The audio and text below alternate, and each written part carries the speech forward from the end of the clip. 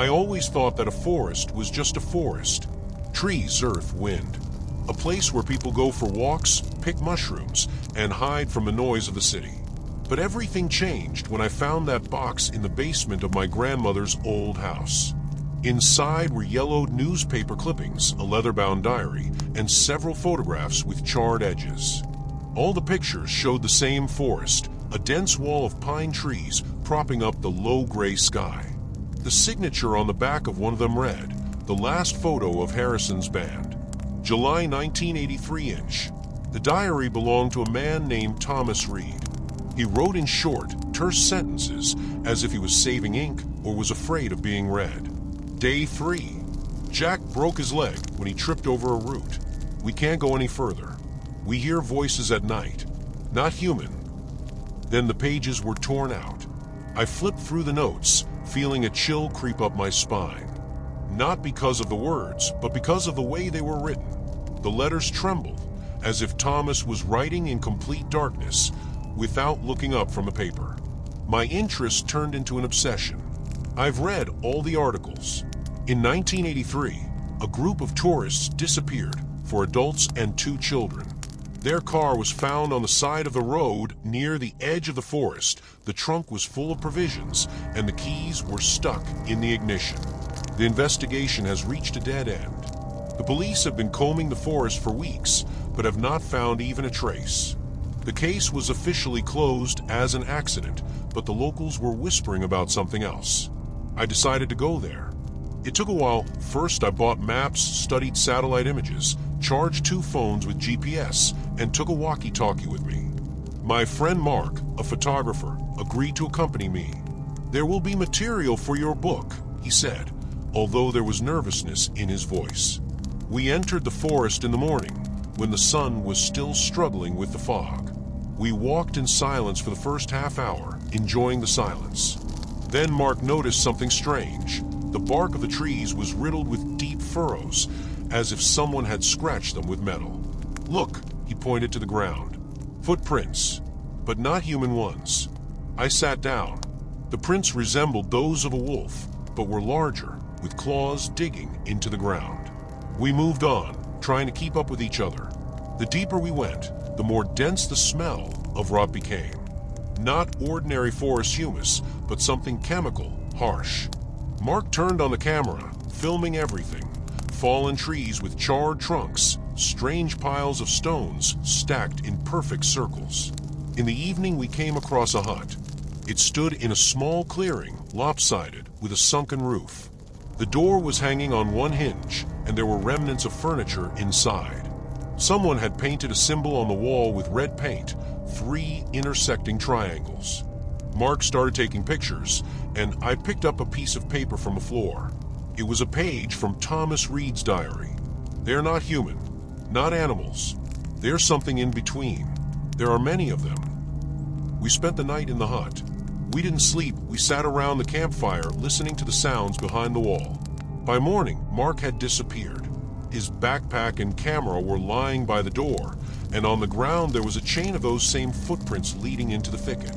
I screamed until I was hoarse, until I realized that screaming would lead to nothing. Then I took his walkie-talkie and followed the trail. After 2 kilometers, I found his camera. The screen was smashed, but the memory card was intact. Last video, shaky shot, Mark running, panting. "They're here. There." The scream stopped. Then there was silence, rustling, and someone's low, hoarse laugh. Not human. I still don't know how I got out. My legs carried me through the forest until I reached the road. The police found me 3 days later, wandering along the highway in torn clothes. I was asked what happened. I didn't answer. Couldn't, because I had a picture in my pocket, Harrison's band 1983. Thomas Reed is among the smiling faces, and the man behind them, standing in the shade of the pines. His face was blurred, but his eyes...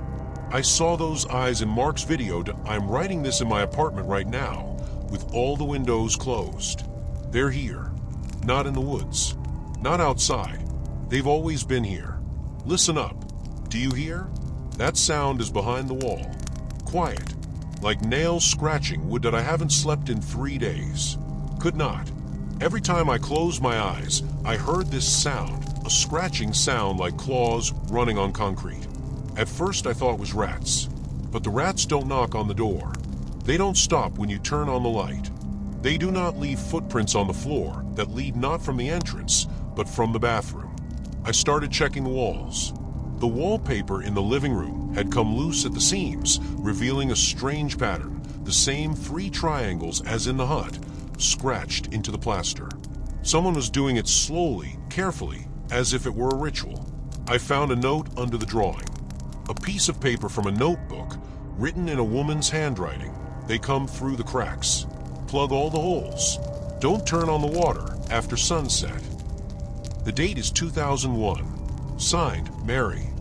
Mary was the owner of the apartment before me. The agent said that she moved in suddenly, leaving the furniture and clothes. Now I knew why. On the 4th night, the sounds got louder. I was sitting in the kitchen, clutching a knife, and watching a shadow move under the bathroom door. Not human. It's too long, too long. It's prickly. Then a voice rang out. Not a word, but a squeal that turns into a rattle, as if someone was strangling a cat and was scratching the glass. I turned on the light in the hallway. The shadow was gone. There are scratches on the floor, leading to ventilation. In the morning, I went to the archive. Mary Grayson, 38, disappeared in 2001. Her husband, Jonathan, stated that she had gone to the store and had not returned. But there was a note in the reports. The neighbors claimed that they heard screams from the apartment a week before the disappearance. The check did not reveal any violations. Photo of Mary, narrow face, dark hair, eyes that looked as if she had already seen what was waiting for her. When I got home, I found another note. This time in the fridge, under the milk. They don't like the smell of iron. The blood works. Signed, J. Jonathan? I remembered the article about Harrison's group. There was a doctor among the missing. Maybe he was trying to what? To pay off. I broke the light bulb in the bathroom. The shadow appeared immediately, creeping out of the vent like thick black tar.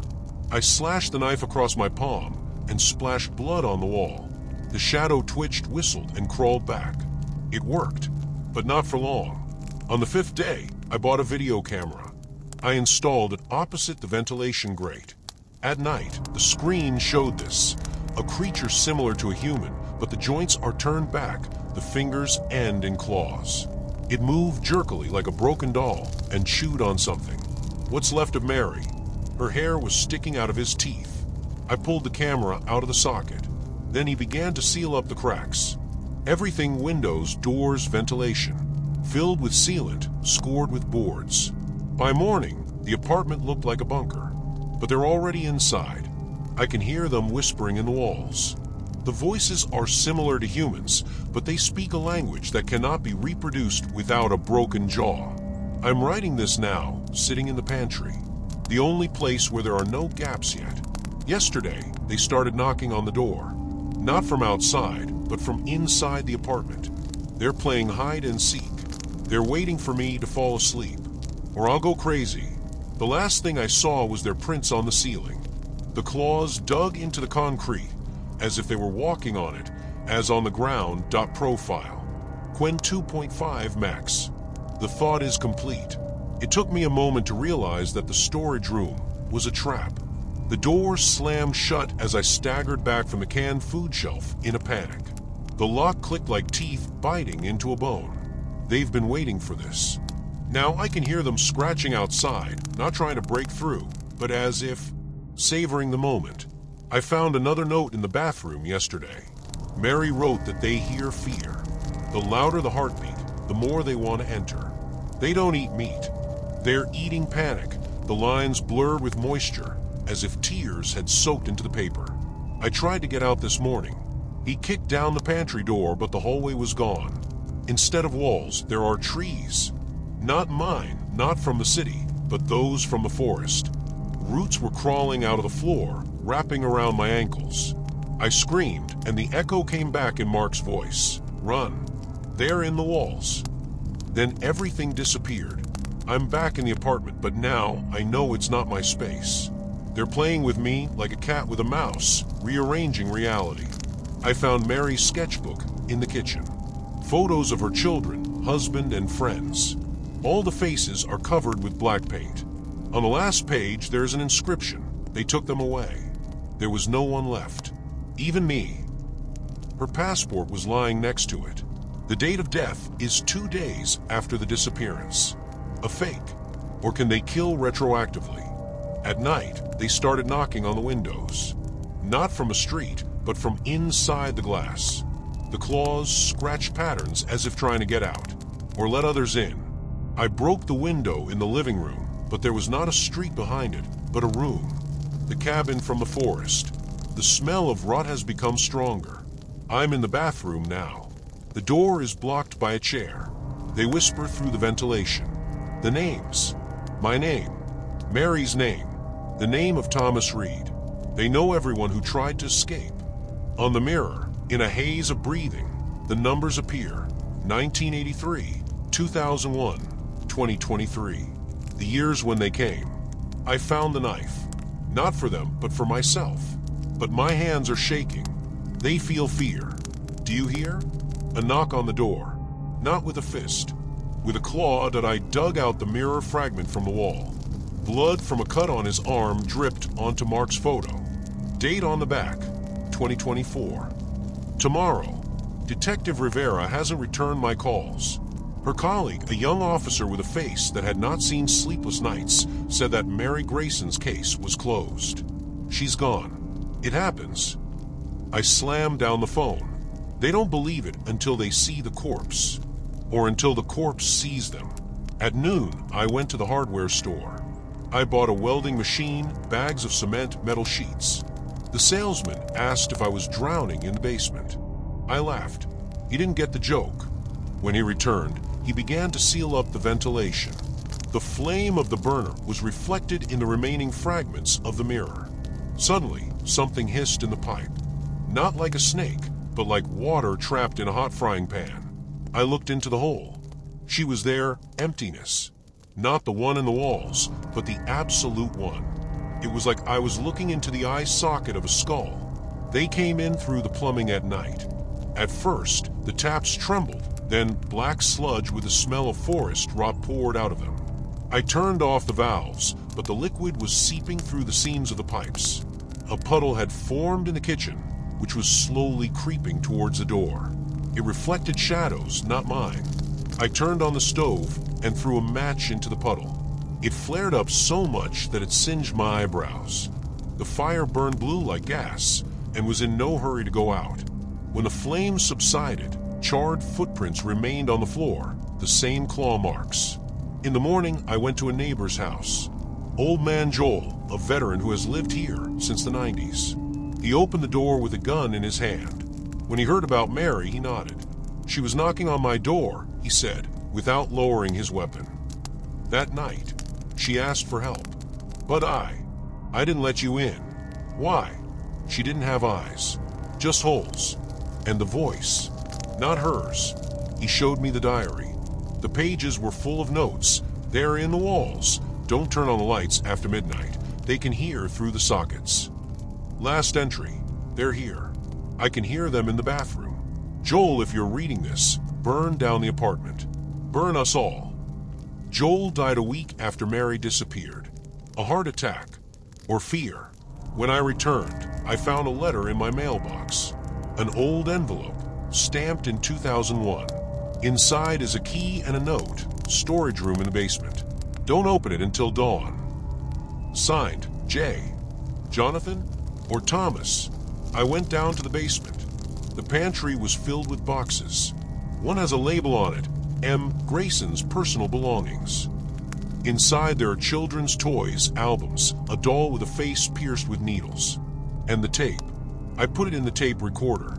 Mary's voice, trembling, as if she were speaking through a broken jaw. They don't kill right away. They're rebuilding it. Bones, muscles, vocal cords. You will become one of them. But if you break the chain... The voice turned into a rasp, then the sound of tearing flesh. I'm sitting on the floor right now, clutching the key. There's silence outside the door. They're waiting. They know that I know the key smelled of rust. I inserted it into the lock of the pantry. The door opened with a soft creak, as if it hadn't been oiled in a long time. Inside was a metal box that looked like a safe, but without a dial. There are cut-out triangles on the lid, the same ones. There was a hammer and chisel nearby. I figured it out. Jonathan Grayson, Mary's husband, worked as an engineer at a local power plant. In 2001, he was found dead in a garage. Suicide. Now I knew what he had left. Opening the drawer, I found a stack of documents and a tape. His voice is on the tape. They are not from a forest. They're one of us. Out of fear, which we have been accumulating for years. Mary realized it too late. They feed on it, rebuild the body so that it can withstand transformation. I tried to stop them, lock it up, but they're already inside the walls, in the sockets, in the pipes. They are us. The documents were calculations, formulas, graphs, building diagrams. On the last page is a list of names: Thomas Reed, Harrison's band Mary, and mine. Next to the date, tomorrow. I ran out of the basement. The stairs suddenly became longer. The steps turned into tree roots. The forest was playing with me again, but I managed to escape. Everything has changed in the apartment. The walls were covered with the same furrows as in the forest. There are claw marks on the ceiling, leading to ventilation. The phone rang. The stamped number. I picked up the phone. "Can you hear me?" His voice sounded hollow, like it was coming from underwater. They're everywhere. In every city. In every house. We thought it was a forest. But this is us. Our fear, he creates them. The connection was interrupted. A horn remained in the speaker, similar to the howl of the wind in the pipes. I turned on the TV. News. Mass disappearance in an apartment complex on the outskirts. Dozens of people disappeared overnight. The police do not comment. Footage from the scene. The same symbols on the walls, the same footprints. They are spreading, like a virus. And I am a carrier. I'm looking at my hand now. The skin between the fingers cracks, exposing something black that looks like bark. I can feel my jaw changing, as if it's preparing for a new sound. The scream sticks in my throat. They're not in the woods. They're in us. And the only way to stop them is to stop being afraid. But how? I tore a piece of skin from my hand. There was no flesh under it, but something like bark dark, with deep furrows, like on trees in the forest. There was no blood flowing. Instead, thick tar oozed out with the same rotting smell as in the ventilation. But the scariest thing is the mirror. It doesn't reflect me anymore. There's a man standing there with my face, but my eyes? They are black without pupils, and there's something flickering in them that looks like a flock of insects under glass. He's smiling, not with my smile. The phone rings again. "Mark, can you see it already?" His voice now sounds deeper with a metallic tinge. "This is not the end. It's a metamorphosis. We are their bearers, like a virus. They were waiting for us to mature. Who are they?" I shout, smashing the mirror. The fragments fall, but they don't fly apart. They lie on the floor like black puddles and move. We called them the Guardians. But this is not an accurate translation. Closer, the Reborn. They rebuild reality through fear. The more panic there is, the more they materialize. Forests, apartments, cities, it's all their bodies. We are just cells. How to stop them? It can't be stopped. You can only reboot. Destroy the core. Where is it? You. In me. In everyone who survived. We are batteries. They feed off our terror. If you stop being afraid. The connection was interrupted. I look at my hands. The fingers lengthen. The nails turn into claws. I feel my jaw expand. My teeth become sharp. Pain? No, it's not pain. It's hunger. But I remember Mary saying, they don't like the smell of iron. The blood works. Not my blood. Theirs. I grab a kitchen knife and stab my reflection in the mirror fragment in the chest. More precisely, in the place where the heart should be. The blade passes through the glass as if through water. A black liquid is flowing from the wound, sizzling on the floor. The reflection writhes but does not die. It laughs. You don't understand. it whispers. You're already one of us. At that moment, I hear a siren. Not a cop, but another one. Low, vibrating, like the sound that whales make. It's coming from the ventilation, out of the ground. From me, my whole body starts to tremble.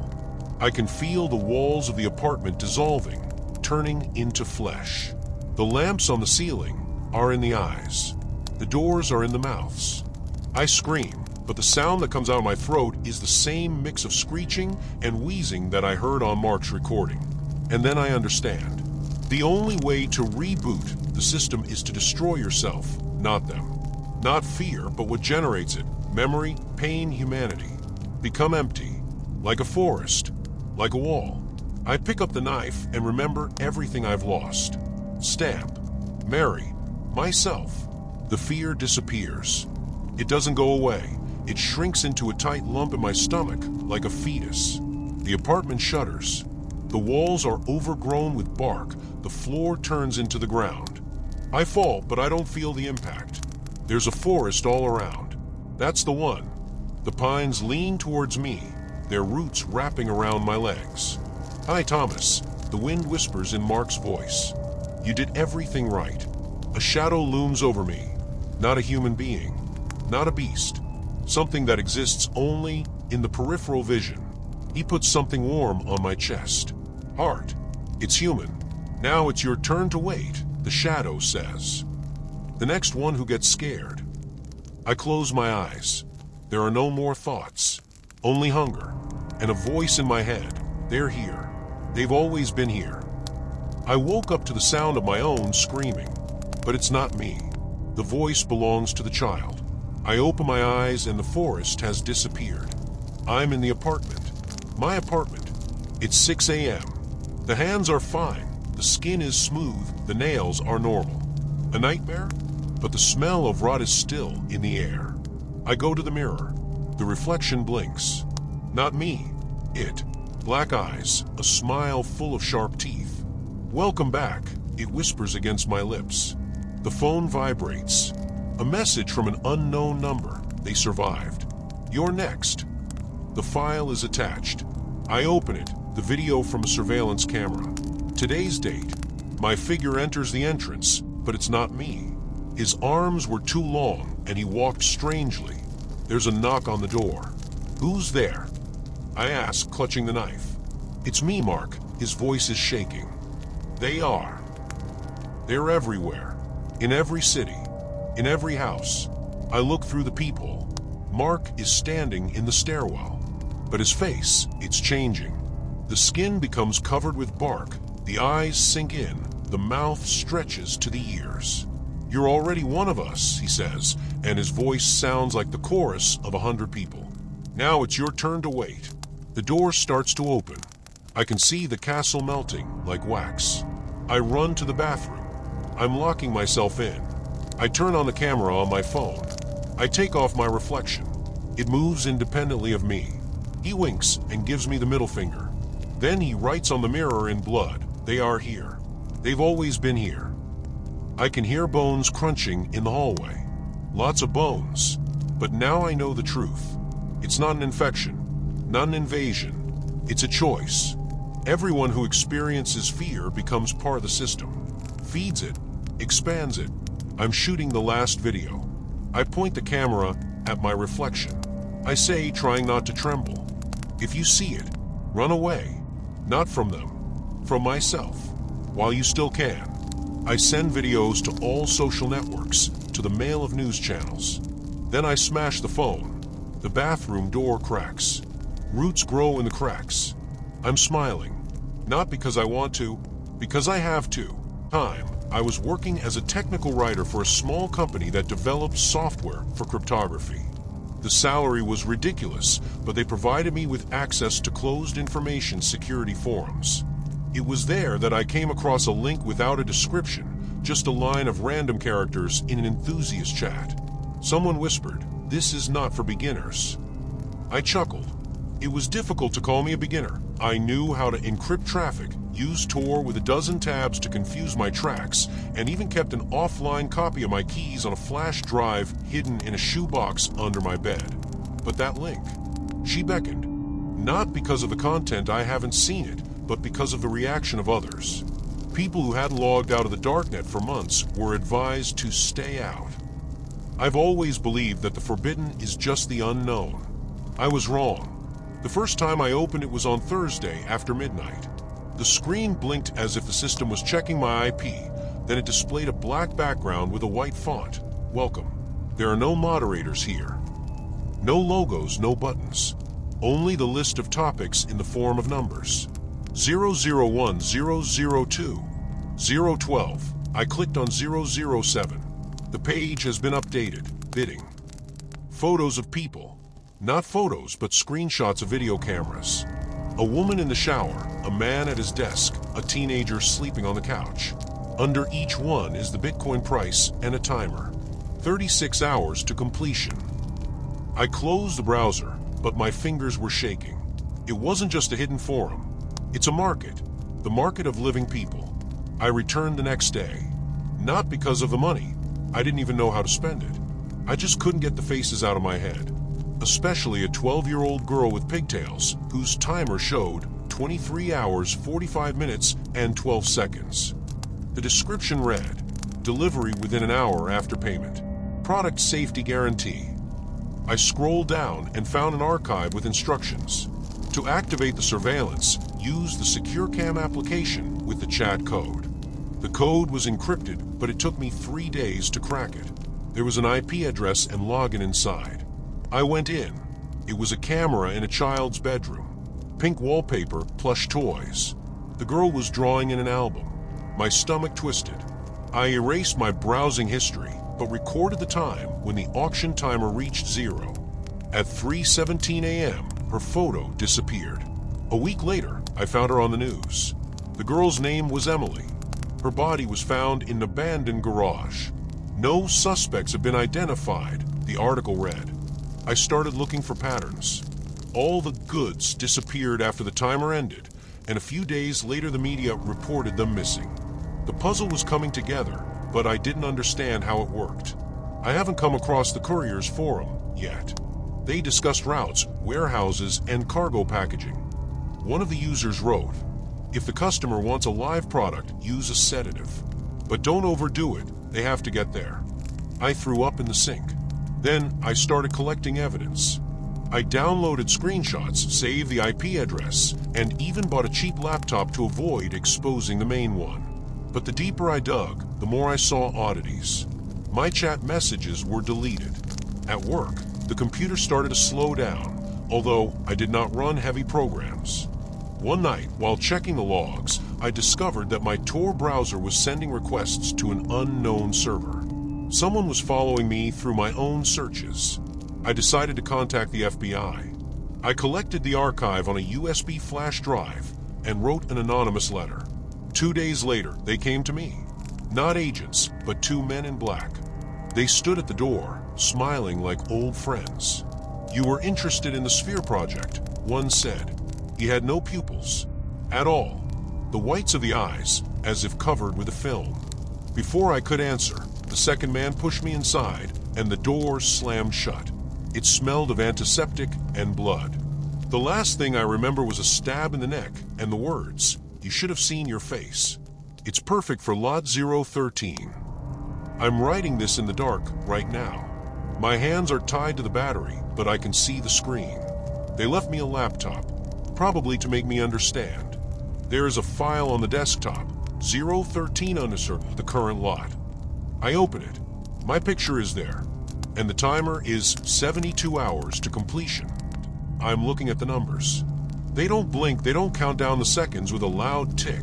They just hang in the darkness of screen, like a verdict written in invisible ink. 013. My photo was taken this morning. I remember this shirt. I remember adjusting the collar in front of the bathroom mirror. Someone was following me through a laptop webcam, or through the camera in the mirror. I no longer understand where reality ends and their game begins. An icon flashes in the corner of the screen, a new message. "Welcome to Lot 013, it says. Your task is to stay alive until the bidding is completed. Tip, don't try to escape. Couriers always find the goods. I drop the laptop, and it hits the concrete floor with a thud. The sound echoes in my head. It's cold here, not with the fresh coolness that happens in basements, but with a sticky, corrosive cold, as if the walls are soaked with the fear of previous victims. I sniff, the smell of rust, sweat, something sweet, like decomposing meat. Not mine, so I'm not the first. My hands are still tied to the battery. The rope bites into my skin, but I can feel the blood slowly returning to my fingers. We need to move, otherwise they will completely disappear. I start swaying, pushing my feet against the wall. The battery creaks, the metal hums like a wounded animal. Suddenly, the rope loosens. Apparently, the fastening has rotted from time to time. I jump up, but immediately fall down. My legs are numb, and the floor is wet under me. I stand up with difficulty, staggering like a drunk. The room is tiny, 3 steps long, 2 wide. There are no windows, just a thick steel door. I put my ear to the metal. Silence. Then I hit the door with my fist, then with my foot. There is no response. Either they don't hear or they don't care. There are scratches on the wall opposite. Dozens, hundreds of furrows left by nails. Someone was trying to rip apart the concrete like a caged animal. I run my finger over one of them, and there's black dirt under my fingernail. How many people were here before me? And what happened to those who did not make it to the end of the auction? Suddenly, the laptop makes a sound. I'm startled. A new message appears on the screen. Your bet, $450,000. The bid. So I'm not just a commodity. I'm a prize in some kind of twisted game. Who are these people who are willing to pay $500,000 for the right? For what? Kill me? To observe? Or are they buying the right to decide my fate like gods from a parallel world? I look at my picture.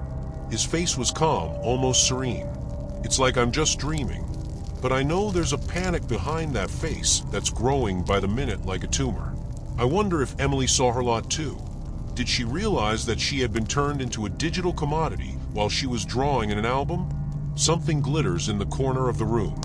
I pick it up. It's a piece of glass, sharp as a knife.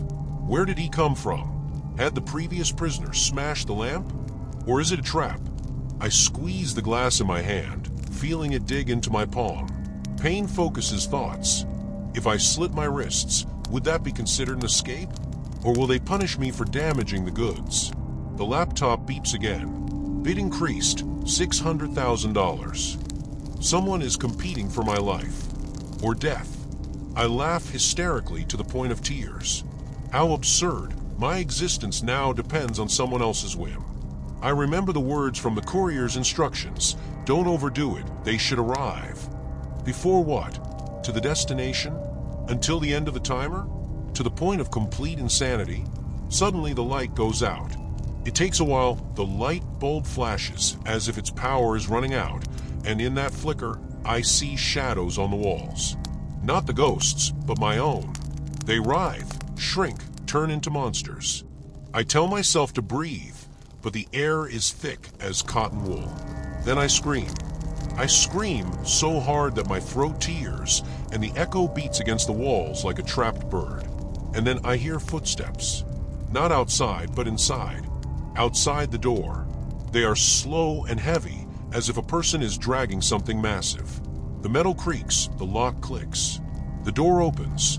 A man in a white coat stands on the threshold. No mask, no gloves. The face is ordinary, gray, tired, with bags under the eyes. He's holding a syringe. In the semi-darkness, the needle glitters like a small moon. You shouldn't have gone into the sphere, he says. The voice is quiet, almost sympathetic. You're part of the system now. Who are you? I whisper. He's smiling. He has no teeth, just the gums bloody and loose. The one who makes sure you make it. The man in the white coat takes a step forward, and I instinctively crawl back against the wall. The syringe in his hand looks huge, like a syringe for a horse. I look at his face. It's not just tired, it's ruined. The skin sags like a wax figure exposed to the sun. He blinks rarely, as if his eyelids are glued to his pupils. Don't be afraid, he says, and his voice resembles the rustle of old newspapers. It doesn't hurt. Simply reassurance. I'm clutching a piece of glass in my hand. Blood drips from his palm onto the floor, forming dark blots. Are you from the sphere? I ask to buy time. He grins, and the movement tears the corners of his lips. Blood is running down my chin. No, I am the consequence. Those who didn't make it. It doesn't make sense, but I suddenly realize that he's one of the people who was bought at the auction. They are not killed, they become part of the mechanism. Couriers, guards, orderlies. The living dead, who keep an eye on new victims. Why would you do that? I shout, trying to stifle the tremor in my voice. The system requires sacrifices. He bends down, and I see that his eyes are not eyes. These are voids filled with something like liquid glass. But you're special. You're the first one to get to the core. The cores. Places where data is stored. Where they decide who's alive and who's dead. Where?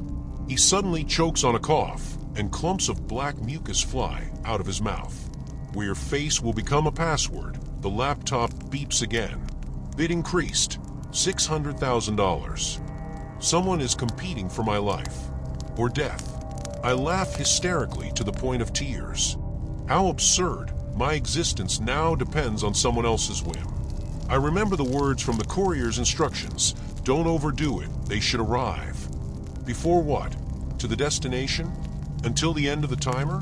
To the point of complete insanity? Suddenly the light goes out. It takes a while. The light bulb flashes as if its power is running out, and in that flicker, I see shadows on the walls. Not the ghosts, but my own. They writhe, shrink, turn into monsters. I tell myself to breathe, but the air is thick as cotton wool. Then I scream. I scream so hard that my throat tears, and the echo beats against the walls like a trapped bird. And then I hear footsteps. Not outside, but inside. Outside the door. They are slow and heavy, as if a person is dragging something massive. The metal creaks, the lock clicks. The door opens. A man in a white coat stands on the threshold. No mask, no gloves. The face is ordinary, gray, tired, with bags under the eyes. He's holding a syringe.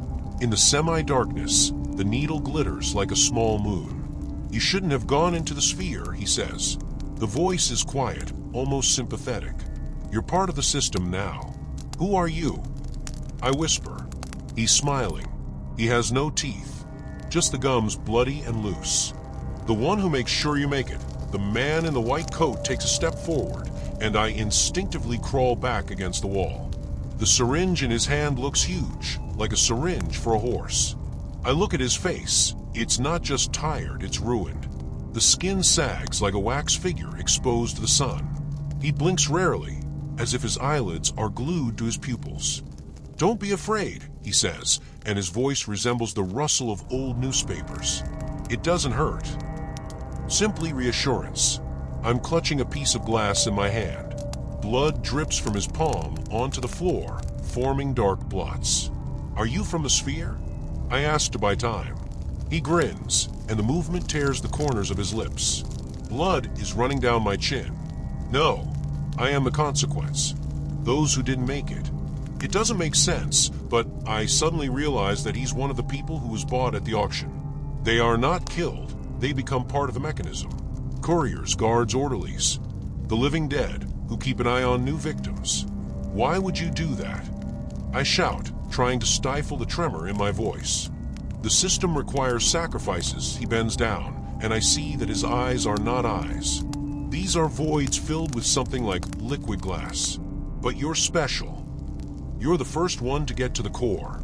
The cores. Places where data is stored.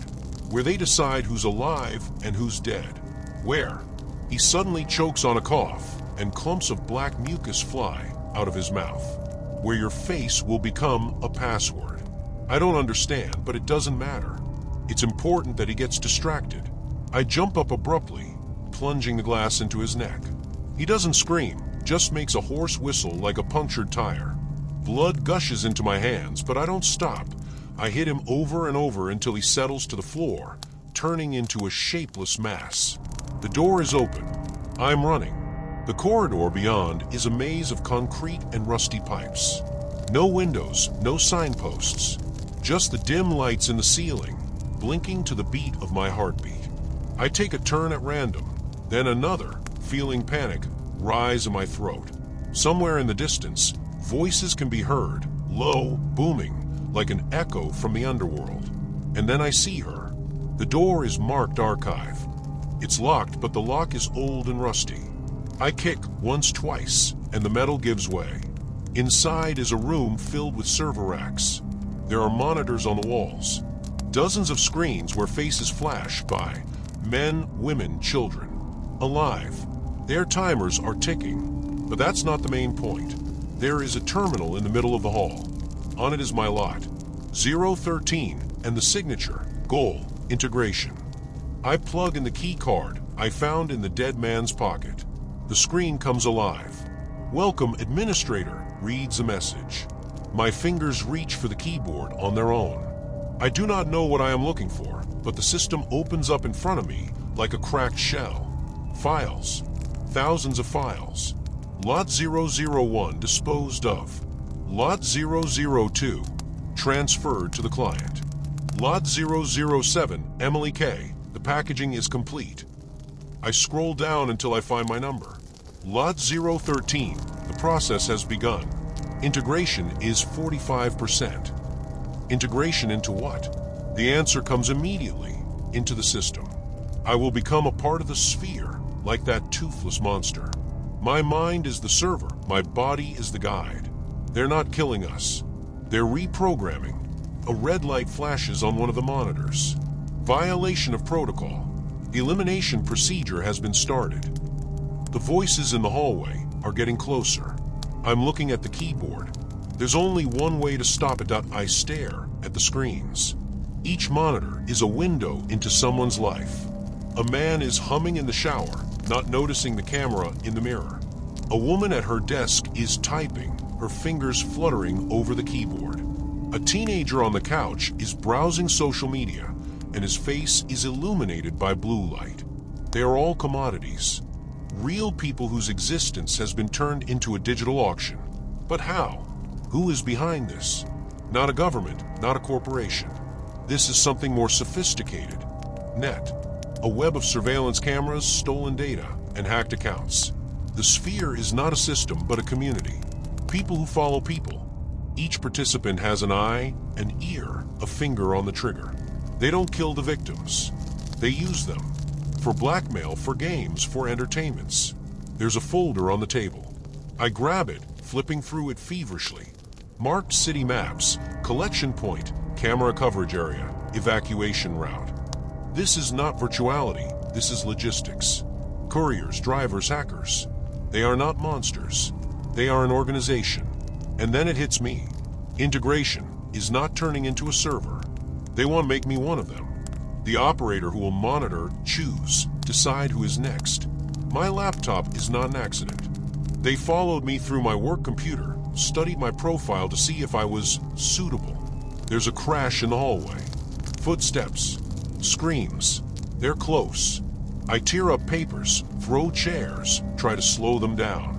But it's useless. Then I grab the cable from the server and plug it into the port on the wall. The screens are blinking, blinking, blinking. I see faces, hundreds of faces, and they're all looking at me. Not through the cameras, but at me. It's like they know I'm here. It's like they're waiting. You're not going to stop this, a voice says from behind him. Toothless. He's still alive. His neck is torn, but he's moving, dragging his feet on the floor. You're already one of us. I rush to the exit, but he blocks the way. His hand, cold and slippery, grabs me by the throat. Look at the screens, he hisses. These are your new eyes. And I'm watching. I'm in every monitor. My picture, my face, my hands tied to the battery. The timer is no longer counting down the time. Instead, there's an inscription, Administrator 013. Access confirmation, 97%. They hacked my laptop. They saw my search. They knew I was coming here. You wanted the truth. Toothless laughs, and black liquid flows from his mouth. The truth is that you are already involved. From the moment I clicked on the link, I hit him over the head with the cable. He's falling, but I'm not waiting. I'm running. A corridor, stairs, a door with an exit sign. Beyond it is a street. Night air, lanterns, people, cars. Freedom. But when I stop to catch my breath, I understand. I can still see them. Not with the eyes, but inside. In my head. Emily's in the garage. A man in the shower. The woman at the table. Their faces pop up a moment before they disappear. It's like I'm predicting their deaths. I take out my phone. I open the browser. The session history is empty. But when I type the address of the sphere, it has already been entered. The cursor flashes in the search bar that I'm walking down the street, but my legs are moving on their own. Not to where reason leads, to the police, to the airport, to people, but to alleys dark and empty. His hand reaches into his pocket, gropes for his phone. The screen turns on without my order. Message: Lot 014 is activated. Your task is observation. I look up. There is a woman in the window of the 3rd floor. She is crying, clutching a letter in her hand. Her face appears in the list on my screen. The price is rising. 100,000. 150,000. I can feel my finger pressing, confirm bid. No, I don't want to, but the body does not obey. Stop it, I whisper, crashing into the wall. You can't stop, says a voice in my head. The voice of Toothless. You're the administrator now. You are a sphere. I hit the phone on the ground, but it doesn't break. The screen cracks like ice, and the numbers appear under it. Integration, 68%. At home. I don't remember how I got here. The apartment feels strange. There's a laptop on the table. Is open. The courier's chat flashes. 014 has been delivered. The client is satisfied. Photo of a woman from the window. Her eyes are gouged out. I tear the wires, pull out the router. But there's a noise in my head. Thousands of voices. Laughter, screams, please. And hers was one of them. Emily. Help me, she whispers. How? I shout into the void. Become one of them. Completely. I understand. To destroy the system, you need to manage it. I turn on my laptop. I enter the password, 013. Homepage, welcome, administrator. The self-destruct button. I press it. Nothing. Then I start writing. Code. Virus. That's what I do best. The lines are added into a program that must erase all the data. But the longer I write, the more screens flash around. There are monitors on the walls, in the mirrors, even in the windows. They all show me. My hands are on the keyboard. My eyes full of horror.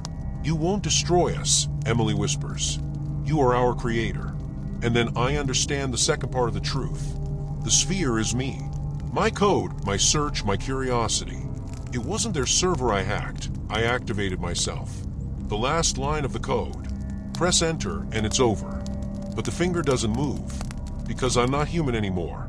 I am an algorithm that I'm looking at the screen. The cursor blinks like a heart in agony. Press enter and the code will erase the sphere, but with it all the data will disappear. Faces, timers, screams. I'll disappear too. Not a human, but a program. But my finger won't work. Why? I ask out loud.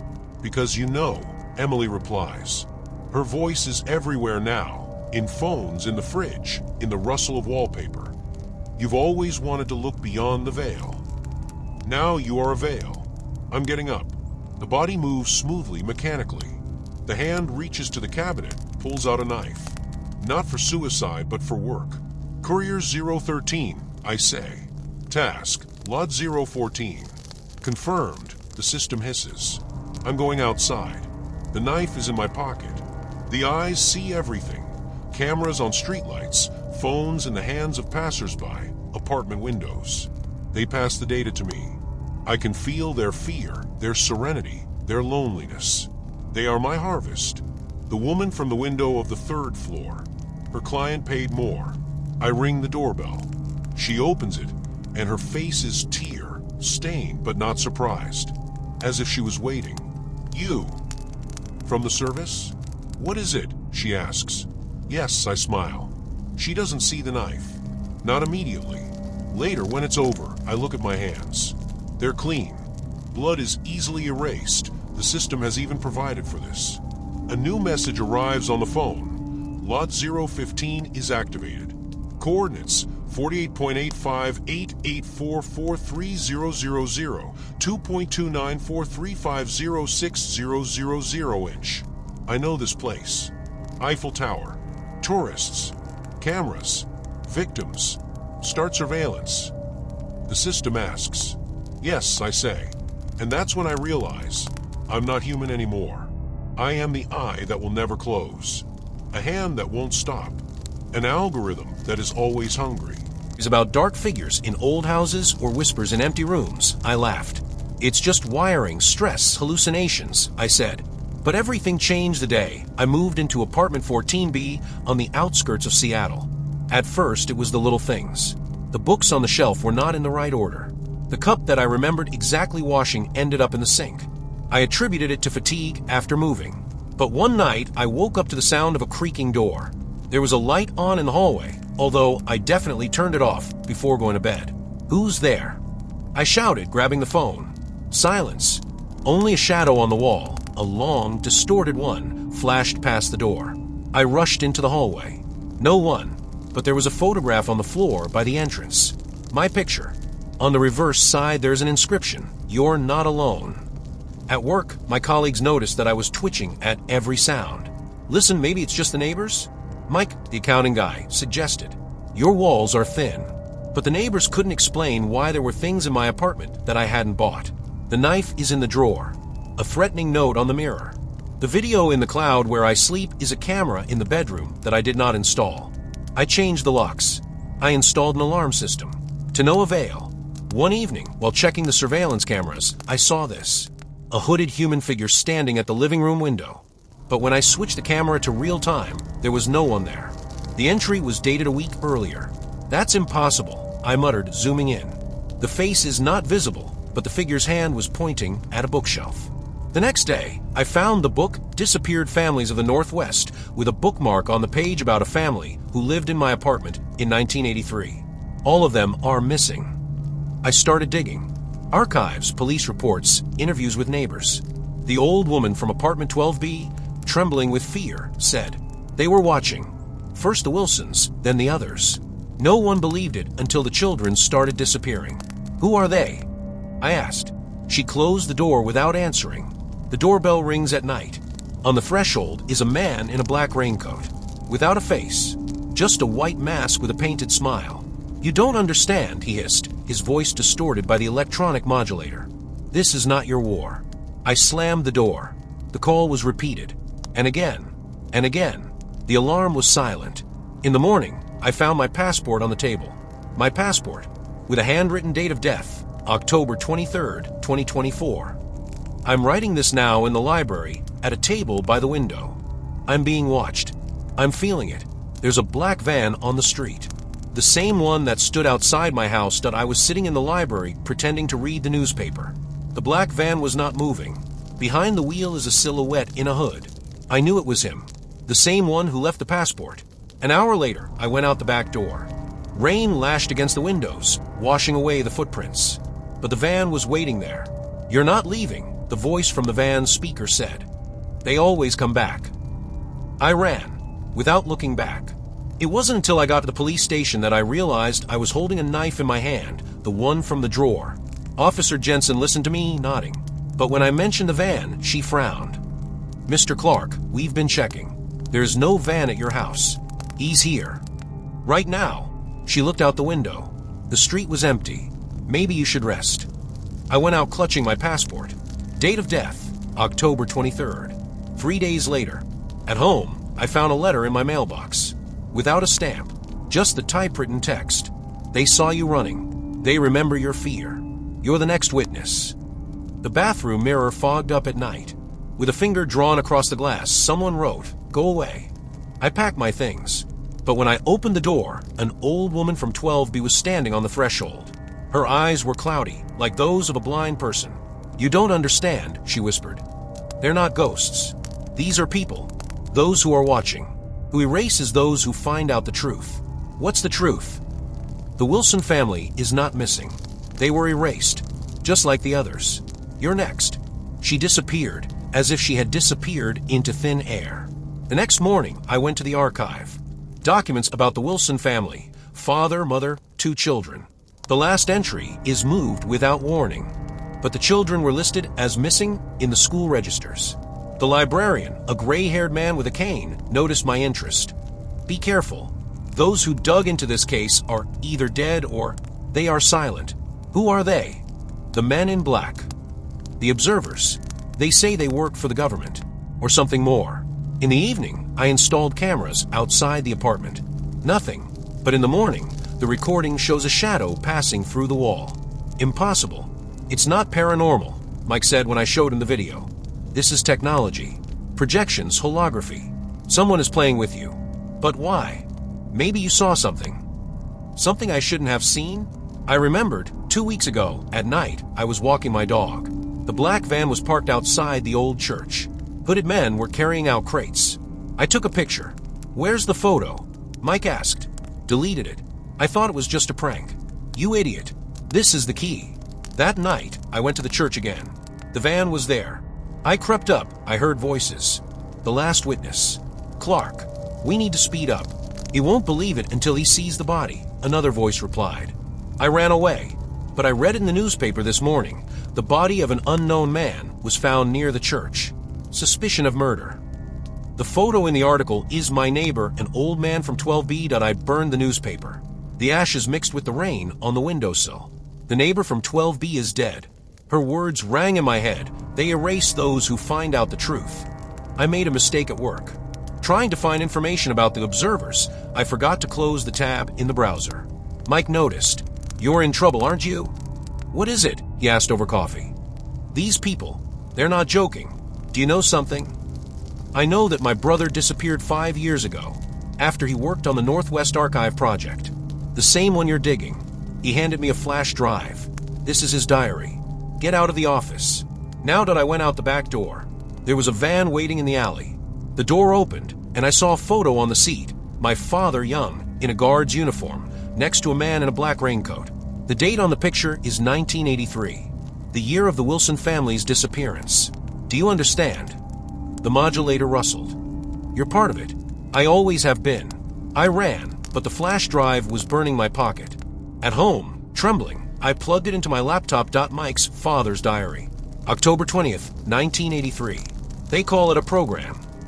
Fake families, fake disappearances. We're guarding secrets that shouldn't come out. But I've seen the lists. The names of the future erased. My son was there. The recording stopped.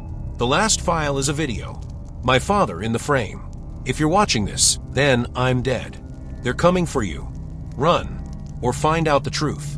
In the basement of 12 Brooklyn Street. 12 Brooklyn Street. The one where the Wilson family lived. I went there at night. The house was abandoned, the windows boarded up. There is a door with a combination lock in the basement. The password, date of death from my passport, 231-02024. The door opened. There is an archive inside. Thousands of folders, names, dates, photos. My father, Mike, the Wilson family, the old woman from 12B.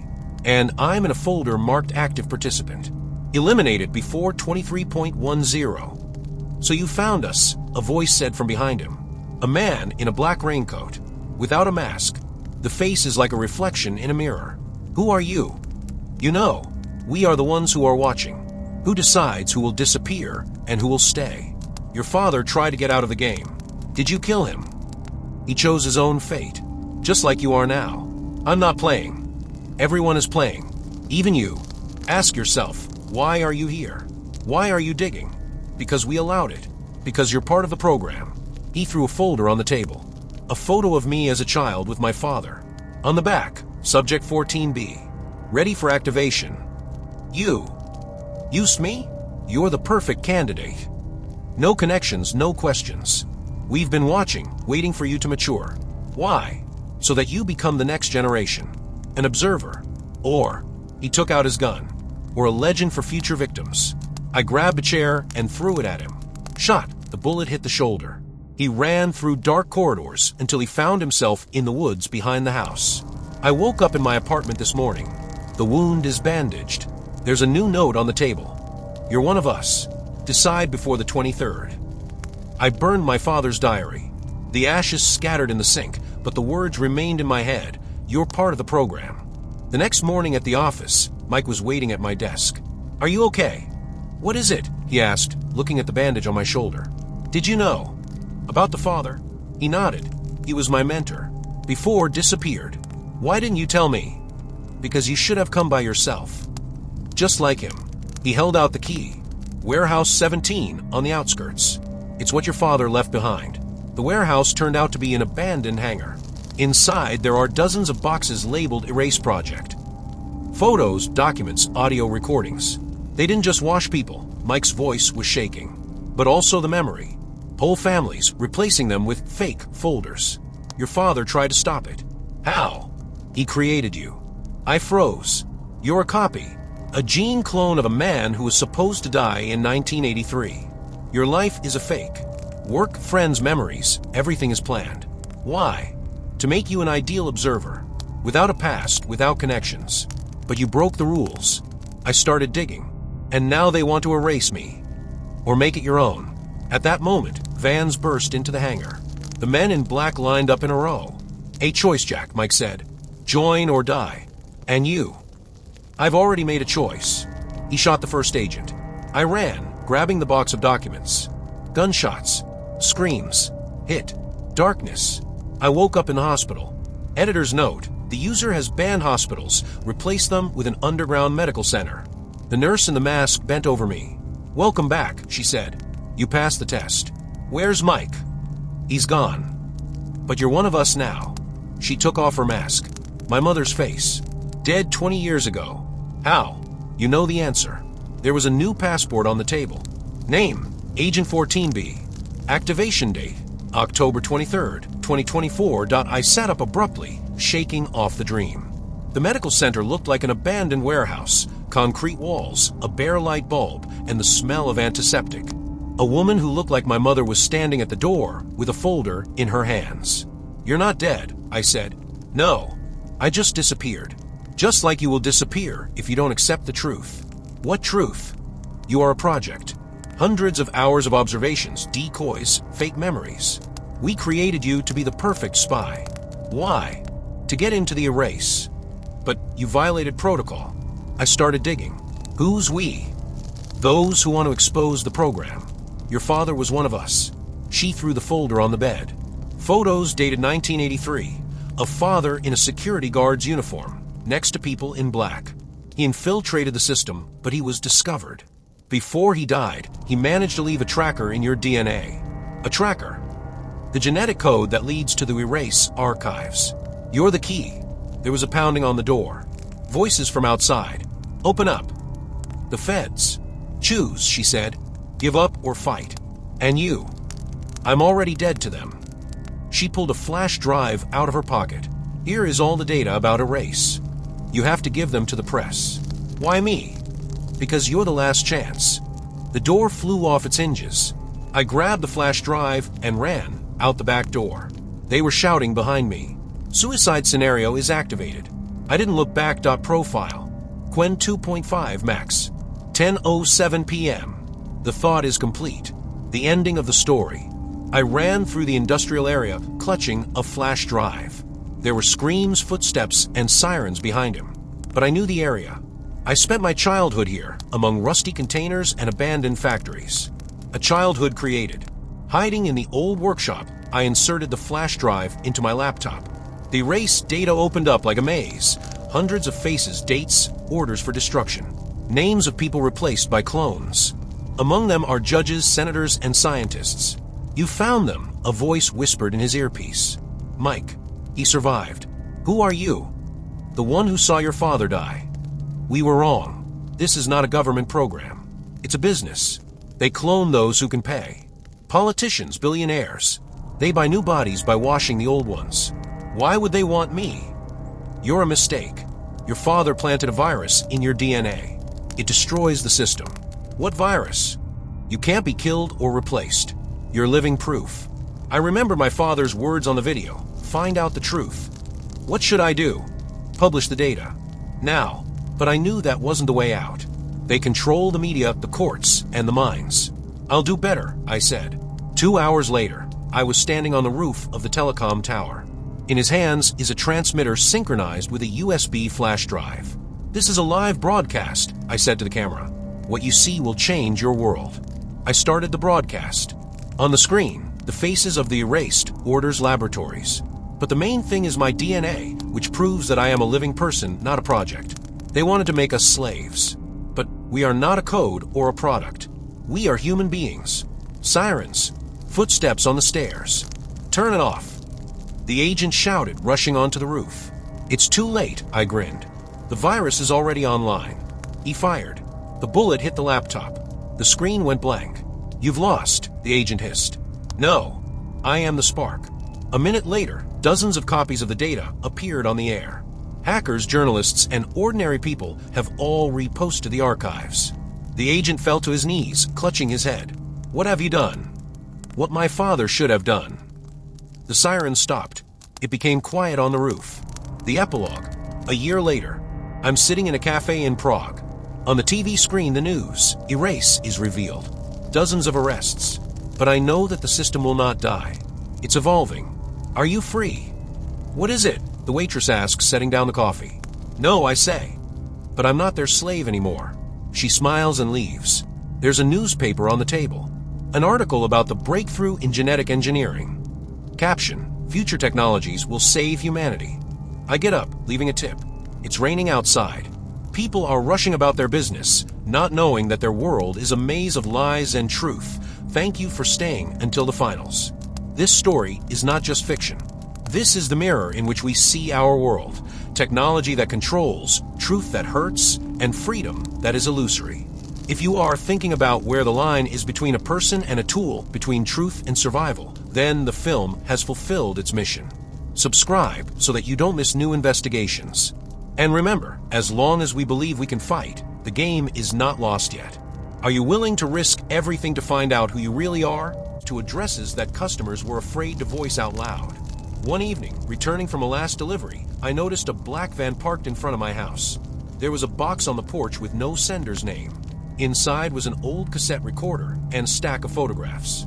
In the pictures, I am myself, leaving the courthouse, buying coffee, sleeping in my bed. On the back of the last photo was written, "You should know that I know." I turned on the recorder.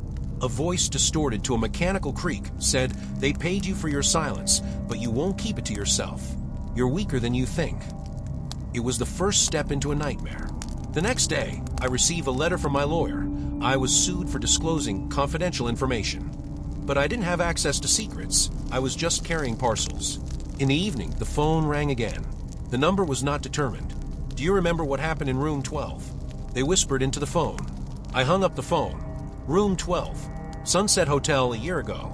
I delivered the envelope there, but the client refused to leave, asked me to leave the package at the door. An hour later, the body was taken out of the room.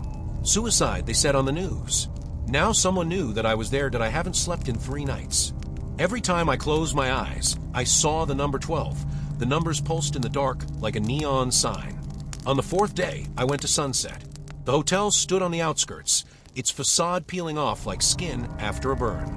The desk clerk, a man with a face riddled with barcode wrinkles, said there was no evidence of suicide in the archive. But when I showed him the photo from the package, his pupils narrowed. "You'd better leave," he said, clutching the radio. I didn't leave. I went up to the 13th floor. Yes, there was a 13th one, without a sign, with a lock that opened with my work key. Door 1312. The smell inside is rust and bleach. There are dried brown spots on the floor. In the bathroom, under the sink, I found a piece of paper. They use couriers as cleaners. You're next. When I got home, I found a folder on my desk. The bankruptcy documents of my company, signed 2 years ago. But I worked there for a year, and I got my salary in cash that I sat on the floor, leaning against the refrigerator, and sorted through the documents with trembling hands. The bankruptcy of the company was a fiction. Seals, signatures, inventory certificates. But in the liquidator column was the name of my immediate superior, Gennady Petrovich, the one who personally hired me, promising good tips for silence. It was only now that I realized that the tip was not for keeping quiet about the contents of the parcels, but for not asking questions about where these parcels go later. Suddenly, the light blinked, 3 short flashes, then silence. That was the signal. I turned off the lamp and leaned against the window. Across the street by the trash cans stood a man in a hooded jacket. He was holding a flashlight in his hand, pointing it at my windows to the rhythm of Morse code. "They're here." I read his lips as the beam of light caught his face for a moment. It was a courier from the neighboring department, Vitek, who disappeared 2 months ago after being delivered to the port. I grabbed a recorder and inserted the tape. After rewinding the tape, I heard a new track. "The key is under the mat at 1312. You have 6 hours before they change the codes." Vitka's voice. The recording ended with a thud. The apartment was filled with the smell of burnt wiring. I jumped out into the entrance, but the elevator was already moving up, slowly, with a creak. On the stairwell of the 3rd floor, someone chalked a downward arrow. "Basement." There, among the concrete columns, I found a metal box with the company's logo, the same package from room 12, unopened. Inside was a pistol with a silencer and a photo of Gennady Petrovich hugging the judge who handled the suicide case at Sunset. "Are you still breathing?" A voice croaked in the darkness. The hotel receptionist stepped out from behind the column. In his hand, he clutched a walkie-talkie on which a red light was flashing, a live broadcast. "They're waiting for you to choose between becoming a cleaner or a customer." He tossed a bunch of keys at my feet. "The 13th floor is yours now. You owe me." I raised the gun, but he laughed. "The cartridges are blanks, just like your silence." When I opened my eyes again, the smell of bleach hit my nose. There were gloves on his hands and a fresh pool of blood on the floor of bathroom 1312. And there was already a knock on the door. 3 strokes. Pause. 2 more. The signal. My signal that I dropped the gun. The desk clerk approached slowly, groping along the wall with his hand.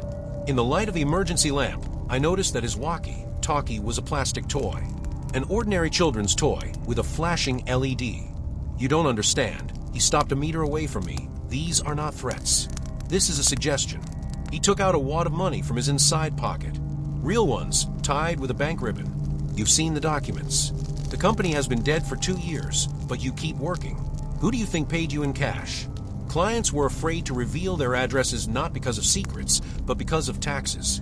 Dirty deals, unaccounted for apartments, front companies. And you were the perfect courier. No family, no loans, no social media. Just a shadow. I remembered how Gennady Petrovich once caught me trying to create a page in Insta. "Work requires confidentiality." Vitek figured it out. The clerk continued. He wanted to get away with the evidence. "His body is now in a container on the outskirts. And you've gone too deep. Either you work for us, or you become a problem." The basement became stuffy. I looked at the money, at the bloodstains at my feet, and suddenly realized that it wasn't blood. Sweet smell, shiny surface, red wine. Someone deliberately spilled it here to intimidate. "Keys," the desk clerk repeated. "The 13th floor. The archives are kept there. You will destroy the documents that we specify." Or, he didn't finish. A police siren sounded from the street. The desk clerk turned around abruptly, and I saw his neck. Tattoo. The numbers 1312 under the left ear. The ones from the hotel. "They're not after me," he hissed, backing out. "This is your chance." I ran out the back door, clutching my keys. There was a police car parked in the parking lot. Not our local one. The rooms are metropolitan. The door opened, and a man in civilian clothes came out, with a camera around his neck. "Sit down," he said. "We have 3 hours before they change the locks in the archive." It was a journalist from the investigative department. The one who wrote about corruption in court 6 months ago. "From where?" "You left footprints," he interrupted. "Video from cameras at the house, receipts from stores where you carried parcels. You're not a courier, you're a thread." And we pulled it. The siren sounded again. Somewhere in the distance, a door slammed. "Decide. Archive or morgue." I got in the car. The journalist handed me a flash drive. "Here's the Sunset data. All 12 rooms in the city are part of the scheme. Fake suicides to hide the sale of apartments. And Vitek, he's alive. He's sitting in our bunker. He's waiting for us to finish." We hit the highway. I didn't look back. The car was speeding along the highway at night. The journalist, who introduced himself as Maxim, did not take his eyes off the rearview mirror. "They use hotels as a cover," he said, flipping through files on his tablet. "Apartments are sold using forged documents, and in order to hide the transactions, they arrange suicides. The body is a homeless man, bought for a bottle, then data substitution in the morgue. Your Vitek accidentally stumbled upon the customer registry. Why me? I asked. Why didn't they hire you? Because you're the link. You were carrying documents that don't mean anything in themselves. But if you combine them with the data from the archive, he nodded at the flash drive. There will be a chain, judges, realtors, couriers. We turned into the industrial zone. We stopped at a gray building with a sign, Archive Number 13. The door opened with my key. It smelled of dust and old paper. Quickly, Max emerged. We have 2 hours before the security shift. We walked past stacks of folders. Some of them have the stamp Sunset, Rose Invest, Granstroy. The names of the clients were blacked out with a black marker, but the dates and amounts remained. Here, Maxim snatched out the folder. Number 12 in all hotels in the city. There is a new deal every month. And this. He froze, staring at the paper. I looked over my shoulder, a list of names with ticks in front. Vitek Gennady Petrovich. My name was the last one without a mark. They were cleaning their tracks, Maxim whispered. Anyone who has learned too much. Suddenly the light went out. A door slammed somewhere in the hallway. Run. Maxim grabbed my sleeve. The back door. We ran, stumbling over boxes. Footsteps could be heard behind him, heavy and confident. Maxim stopped abruptly at the exit. There are cameras in there. He took the remote control out of his pocket. We'll turn it off now. But the door swung open on its own. Gennady Petrovich was standing on the threshold. There's a gun in his hand. It's a pity, he said, aiming at me. You were a good courier. Maxim rushed to the side, pushing the shelf. He fell, blocking the passage. Gennady fired, and the bullet hit a metal shelf, striking sparks. Go away. Maxim shouted, throwing a bunch of keys at me. Red is from the server room. Reset the data to the USB flash drive. I ran, hearing swearing and sounds of fighting behind me. The server room was locked, but the key fit. Inside there are rows of computers flashing lights. I inserted the flash drive, frantically pressing the buttons. Come on, come on. I whispered as the screen flashed copy, 78%. The server room door slammed open. The receptionist from Sunset was standing in the doorway. No walkie-talkie, no mask. Just a smile that looks like a snarl. You're too slow, he said, pointing a silenced pistol at me. I grabbed a chair and threw it at him. He missed. Shot. A bullet pierced the sleeve of the jacket. And then a siren sounded in the hallway. Red flashes illuminated the receptionist's face. The police. Stop. It was Maxim. Gennady's pistol is in one hand, and a camera phone is in the other. Take off your jacket, he told the desk clerk. Slowly. The clerk laughed. Do you think this is the end? We have people in everywhere, Maxim interrupted. But you forgot about the cameras. The video of you is already online. You're the link between the judges and the bandits. You're the proof. The desk clerk paled. An hour later, we were at the police station. Maxim drank coffee in silence while I testified. Vitek, it turns out, was his informant. Gennady Petrovich is a former supervisor of the scheme who retired. What now? I asked when the protocol was signed. You're protected now, Maxim stood up. But you'll have to disappear. New name, city? How's Vitek? He went to Kaliningrad. Opens a cafe. I went outside. Dawn was turning the sky pale pink. I had a new SIM card and a train ticket in my pocket. The train arrived in Kaliningrad in the early morning. I walked along the platform, feeling the weight of the backpack with the documents that Maxim handed me before departure. It's insurance, he said, if something goes wrong. The new passport called me Andrei Vetrov, a former programmer from Novosibirsk. The apartment in the center, paid for 6 months in advance, was empty, only a mattress on the floor and a chair by the window. I checked the locks, the curtains, turned on the lights. Everything is as described in the instructions. On the third day, I got a job as a loader at a home appliance warehouse. No questions, no documents. The foreman nodded at my resume and threw 500 rubles an hour, without a break. In the evenings, I studied the files from the flash drive.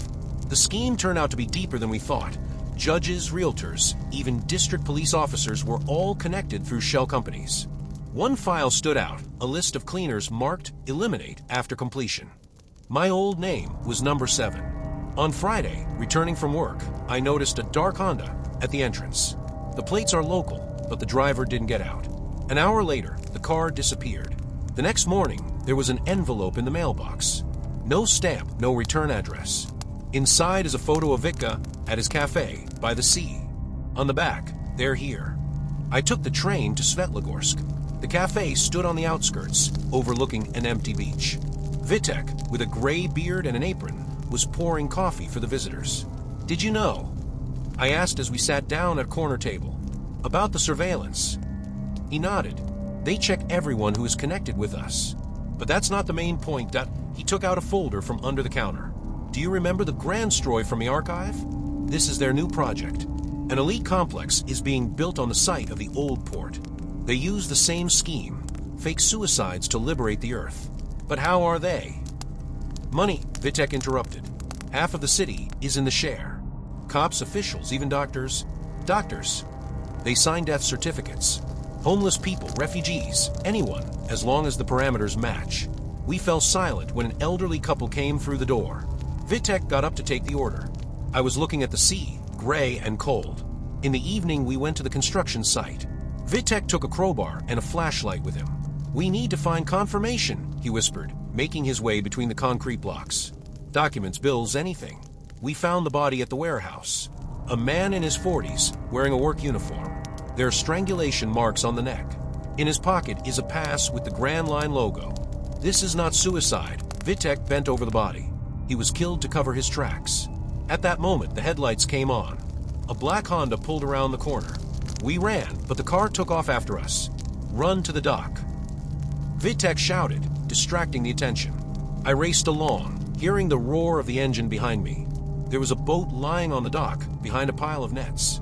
The ignition key was in the lock, as if it was waiting for me. 2 hours later, I was in Poland. Warsaw was greeted with rain and the smell of coffee from stalls. In my pocket is a flash drive with new data. There's a thought in my head that this is just the beginning. They're here, everywhere. And I'm not a courier anymore. I walked through the wet streets of Warsaw, clutching my backpack to my chest. The lines from the file were spinning in my head. The Grandstroi project is funded through offshore companies in Panama. The key investor is Russian Senator Baranovsky. We needed proof of the connection, payments, contracts, correspondence. In an internet cafe, I went to an anonymous forum where Maxim left instructions. Contact Lukash from Gazeta Wyborcza. Password, Kaliningrad Waves. Lukash met me at a diner near the train station. An elderly Pole with a cigarette in his mouth. He got straight to the point. Maxim is dead. His body was found in Moscow, and an overdose was faked. I squeezed the mug until my fingers hurt. But the data is intact, he nodded at my backpack. It's important. Baranovsky is running for the State Duma. If we publish the documents before the election, they'll find me, I interrupted. In Poland, their people are in the police, in banks. Then go to Germany. There are journalists in Berlin who can help. He handed me a bus ticket to Frankfurt and der Oder. You'll cross the border on foot. They'll meet you there.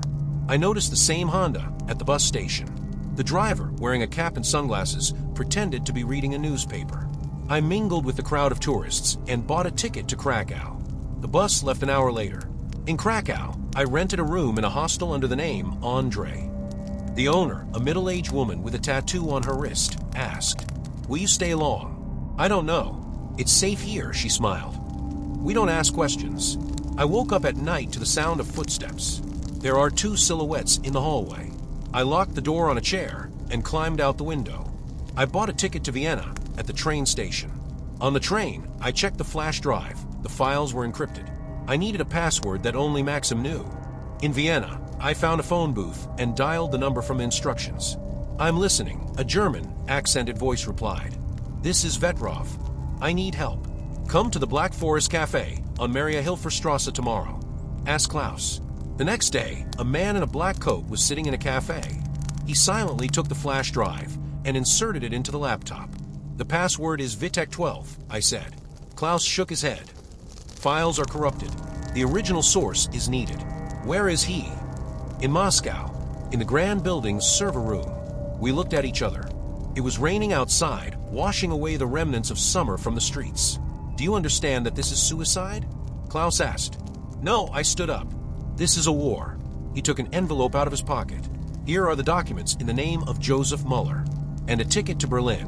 "Why?" "Because they're already in Vienna," he nodded at the street. A black Honda outside the cafe. "Their people are at the airport." I went out the back door. There was a motorcycle in the alley with a key in the lock. "A gift from Lukash," Klaus said, coming over. "Good luck, soldier." Now I was going to Berlin, knowing that it was a trap. But there was no choice. They wanted war. They'll get it. 2 days later, I was in Chicago. The city greeted me with rain and the smell of diesel. Klaus gave me the contacts of a journalist named Sam Welsh, whose articles about corruption in the construction business I read on the plane. The address Sam had left led to an area of old warehouses. There was a Chicago Independent sign on the door. Inside, there's a half-empty office, piles of papers, and a coffee maker on its last legs. "Are you from Vienna?" Sam asked without looking up from a monitor. About 40 years old, in a battered leather jacket with gray in his beard. "Yes." Klaus said, "You know what to do." "I know. But first, the files." I inserted the flash drive. The screen blinked, giving an error. "They're damaged," Sam stated. "In Moscow. Then we'll have to take the risk." He took a pistol out of a drawer. "It's not up for discussion. I'm not shooting." He tossed me a stack of documents. "Your new name is Jack O'Connell, an Irishman from Boston. He worked at a construction site. Why? Because tomorrow you will get a job at Global Construct. The office is in the center. They hire security without question. Is this Baranovsky's company? It's American branch. They are building a skyscraper on the shore of the lake. They use the same scheme, fake suicides of workers to get insurance. I was in line for an interview this morning. A second-hand suit, fake references. The HR manager, a woman with a doll's face, nodded. You're accepted. It starts at 8. The first shift is on duty at the server room. Cameras, combination locks, guards with machine guns. But at night, when everyone was leaving, I noticed a blind spot near the ventilation. A week later, Sam gave the go-ahead. At 2 o'clock in the morning, I broke into the server room. My fingers were shaking as I plugged in the flash drive. Download everything, Sam whispered into the headset. Payments, contracts, letters. Suddenly, the light flickered. I froze, pressed against the wall. The door opened, and there were 2 guards with lanterns. Who's there? I fired first. A miss. They rushed towards the sound. The bullet hit him in the shoulder. I rushed to the window and broke the glass. Falling to the asphalt, I heard a scream. It's him. Stop him. I ran through the park, across the bridge, until I dived into the subway. The train was leaving in a minute. Sam was waiting at Jefferson Station. Did you make it? Yes. Then let's go. We were on our way to New York. At the Bolton Hotel on the outskirts, he inserted a USB flash drive into his laptop. That's it, he pointed at the screen. Baranovsky's connection with Senator Harrison. Payments via offshore companies in the Caymans. What's next? We publish it. Tomorrow. But in the morning, FBI agents burst into the room. Jack O'Connell, you are under arrest on charges of industrial espionage. Sam was gone, just like the flash drive. In the cell, I remembered Klaus' words. They are everywhere. I was released 3 days later.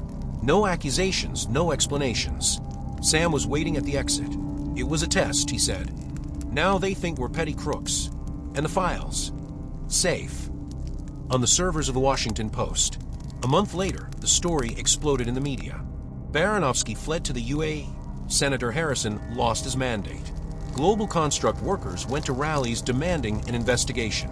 I was sitting in a cafe in Brooklyn, reading the news. Sam was smoking by the window. You're free now, he said. A new name, a new life. No, I interrupted. This is just the beginning. He chuckled. I know. The phone on the table rang, a new message. Photo of a construction site in Chicago. On the back, they are waiting for you. I stood up, leaving my empty cup on the table.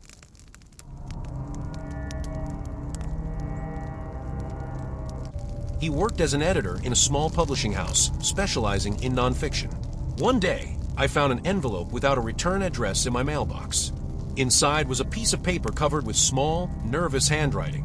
If you want to find out what real horror is, come tomorrow at 1700 hours to the corner of Lesnaya and Sosnovaya. Bring a voice recorder. Signature, the one who survived.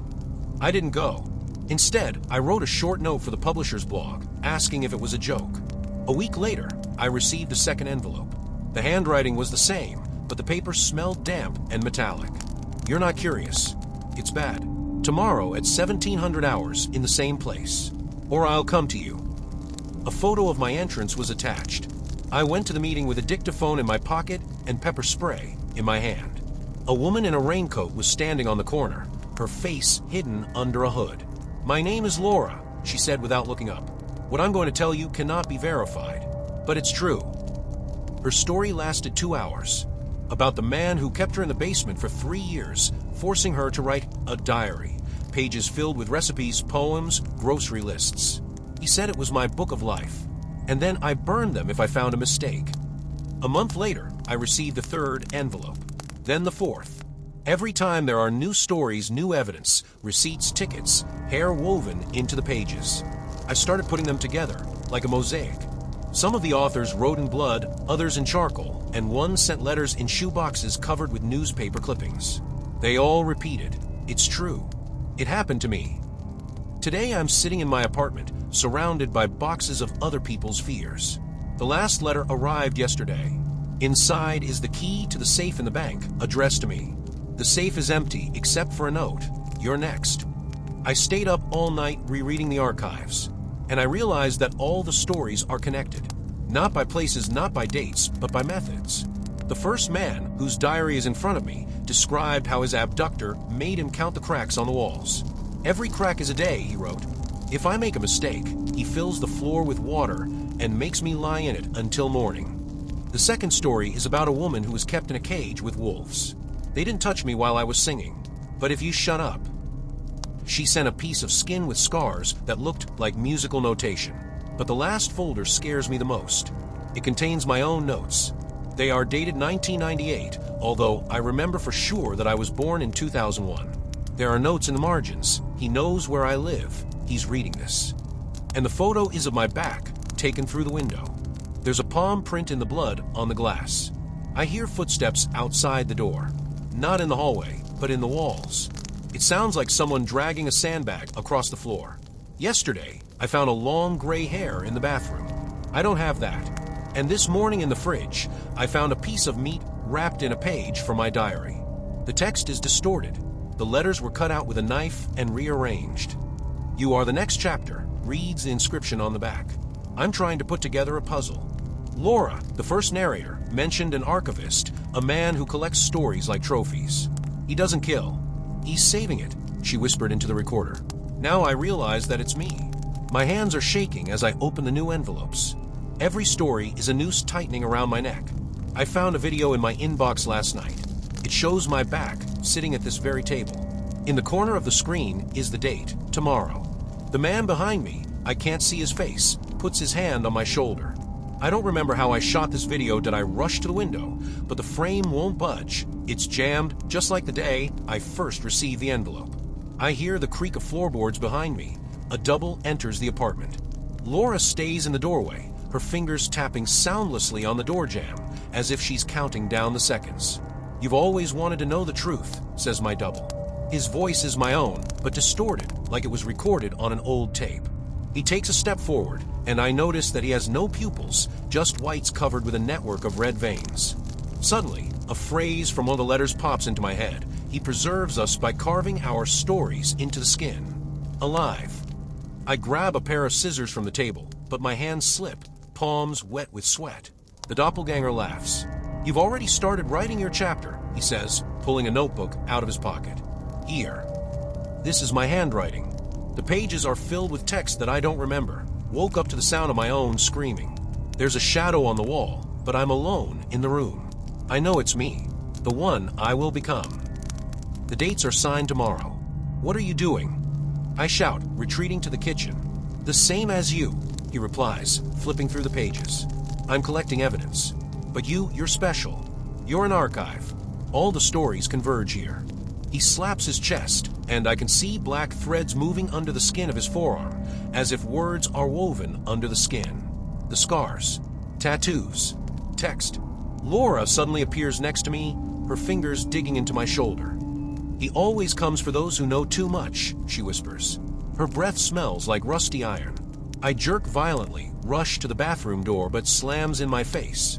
The mirror cracks, and in it I see not my reflection, but the one standing behind me. "Check the refrigerator," the doppelganger says mockingly. I'm not moving. Then he goes to the kitchen himself, opens the freezer, and takes out a plastic container. Inside is a human hand covered with text. My hand. On my ring finger is a ring that I lost a year ago. "You're already dead," he smiles. "I just haven't realized it yet." Suddenly, all the sounds disappear.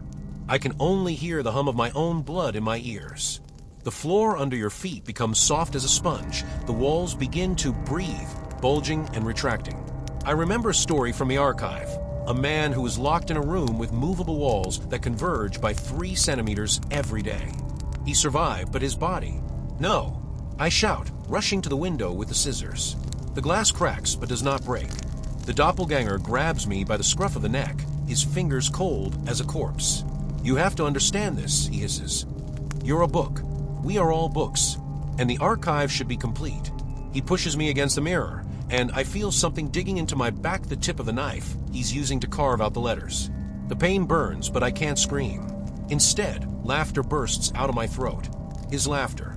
Laura comes closer, holding a needle and thread in her hands. It's fast, she promises. And then I see her neck. The skin there is gathered into folds, like the cover of a battered book. There are lines of text below it. My story. Stop it. I try to pull away, but my body won't listen anymore. The doppelganger brings his face close to my ear. You started it when you opened the first envelope. You're part of the chain now. You will live forever on these pages. He cuts the knife sharply across my palm, and blood drips onto the floor, forming words. I recognize them. This is the first line from Laura's letter, if you want to know what real horror is. Suddenly, the apartment door slams shut. Footsteps. A lot of steps. Voices. Someone is calling. Where is he? It's time to pick it up. The doppelganger pulls back, his face contorted with rage. They shouldn't see you, he growls, pushing me into the closet. The door slams shut, and I fall into the darkness, filled with the smell of mothballs and old paper. Through the cracks, people in black raincoats can be seen entering the room. Their faces are hidden under hoods, but I recognize their hands, scribbled, cut, with nails stained the color of dried blood. He's ready, one of them says, holding up my diary. No, a female voice says. He hasn't written the ending yet. The closet door slowly opens. Laura is standing in front of me, but now her face is clean, without scars. You have to finish the story, she says. Otherwise, the archive will never be closed. Who are you? I whisper. We're the ones you've gathered. And now you're our author. She hands me a pen made of human bone. At the end is a drop of blood.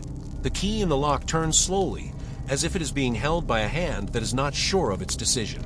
I look at my palm, where the blood has already turned to ink, and I see the letters spreading through my veins, turning them into lines. Laura stands next to her. Her fingers now look like the cover of a book. The skin is stretched over the bones. Fragments of text appear under it. Say hello to the neighbors, she says, opening the door. There are 3 people on the threshold. A man in dirty overalls, a woman with a face covered with zigzag scars, and a teenager whose eyes glow in the darkness of the hallway like a cat's. Everyone has a bunch of keys in their hands, similar to mine. He hasn't finished writing yet, the woman remarks, nodding at my diary. Her voice sounds like she's talking through cotton wool. We don't have much time, the man grumbles. The archive requires updates. I take a step back, but Laura grabs my wrist. Her touch burns like boiling water. You have to understand the rules, she whispers. Every story is a door. You've discovered too many of them. The teenager suddenly grins, baring teeth that are pointed like needles. He's panicking, he says, like that time in the forest. And then I remember, it was his story that was in the 3rd box. A boy whose parents left him in the thicket to check his survival rate. He ate his fingers before they found him. Don't listen to them, the woman intervenes. You are the author. You can rewrite the ending. No, the man shakes his head. He's part of the collection, just like us. They enter the apartment, and the air becomes thick as molasses. I can feel the words on my skin starting to burn. Laura pushes me to the table. Right. I grab a bone pen, and then I notice that the pages of the diary are no longer empty. They show my memories, but distorted ones. Here I am, 10 years old, in the basement of my grandfather's estate. This is my first meeting with Laura, but in this version I knew that the envelope was dangerous. And here is today, where I look in the mirror and see my face covered with text. These are not my memories, I say, squeezing the pen until my fingers hurt. Yours now, the teenager grins. The archive takes everything, even something that wasn't there. The woman suddenly goes to the window and abruptly opens the curtains. Behind the glass is not a street, but endless rows of filing cabinets. "We're in the archive," she explains. "Your apartment is just a cover." The sound of the doors opening echoes down the hallway. People crawl out of every apartment, or what's left of them. Their bodies are distorted by the text, their limbs are twisted into knots, like pages thrown into a fire. Someone is crawling, leaving a trail of letters behind them. Someone is whispering phrases from my diaries. "What do you want?" I shout, trying to drown out their voices. "Completion," Laura replies. "You have to choose, become an author or become a story." A man in overalls takes out scissors with blades in the shape of question marks from his pocket. "Choose quickly," he says, "or we'll choose for you." I look at the diary. The last page is filled with text that disappears as I read it. And then he realized that the archive was a trap created by those who wanted to preserve their horror. "That's a lie." I shout. "You are not real." The teenager laughs, and his laughter bounces off the walls, turning into screams. "Reality is just a story that everyone believes," he says. "And we are the truth that no one wants to read." Laura puts her hand on my chest, and I feel her fingers penetrate my skin, touching my heart. "You've already written your ending," she whispers. "I just haven't realized it yet." Suddenly, everyone freezes. The sound of heavy, measured footsteps comes from a hallway. The cabinet doors start slamming, as if someone is checking their contents. "He's coming," the woman gasps, and her scars begin to bleed. "Who?" I ask. "The archivist," the man replies. "The one who started it." I can feel the words on my skin starting to move, sliding down my throat. "Don't resist," Laura whispers. "You can become his successor. Or..." She doesn't have time to finish. The door bursts off its hinges, and a figure in a black raincoat bursts into the room. The face is not visible, only the hands are pale, with a tangle of veins like roots. The figure is holding a book with my name on the cover. "You're late," the archivist says in a voice I immediately recognize. That's my voice, but older, colder. He opens the book and I see empty pages. "Your story hasn't been written yet," he says, "but you're already here. Forever." Laura and the others disappear like smoke. I'm left alone with the archivist, who is slowly approaching, holding a knife with a feather-shaped blade. "You're going to record them," he says. "Their pain, their fear, their ends. And when you're done..." "I'm going to be you," I finish. "No," he smiles. "You will become me. And I'll move on to the next chapter." The knife plunges into my hand, and I feel every drop of blood turn into a word. The pain, acute, all-consuming, becomes my new language. I'm writing, writing, writing. The final. When I open my eyes, I see myself from the outside. My doppelganger is sitting at a table surrounded by stacks of letters. His hand moves across the paper, leaving traces of ink blood. Laura is standing on the threshold, holding out a new envelope. "He's ready," she says. I scream, but the sound stays in my head, because now I am him, the archivist. And my first task is to finish the story of the man who once opened an envelope at the corner of Lesnea and Sosnovea. And I'm writing had long since been replaced by gravel and ruts. The sun was already setting, turning the forest into a shadowy cage, and every branch into a clawed hand. My phone was vibrating alarmingly in my pocket, but I wasn't looking at it. I didn't want to see another message from the editor. "Are you sure it's worth the risk?" There was no certainty, but there was no choice either. The Bellevue Inn suddenly appeared in front of me, like a shadow that took shape. A 2-story red brick building with a sunken roof and windows with broken glass like broken eye sockets. There's a rusty hotel nameplate next to the entrance. The letters are peeling off, but I read the name out loud anyway, like a magical verdict. I stopped the car, got out, and inhaled the air saturated with a mixture of rot and smoke. There wasn't a soul around. Only the wind whispered through the trees, and somewhere in the depths of the forest something cracked. "Who's there?" I shouted, not knowing why. There was only an echo and silence. They let me in without question. The old lock on the door opened with such a creak that I thought it hadn't been opened in decades. But I was wrong. The hotel hall has been preserved as a museum. The carpets don't seem to have been changed since the 1960s. The sofas are upholstered in floral fabric, and there's a smell of dust and something metallic, like old blood. At the reception desk, there was an ashtray with cigarette butts, the dried rings of which indicated that it wasn't just me who had been here. "Are you looking for that door?" "What is it?" asked a voice behind him. I almost fell. An old man in a tattered jacket was standing by the window, his hands clutching a cane, and his eyes seemed to be boring into me. "Who are you?" "Bill Harris, former janitor. I worked here until this place became." He hesitated. It became what it became. "Do you know about the door in Attica?" He nodded, and his face twisted into a grimace. "That door is not for you. It's not for anyone. Why? Because there is something behind it that should not be found. But you know what's in there, don't you?" I saw it being closed. Men in black suits. They talked about misunderstandings and mistakes. And then...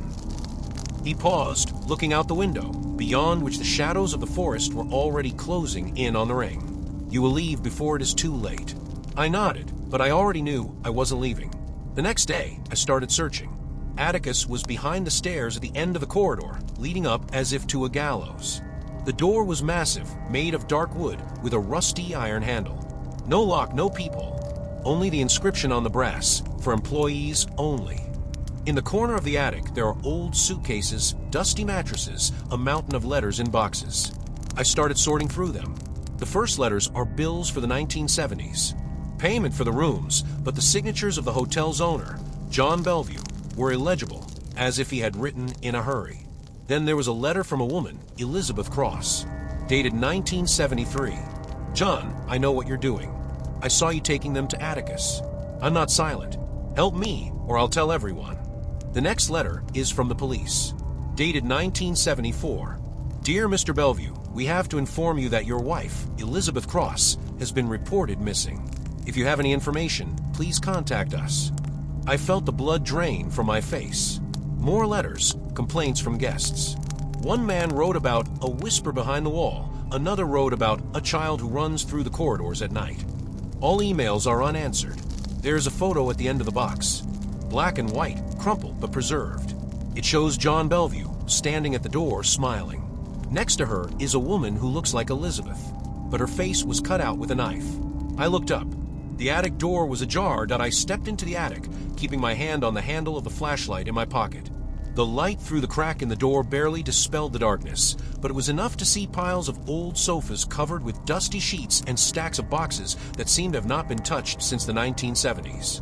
The smell was disgusting, a mixture of mold, rust, and something sweetly putrid, as if something had been marinated in its own juice. There was another door in the corner, behind a pile of suitcases. Metal, without a handle, with a rectangular hole in the center, covered with a grate. She was shorter than a man, as if for children. I sat down, leaning against the suitcase. Something rustled inside. I jumped back, but it was just a bag of dusty clothes that shifted under my weight. My hand was shaking when I took out the flashlight. The light fell on a shelf with folders. They were numbered, the Attica 1 and Attica 2 projects. The first one contains reports in the style of medical protocols. Patient 001, 28 years old, male, volunteer. Administration of the drug Serenity in a dose of 10 milligrams. The result, complete muscle relaxation after 3 minutes. The patient did not resist being moved to room 3. The second folder is *Recent Incident Report. It contains photographs of people shackled on couches with needles in their veins. Signature, Experiments on the Treatment of Anxiety Disorders. I turned the page. Patient 023, Marion Watson, 34 years old. Relatives reported him missing. The patient did not agree to participate. Solution, isolate in the basement until the circumstances are clarified. Signed by John Bellevue. My gaze fell on the grill in the metal door. Scratch marks, as if someone had tried to scratch out the eyes. "Damn psycho," I whispered. Then I heard a sound. Not a whisper, not a creak of floorboards, but heavy, ragged breathing. From behind. He turned around. Nothing. Only the shadow of the lantern, which jerked sharply towards the stairs. "Who's there?" I shouted. The answer was silence. But the sound was repeated. Deeper, closer to the metal door. I went to the door, putting my ear to the bars. And I heard them. Faint but obvious moans. "Who's that?" I asked, banging on the metal. Nothing. Only sounds like crying. My phone vibrated in my pocket. "Editor, come back. It's dangerous." I opened the camera and saw that in the frame, when I was opening the folders, a shadow flashed behind my back. My heart started pounding in my ears. I whispered, remembering the janitor, "Are you here?" the creak of floorboards. I whirled around. There stood a man in a dirty bathrobe, with a face covered with scars, as if they were trying to squeeze him out of his skin. His eyes were sunken, but burning like coals. You weren't supposed to find this," he whispered. Are you alive? Are you a Bellevue patient?" He didn't answer. His bruised hands squeezed the air as if he was trying to grab me. You have to go," he said. "He'll be back." "Who?" "John. He never leaves." I backed away, but the man suddenly lunged forward, grabbing my arm. "Hide in the basement. Quickly." "But how?"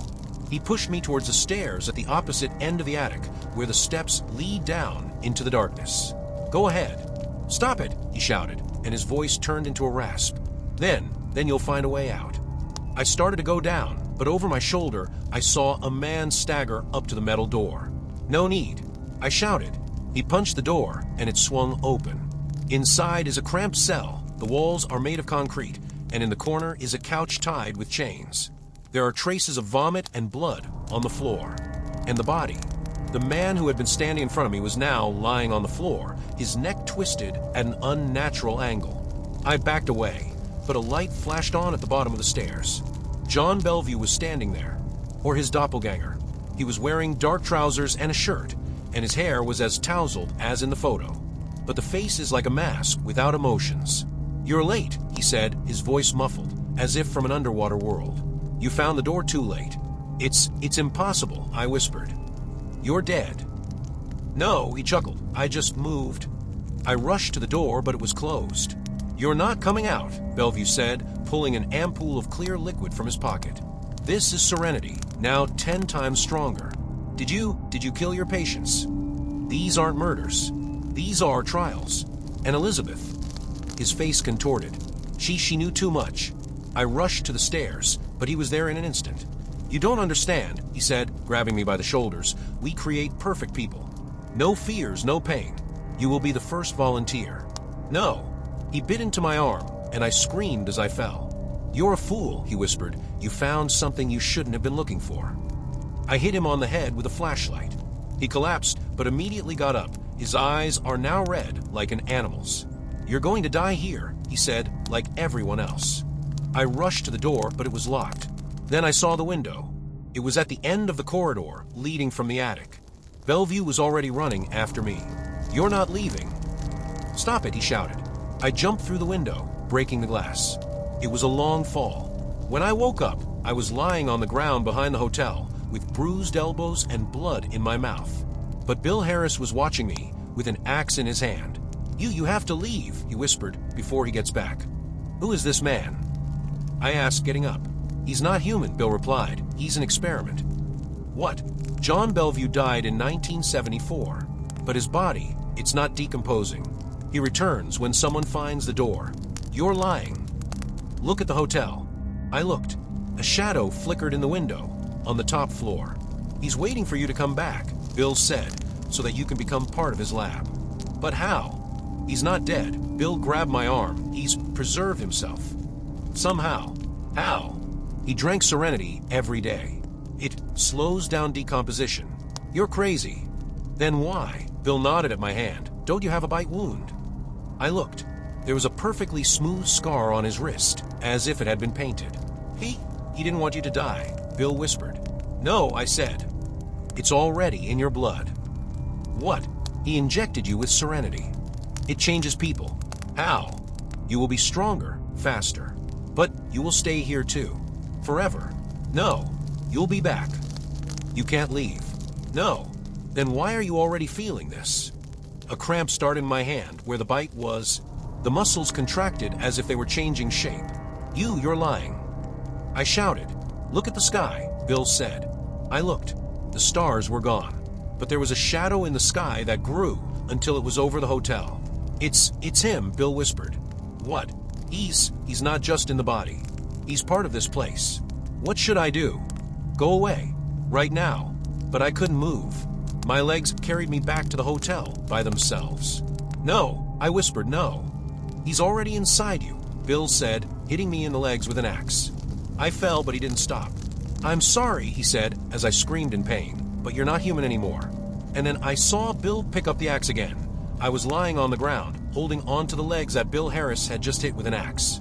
Blood was streaming between his fingers, but the pain wasn't the worst. You're crazy, I whispered, trying to stand up. Look at your hands, he said, moving into the shadows. I looked. There's a bite mark on my wrist, but nothing else.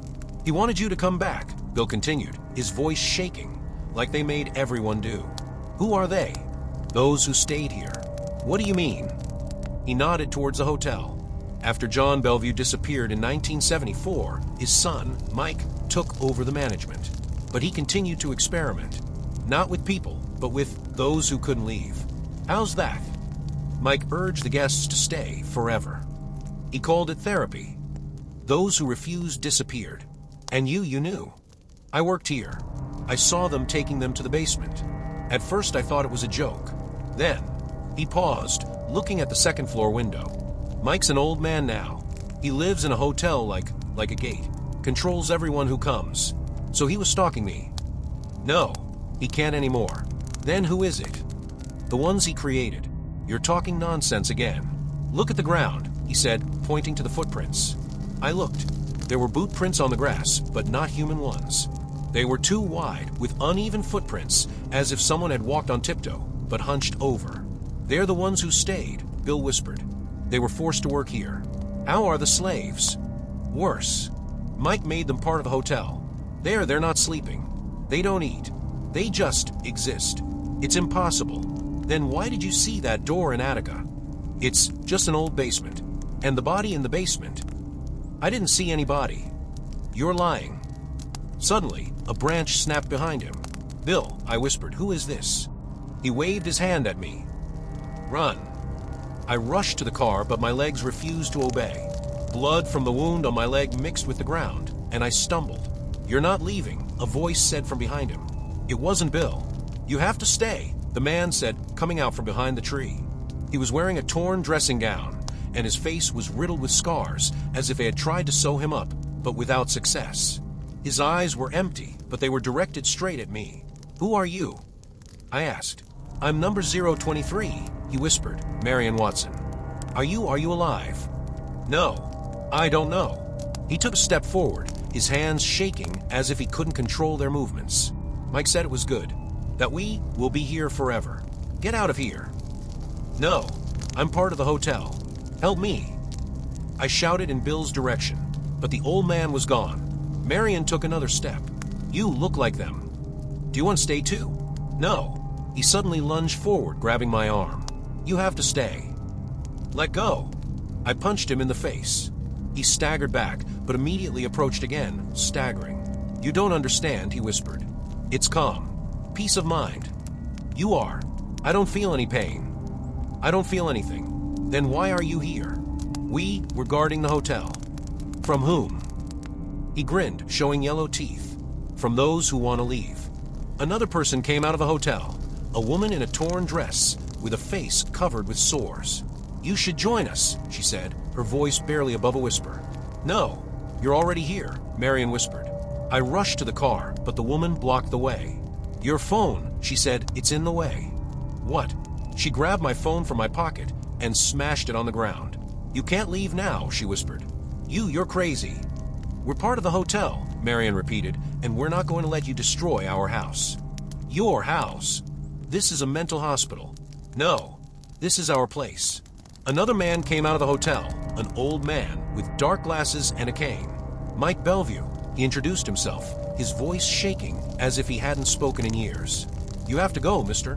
I do not know your name, I interrupted. It doesn't matter. You found the attic. You found the door. And now what? You will stay with us. No, you don't understand, Mike said. You're already in our family. Family? Yes. You're like us. You've seen the truth. The truth. You killed people. I didn't kill. Mike raised his hand. I helped. They couldn't leave. Did you force them? They stayed voluntarily. That's a lie. Look at them. Mike pointed at Marion and the woman. They're happy. They don't feel pain. You've ruined them. I healed them. I backed away, but Marion grabbed my arm again. You'll be happy too, he whispered. No. I headbutt him in the face. He flew back, but immediately stood up like a robot. You can't escape. Mike said. You're already part of this place. No. Yes, the woman whispered. You're already here. They closed around me, and I realized it wasn't fear that I woke up in a hotel room somewhere at the end of the corridor. Sunlight filtered through the curtains, but I couldn't remember how I got here. The last thing I remembered was Marion grabbing my arm and Mike Bellevue shouting, "You're already here." There was a phone in his pocket, but it was smashed. I stood up carefully, checking the door. It was unlocked, but there was silence behind it. "You're awake," a voice said from behind him. Mike Bellevue was standing in the doorway, a plate of food in his hands. You shouldn't have found this," he said, nodding at my torn shirt. "But now you know. You kidnapped me? No. You stayed. You're like us. I want to leave." He put the plate on the table, and I saw that it was just bread and water. "You can't," he said. "You've signed a contract." "What contract?" "Yesterday. You agreed to stay."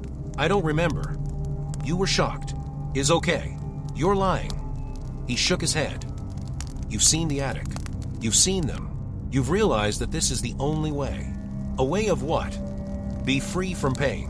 Do you give them medicine?" "It's not medicine. It's therapy." "Therapy? Which one?"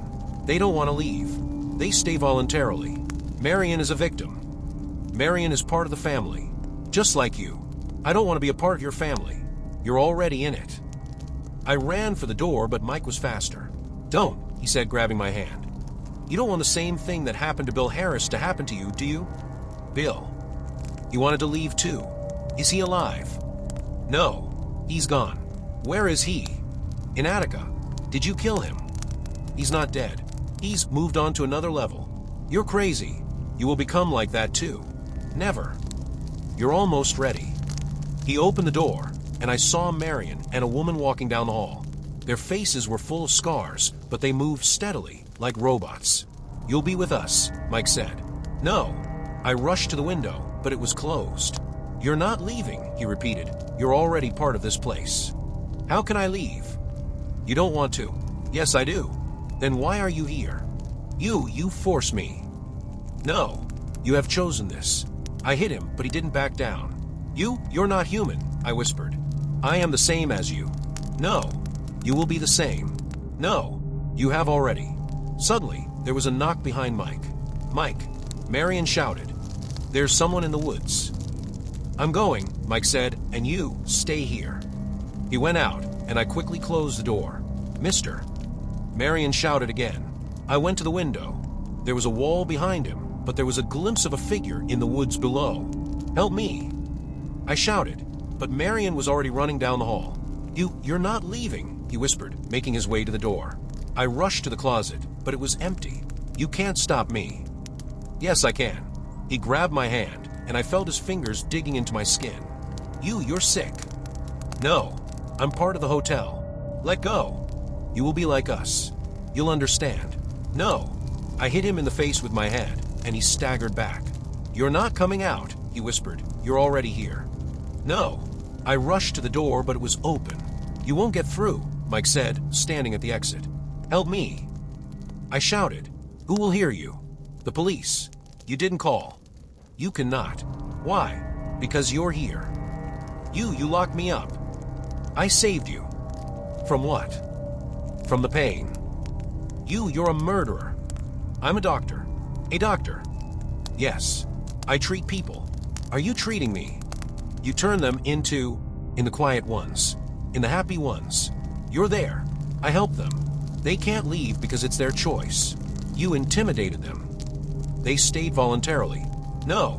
"Yes." "And you too." "No." "You're already here." "No." "Yes." "You signed the papers." "Where?" "Yesterday." "You were shocked." I don't remember." "Remember. You have chosen this." "No." "Yes." He came closer, and I saw how his eyes were empty without emotion. You're not human," I whispered. "I am the same as you." "No." "You will become like me." "No." "Yes." He grabbed me, and I felt myself being led down to basement. "You can't." "We can." "Who are you?" "We are a family." "No." "Yes." "You are already a part of us." I struggled, but his hands gripped me like a vice. Are you going to kill me?" "No." "I will heal you." "Heal you?" "Yes." You will be happy. No. Yes. He pushed me through the door, leading to the basement. You can't. We can. He locked the door, and I was left in the dark. You're not leaving. His voice came through the door. You will become like us. I sat down on the floor, feeling my throat go dry. Help me. I shouted. The answer was silence. Just silence. And I realized that I couldn't leave anymore. I became part of their family. Documents anomalous phenomena. There are 5 of us. Me, Mike the cameraman, Liz the sound engineer, Carlos, the electronics technician, and our supervisor, Jen.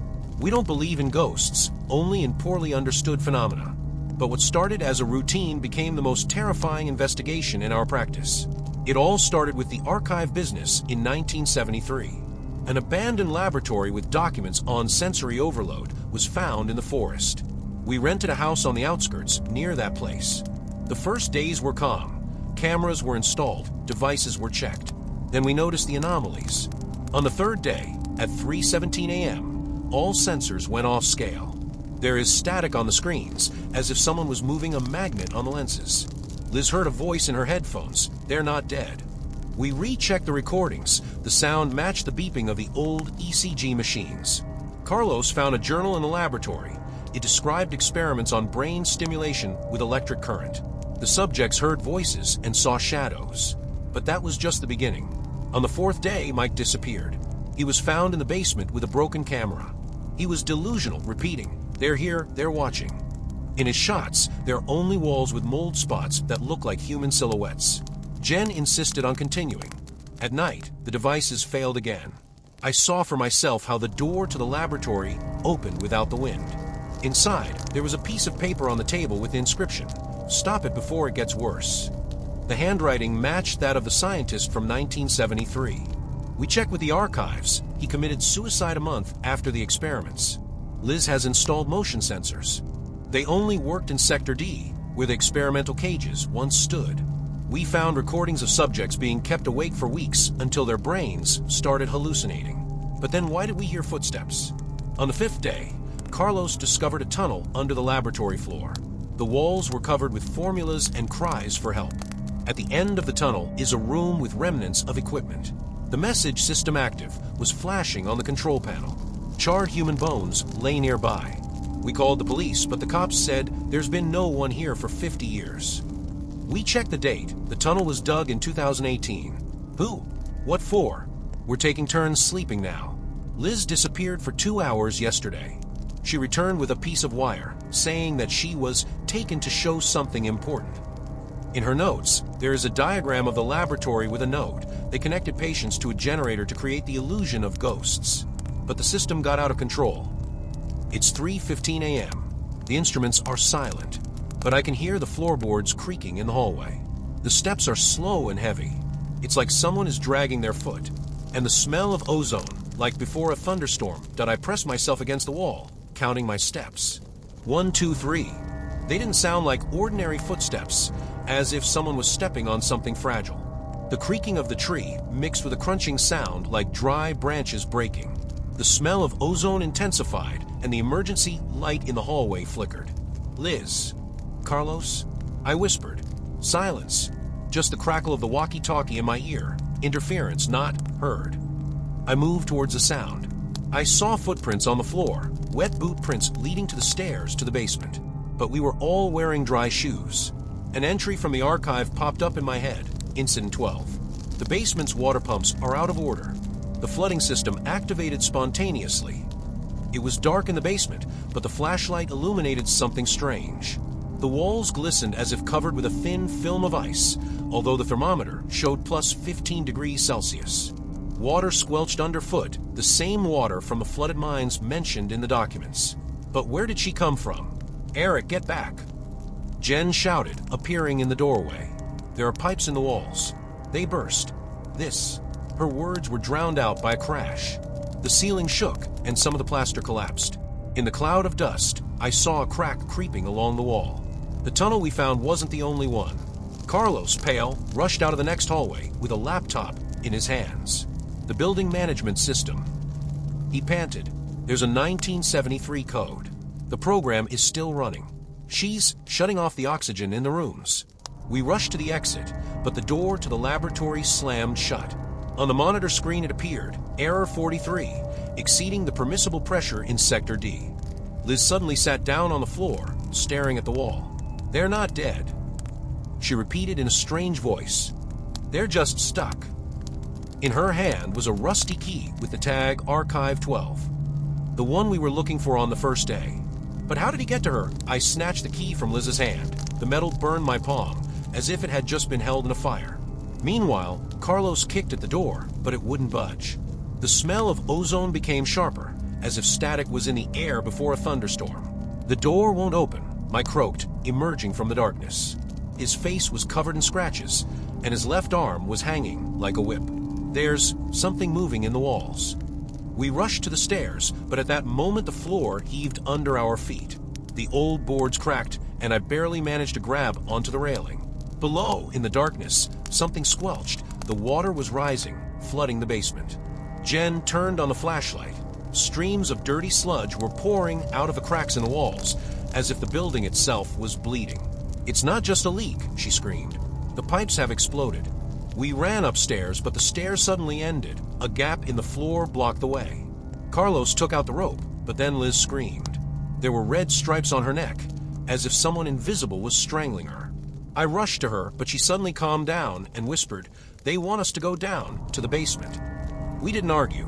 There was no time. Instead, Carlos tied a rope to a beam and went down first. We were handing the equipment up until we heard him shout, "There's a hatch." The trapdoor in the basement floor was clogged with debris, but under the pressure of water, the lid came off. There was a tunnel at the bottom, narrow, with rusty pipes on the walls. We groped until we came across a grate. Behind her, the sound of the wind was heard, the exit, but the grate wouldn't budge. Mike took out a tire iron, and then the light of a lantern picked out someone's feet from the darkness. Human beings, shod in old army boots. They stood motionless, as if their master was leaning against a wall. "Who's there?" I shouted. The answer was the creak of metal as the grate abruptly opened, and we were thrown out. We fell into a puddle, and there was a rumble behind us as the tunnel collapsed. The forest lay before us, the one where we found the lab, but the house was gone. Instead, there was a gaping crater filled with water and concrete fragments. "What the hell?" Jen whispered. "We were there a minute ago." Liz stood up, her clothes dry, as if she hadn't spent an hour in the basement. Then we were released. We stood on the edge of the crater, trying to realize that the house we had explored an hour ago was gone. Instead, there's a giant funnel filled with seething water and concrete fragments. The air smelled of dampness and rust, as if the earth had thrown out everything it had hidden for decades.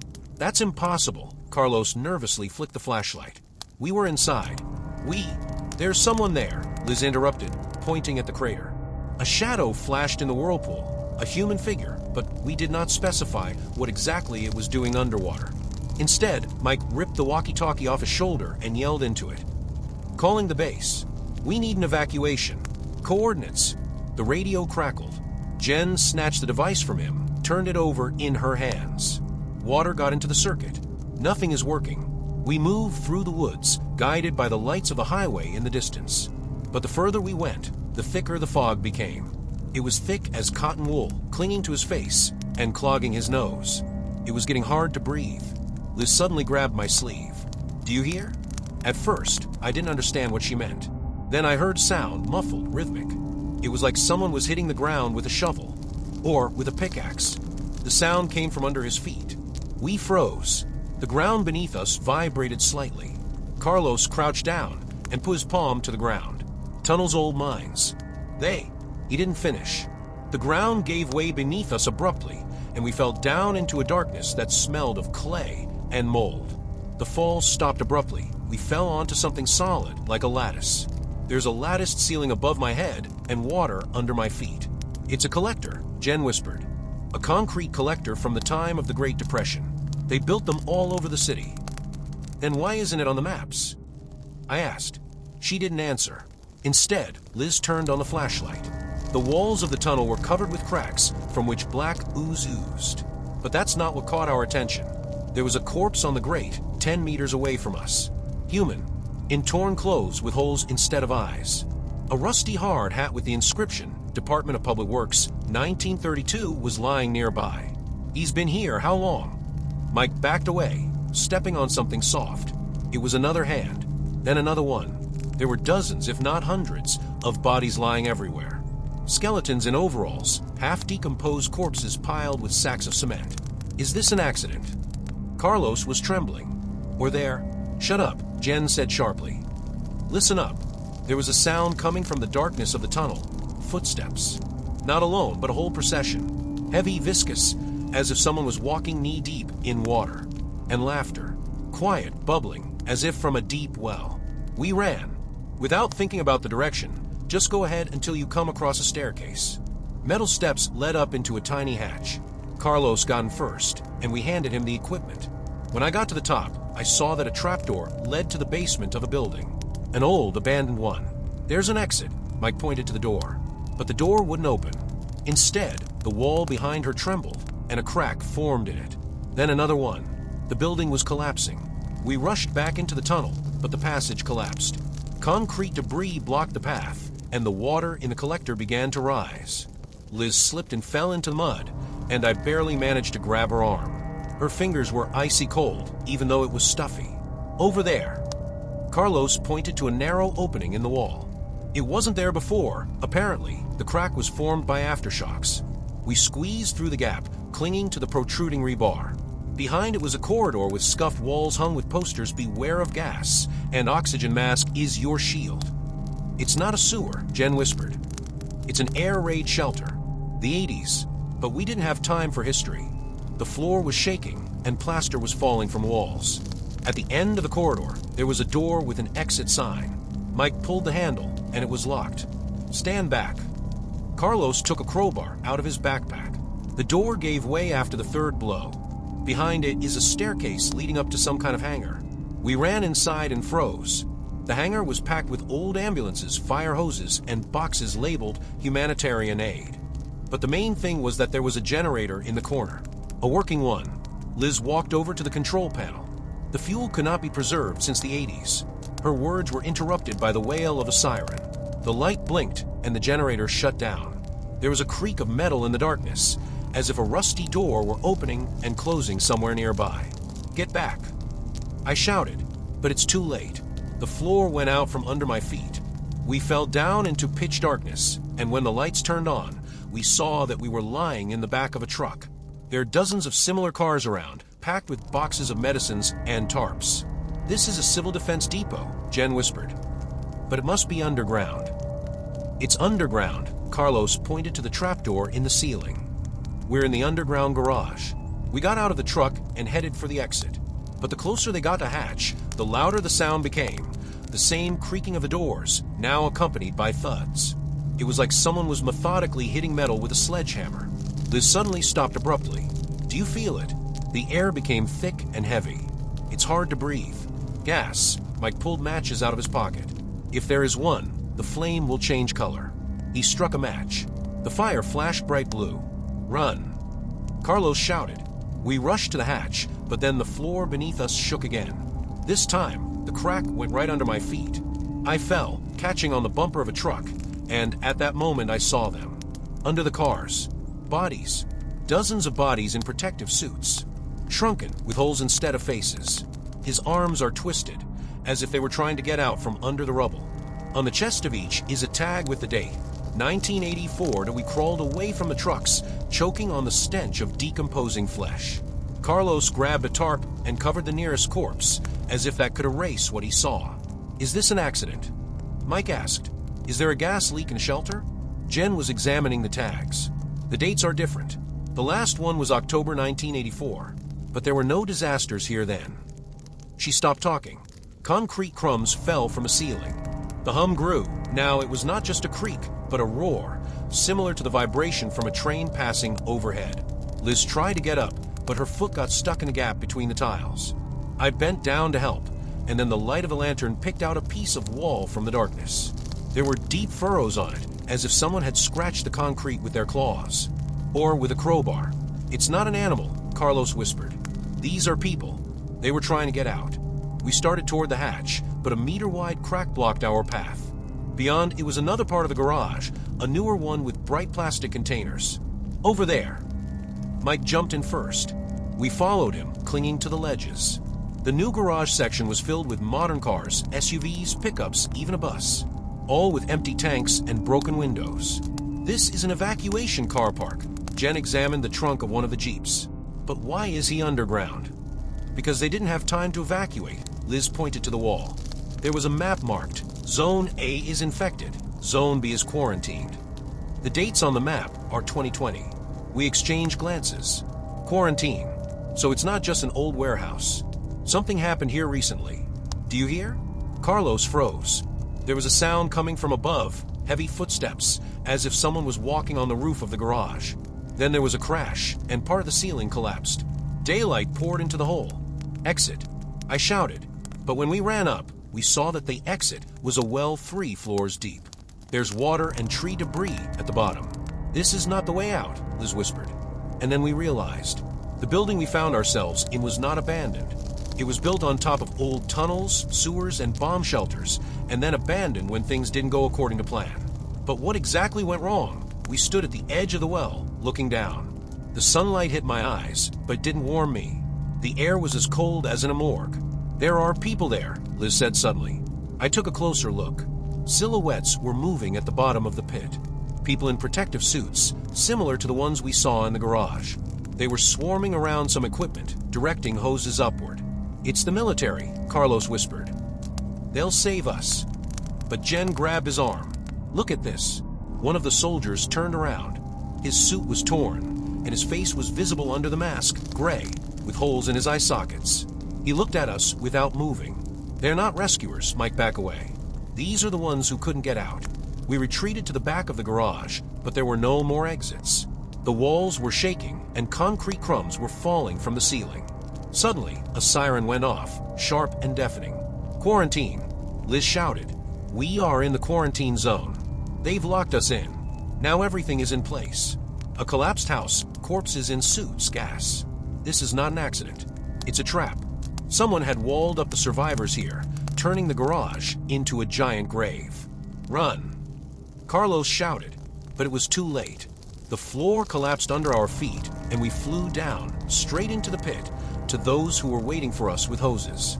The last thing I saw were faces without eyes, gloved hands reaching for me. And then I woke up, in the hospital room, with tubes in his veins and a window full of boards. You're safe, said the doctor in a protective suit. You were in the quarantine zone. We got you out. I believed him, until I saw it through the window. There were shadows flickering behind the boards, creaking footsteps, hoses extending to the building. And I realized that quarantine never ends. If you've watched it up to this point, thank you. But now it's your turn. What would you do if you woke up in that room? Would you believe a doctor in protective suit? Or did they try to escape, knowing that those who didn't die were behind the door? Subscribe to the channel if you want to find out how this story ended for Eric. Or maybe you've already guessed. Write in the comments, where do you think the hoses lead, and who actually manages the quarantine? And if you want more stories about how reality becomes a nightmare, click on the bell. But I warn you, after that, you will check every sound in the walls. Old print shop on the outskirts of the city. It's a place where the walls are covered with layers of history, and every sound echoes back to the past. The printing house where I now live and work once belonged to my grandfather. He was not just a printer, he owned a small studio where films were shot and film rolls processed. After his death, about 15 years ago, I took over the management, although deep down, I always dreamed of something more. But the money the printing company gave me allowed me to pursue my hobby of photography. My dark chamber is built into the basement, where they used to store chemicals for printing. It is a narrow room with thick concrete walls, a single window covered with a lead curtain, and the smell of ammonia that permeates every crack. I rarely go there, but it was there, behind the darkened windows, that I discovered something that changed my life. It all started with the fact that I decided to repair an old projector that was in the corner of the dark chamber. Picking it up, I accidentally moved a shelf with bottles of chemicals. There, under a layer of dust, was a box of negatives. They were old blue-green with inscriptions on the edges, the Echo Project 1978 to 1982. I didn't remember my grandfather mentioning any project. The first negative was an ordinary one, a picture of an old house, but the next one made me freeze. It showed a man lying on the floor with his arms outstretched, his face hidden in shadow. On the back, in small handwriting, it says, Saturday, October 14th. He didn't wake up. I turned over a few more. The other pictures were taken in the printing house, in the same dark chamber where I am standing now. They showed people in white coats clutching the handles of instruments similar to scalpels. It took me a while to figure out who these people were. My grandfather never worked with surgeons or scientists. But suddenly, I remembered a conversation I heard when I was a kid. His mother talked to him about the story that he shouldn't tell. They left, my grandfather said, and took with them something that shouldn't have existed. I started looking for more negatives. I found another box hidden behind a board on the wall. There were folders with lab records dating back the same years. They talk about patients, experiments, tests. One document was signed Johnson, Doctor, and it mentioned improvements in the nervous system and unforeseen reactions. Something's not right here. I couldn't stop myself. Every evening after work, I turned on the red lights in the dark chamber and developed the negatives. One day, as I was unwrapping the film, I saw a picture of my grandfather. He was standing in a corner, smiling, and in front of him was a man in a white lab coat holding something that looked like a syringe. On the back was written, Saturday, October 14th. Everything is according to plan. This is dated on the same day as the first picture. I felt a chill run down my spine. That same evening, I started searching the internet. Maybe there were missing people in the city in the late 70s. I found only one case. In 1978, a worker died in a printing plant, fell down the stairs. But the notes were talking about something else. Then the voices started. The first time I heard them was in the darkroom. Quiet whispering, as if someone was standing outside the door. I thought they were thoughts, but then the voices got louder. They spoke in English, but the phrases were fragmented. He must die. Saturday, the 14th. You must not know. I checked the microphones, the camera, nothing. One night, returning home, I noticed a dark car that was following me. I couldn't make out the license plate, but when I tried to take a picture of it, the lights suddenly went out. I ran, but in the dark, I stumbled and fell. It sounded in my head, you don't have to know. Now, I'm afraid of the dark chamber, but I can't stop. Yesterday, I found an old film in the archive, which seems to have been part of the Echo project. When I tried to view it on the projector, the image began to distort, and then a face appeared on the screen. My face, but with distorted features, as if the skin was tightening. Today, I found a new note in the dark chamber. It was on the table, even though I hadn't left anything there. It read, "He will come for you next Saturday. Don't resist." Saturday is in 3 days. I do not know what is going on, but I'm sure my grandfather didn't just die, he was murdered. And the experiments mentioned in the documents are continuing. Someone wants me to shut up, but I can't. I have to find out everything. I couldn't sleep. He was sitting on the edge of the bed, staring at his phone, which was blinking like a beacon in the dark. There was no signature on the note, but I knew it wasn't an accident. Someone is watching me. Someone who knows about the Echo project and wants me to shut up. In the morning, I decided to talk to Alice, a neighbor who lives in the house opposite the printing plant. She often watched me when I was working. Her eyes were always wary, but I didn't think much of it. "Michael." She opened the door, and I noticed dark circles under her eyes. "What do you want?" I found some old documents in the basement. Maybe you know something about what happened here in the late 70s? She hesitated, as if weighing her words. "Your grandfather worked in the printing house. He was weird. People came here at night. They were whispering, walking around in white coats. I saw them carrying out a stretcher once, but I didn't tell anyone. Who was being carried out? I don't know. But after your grandfather died, everything went quiet. Until you came back. I felt my blood run cold. Do you think it's related to me? You're not the only one digging into the past." She closed the door without saying another word. When I returned to the printing house, I found that the door to the dark room was ajar. It smelled of ammonia and something rotten inside. There was another note on the table. "They are not dead. They're waiting." I took a flashlight and started rummaging through the old drawers. In one of them, I found a battered diary with the initials DD. It must have been my grandfather's. The pages were filled with hurried handwriting. September 23rd, 1978. They came again. They said that the experiments should continue. But I've seen what they're doing. It's not for good. They changed them. Now they're different. October 14th. Today is the last one. He didn't wake up. They threatened me, but I couldn't refuse. Now I'm afraid it's not the end. October 15th. They took the body. They said I should keep quiet. But I can't. Help me. The diary ended on this page. I went outside to get some fresh air. But in the alley, a man in a gray raincoat caught up with me. A voice like through cotton wool. You're looking for something that shouldn't be found. Who are you? Your grandfather was weak. He couldn't destroy everything. And now it's coming for you. He disappeared as quickly as he appeared. Then I decided to tell the police. But when I got to the station, I was met by a detective I'd never seen before. He listened and nodded, but there was a void in his eyes. I don't understand anything, he said. There are no printing houses in this area. And your grandfather, I haven't heard of him. What? You've got the wrong address, sir. He escorted me to the door, and I left, feeling a tickle of fear in my throat. In the evening, I discovered that someone had rearranged the drawers in the dark chamber. Underneath was an old photo of my grandfather standing with a group of people in white coats. I'm in the background, but it couldn't be me.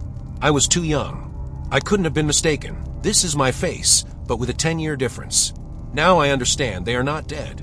They were waiting. And now that I've revealed their secret, they want it to be a thing of the past. But I can't. I'm going to the archive tomorrow. I'll find the evidence. Or I'll die trying. The next morning, I went to the city archives. There was silence in the hall. Only the creaking of seats and the rustle of pages disturbed the tense atmosphere. I asked the employee about the materials related to my grandfather's printing house, the Johnson Printing Company. She nodded. Yes, we have old newspapers. There was an accident there in 1978. The worker fell down the stairs. What happened to him? I don't know. The recordings are lost. I started looking through the newspapers. The article about the incident was brief. The employee of the printing house was injured, hospitalized. But the date is October 14th. It's the same as in the recordings. Nothing further. Only one issue in 1982 mentioned that the printing house had passed to the heirs of the owner, but the grandfather's name did not appear. Suddenly, I noticed a small note in the corner of the page. A group of scientists from a university is conducting research in the field of neurology. The ECHO project is aimed at studying. It's important, I exclaimed, but the employee was already on her way to another customer. My phone rang in my pocket. Unidentified number. You won't find the truth anyway, a man's voice said. Leave it alone. I hung up the phone. When I returned to the printing house, I found that the door to the dark chamber was locked with a lock that I had not put in.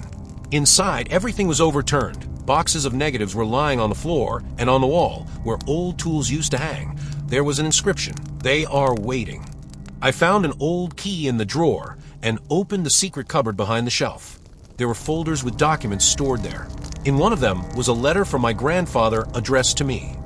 Michael, if you're reading this, then you've found what I've been hiding. In 1978, a group of scientists from a university came to me. They offered money, promised fame. But the experiments were getting out of control. They implanted devices in people to improve the brain, but it turned them into something else. I wanted to stop, but they threatened. Now they're back, and I'm afraid they'll do the same to you. Burn everything before it's too late. Johnson. I sat there trembling until I heard footsteps outside. Someone was trying to open the door.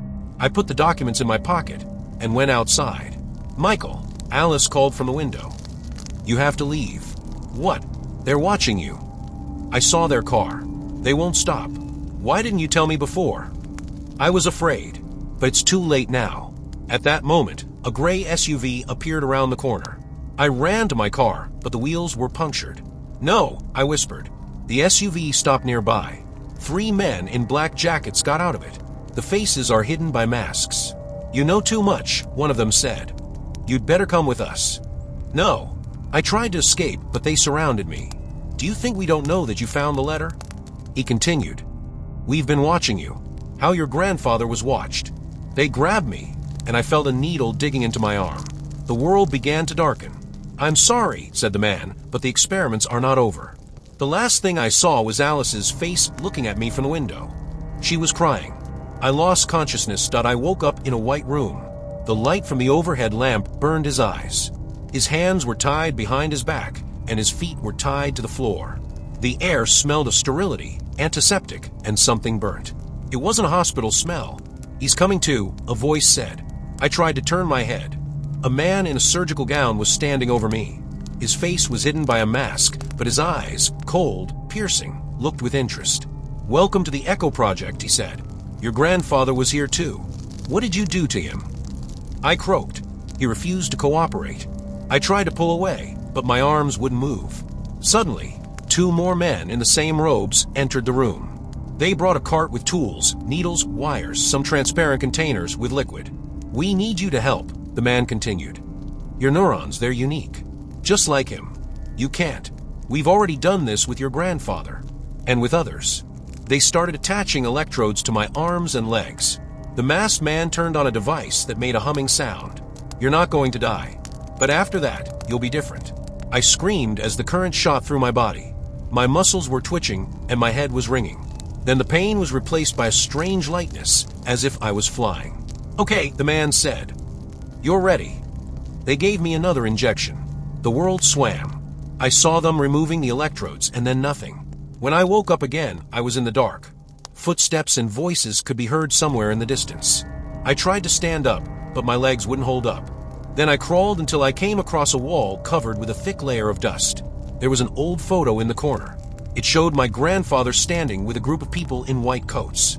One of them is the one who talked to me. "Michael." There was a whisper. I turned around. Alice was standing in the doorway. Her face was distorted with fear. "Run," she whispered. "They're watching you even here." "Where am I?" "In the basement of the university. They conducted experiments there. Come on, before they notice." She handed me the key. I got up and followed her. The corridors were endless, and the walls were covered with mysterious symbols. "Are you here too?" I asked. "They did to me what they did to your grandfather. Now I'm just like them, but I don't want to be a part of it." We reached the door leading to the street, but before I went out, I heard voices behind me. "He shouldn't leave," the masked man said. Alice pushed me forward sharply, and I fell out. The door slammed shut. I ran, but there was an echo of her words in my head. "They won't stop. They always find a way to come back." Now I'm wandering around the city, hiding.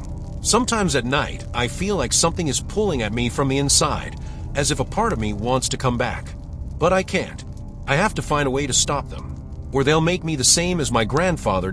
I ran until I fell to the pavement.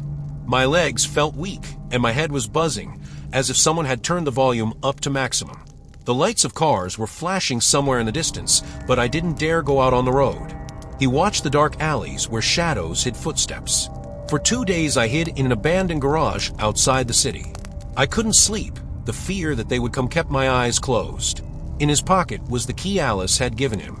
She said it was from some kind of safe at the university where the records are kept. But how do I get there? On Tuesday, I ventured into the store to buy food. The saleswoman looked at me suspiciously, but I ignored her. When I came out, I heard a whisper behind my back. "You're not leaving." I turned around, but the street was empty. My heart started pounding like crazy. He rushed to run, but his legs wouldn't obey him. Suddenly, the world swam before my eyes, and I fell to my knees. "What is going on?" I whispered. My head was ringing, like someone had turned on a harsh radio station. Someone was talking, but not my voice. "You have to come back. This is your mission." I closed my eyes. The voice was gone. "Do you hear that too?" I asked aloud. No one answered. Then I realized that the experiments had begun. My brain has changed. That night, I found Alice. She lived in an old house on the outskirts, where the windows were covered with curtains. "You're taking a risk," she said, letting me in. "They're watching every corner. I need a key. And you have to tell me everything." She sat down at the table, and her hands were shaking. "The Echo Project didn't stop with your grandfather. They create a network. People who are connected to each other through devices in the brain. You're part of an experiment. They want you to become part of their family. Why? Control. They can control you like a robot. You will do whatever they say." I felt cold. "And you?" "They did the same thing to me. But I resist. Sometimes I hear their voices. Sometimes not." I took out the key. "Are you sure this is the safe at the university?" "Yes. There are documents there. And a video. You have to find them. And if I get caught, then you'll be just like them." I left in the dark. The university was cordoned off. The uniformed sentries were walking around the courtyard, but I noticed that one of them was the masked man. "You're not coming through," he said as I approached the door. "I need a key," I whispered, "to end this." He chuckled. "You're already a part of us." I grabbed the key and started running. Footsteps could be heard behind him. "Stop! Stop it!" he shouted. I flew into the building, flew through the hall where the students were standing, but they didn't turn around. They didn't seem to see me. I found a safe behind a shelf in the archive. The key clicked into the lock. Inside were folders with documents and several old floppy disks. There are photos in one of the folders. They showed people in white coats performing brain surgery. Among them is my grandfather, sitting humbly in an armchair. Another photo showed me, but I was 10 years younger. On the back was written, Experiment number 12. Success. Ready for implementation. I took the floppy disks and ran outside. "Did you find what you were looking for?" A masked man standing at the exit asked. "Yes," I whispered. He smiled. "Then go." I ran, but the voice sounded in my head again. I ran until I ran out onto the freeway. Cars sped by, but I didn't dare stop any of them. There were floppy disks in his pocket, his last hope. If I don't give them to someone, everything will end up like with my grandfather. The morning was already approaching. I hid in the park where an old man was sitting on a bench reading a newspaper. "Help me," I whispered to him. "I have proof." He raised his head. His eyes were as empty as a doll's. "You shouldn't talk to strangers," he said. I recoiled. It was one of them. Rushing into the bushes, I heard footsteps behind me. Men in dark jackets surrounded me like a flock of birds. "You're not leaving," one of them said. "You're part of the family." I grabbed a rock and threw it through the window of the nearest house. There was a splash of noise, but they didn't stop. "Come out," the man continued to say, "or we'll find you." I put the floppy disks in my pocket and slowly got up. "Good boy," he nodded. They took me back to the university. Now I get it. This is not a laboratory. It's a network. People who walk the streets, work in shops, and study at schools. They are all part of the project. Their brains are modified to obey. When we entered the building, I saw Alice. She was standing in the hallway, smiling. "You're back," she said. "I knew you'd come." You too. I've always been a part of it. Do you think I helped you?" She grabbed my hand. Her fingers were as cold as ice. "You have to become like us. You are experiment number 12. You have to finish what you started." They took me to an office on the top floor. There was a man in a mask sitting at the table. "You're our son," he said. "You have to become a part of the family." "Why?" I asked. "So that we can control the world. People are too weak to decide for themselves. We need to manage them. And you're perfect. Your brain is the key." I tried to resist, but I didn't have the strength. My head was ringing, like someone had turned on a harsh radio station. "You have to stay. You are a part of us." "No," I shouted. They grabbed me and took me to the basement. There, in a room with white walls, I saw my diary. "And Grandpa's." "You're not alone," Alice said. "Your grandfather resisted too, but we convinced him." "What happened to him?" "He became a part of the family. Now he leads a group in the church. He talks about the new way." I was tied to a chair. There was a syringe in the hands of the masked man. "It doesn't hurt," he said. "You'll just join us." I closed my eyes. I remembered my mother, who died without knowing the truth. I remember my grandfather talking about that story that he shouldn't have told. "I don't want to be a part of your family," I whispered. "You're already a part of us," the man replied. "You've always been a part of us." He inserted a needle into a vein. I felt like a cold needle was digging into a vein. His body felt numb, as if someone had filled it with cement. My head began to spin, and a hum began to sound in my ears, gradually turning into words. "Welcome," a voice said, but I couldn't tell whose it was anymore. I tried to scream, but all that came out of my throat was a wheeze. My arms and legs felt heavy, as if I had become part of the chair I was tied to. The vision darkened, but not from fear, as if someone was slowly closing the puff on the lenses of my eyes. "Do you feel it?" The masked man asked, leaning over me. "It doesn't hurt." This is unification. I tried to resist, but my body wouldn't listen. Every muscle, every movement became alien. I saw Alice standing in the corner, her face blurring like an old photograph. She was smiling, and I could see it in her eyes. "It's over now." "No." I tried to shout, but my lips wouldn't move. Suddenly, the world shifted dramatically. I saw myself from the outside, how they untie me from my chair, how they lead me down the corridor, how other people in white coats bow to me as if I have become their equal. I wanted to scream, but I couldn't. My brain seemed to slow down, and my thoughts became alien. "You're one of us now," the masked man said, "You know what to do." I went outside. The sun was shining brightly, but I couldn't feel its warmth. The air smelled of cars and the fear of those who passed by. My gaze swept over the people, and I saw them, those who were already part of the network. They worked in shops, sat in cafes, and studied at the university. Their movements were as steady as robots. Their eyes were empty. I headed for the print shop. Everything was dark inside, but I knew where to go. In the basement, in the dark chamber, I took out an old camera from under the table. He pulled the trigger. The photo was dim, but I knew it was my face. The face that was no longer mine. The next morning, I woke up in my bed in the printing shop.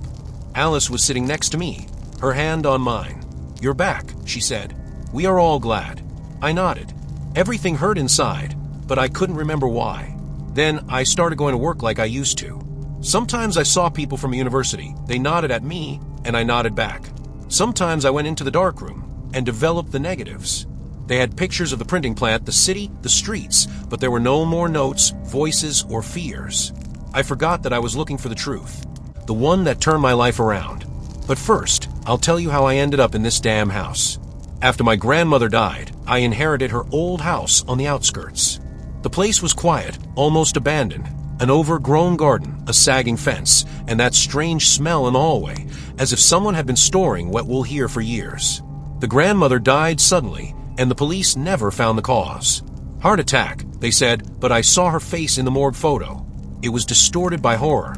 When I moved in, the first thing I did was replace the locks. The old keys, covered with a green patina, seemed to whisper, "Don't let anyone in." At night, the house creaked as if it were breathing. One day, I found a box of her diaries in the basement. On the first page, they're listening. "Don't talk on the phone after 9. I laughed. Grandma was always eccentric. But a week later, the landline phone rang, which I hadn't even connected. The call came at 3:14 a.m. The tube is icy, as if it had been kept in a freezer. At first, I only heard a noise like the wind in the tunnel. Then a voice. "You're in danger." The words stretched out like chewing gum. I hung up the phone. The next day, I found a dead crow on the porch. The wings were neatly folded, and on the chest was a note. She didn't leave. The police waved it off again, jokers. But in the evening, the phone rang again. "Why did you take her diaries?" "What is it?" the same voice asked, but now it was clear mail. "Put them back." I climbed into the basement. The box was gone. Instead, there's a fresh hole in the floor. There are bones inside, small like a child's. The next day, I went to the archive. Grandma bought the house 40 years ago from a Marsden family. Their daughter disappeared at the age of 10. The body was not found. In the evening, the call was repeated. "Have you seen the bones?" This is just the beginning. I called the police. They searched the house, but the pit was filled in, and there were only old jars of jam in the basement. The station chief looked at me like I was crazy. I woke up at night to a knock on the door. There was a suitcase on the doorstep. Inside is a doll with gouged eyes and an audio cassette. The film was marked for Eliza, my name. I put it in an old tape recorder. Grandma's voice. "If you're hearing this, it means they've found you. The house stands on their land. They took the girl. Now they're coming for me." The recording stopped. In the background, someone whispers, "We're already here." The phone rang again. This time I answered. "Who are you?" "The neighbors." They laughed on the phone. "We missed your grandmother. You're our new doll now." The garage door opposite opened. There was a van with darkened windows. A man in a black mask is driving. He waved at me. Continuation. I slammed the door, but a rock hit the kitchen window. A note attached to it. The game has begun. The first step is to find what we buried under the rose bush. There was a single rose bush in the garden. The shovel bit into something soft. It was a bag. Inside, there are photos. Dozens of women, including my grandmother. On the back are the dates and coordinates. The phone vibrated. Unknown number. A photo of my bedroom taken a minute ago. Signature. You're not the first. You won't be the last.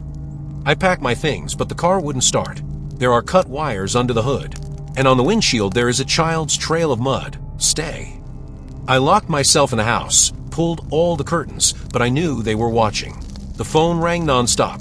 On the 5th ring, I lost my temper. "What do you want?" "Toys," a man's voice whispered. Grandma didn't finish the collection.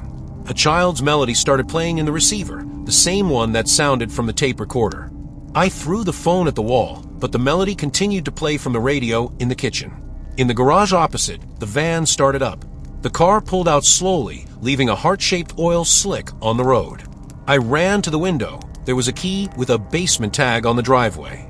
The descent to the basement now seemed like a trap, but there were no alternatives, so I took a knife and a flashlight. There was a new box in the corner where the pit used to be. Inside is a doll with a note. Find a second one. There are 5 of them. Dishes clattered in the kitchen. I turn around, and there was a second doll lying on the table, wet from rain. Her dress was torn, and there were scratches on her neck. At night, I heard scratching sound in the wall. It was as if someone was scratching from the inside. Opening the panel, I found an old intercom handset. She smelled of her grandmother's perfume. Eliza, the voice on the phone, was breathing hoarsely. There in the walls. It was the voice of my grandfather who had died 10 years ago. But I remembered that my grandmother said that he left when my mother was a child. There was a letter in the mailbox this morning. Photo of grandfather with stranger. On the back, he didn't leave. He chose us. The van is back. The driver got out and took off his mask. His grandfather's face, but younger. He smiled, showing a gold tooth. Hi, granddaughter. Grandma didn't want to share. I froze by the window, clutching the knife so that my knuckles turned white. Grandpa was standing in the rain, casually leaning on the hood of the van. His face, as if it had come down from old photographs, breathed the calmness of a murderer. Don't be afraid, he shouted, as if offering tea. Your grandmother just didn't understand the rules. I rushed to the second floor, to her bedroom. The closet was full of dresses that smelled like mothballs. There's a trapdoor under the carpet. The stairs led to a tiny room with monitors. The screens show footage from my childhood. And fresh, I dig in the garden, sleep, cry. There was a notebook with names on the table. Eliza is candidate number 7. Next to it is a photo of a mother with a red cross on her face. The phone in my pocket vibrated. A message from an unknown person. Go down to the basement, or Mom will die like Grandma. The light was on in the basement. There are injections marked C7 on the table. There's a family tree on the wall. My branch is circled in red. We're improving the family. Grandfather entered, holding a pistol. You'll be perfect. I threw a can of paint at him and ran for the exit. I found the keys to the van in the garage. I started the engine, but the tracker was blinking on the panel. They were watching all the cars. A voice crackled over the radio. Block 34, target heading north. Close the highway. The headlights of a Jeep flashed in the mirror. I turned into the woods, branches hitting the windshield. The van got stuck in the mud. Grandpa got out of the Jeep, splashing through puddles. Your mom's waiting. She's recovered. A woman in a bathrobe was taken out of the car. Her face was mine, but with scars. The Pure Blood Project requires sacrifices. Grandfather put a knife to her throat. Choose one, you or her. The rain was lashing my face, mixing with my tears. My mother looked at me with empty eyes. Her scars spoke of torture that I could not even imagine. Grandfather held a knife to her throat, but his hand did not shake. He had done it 1,000 times. Do you think I didn't know?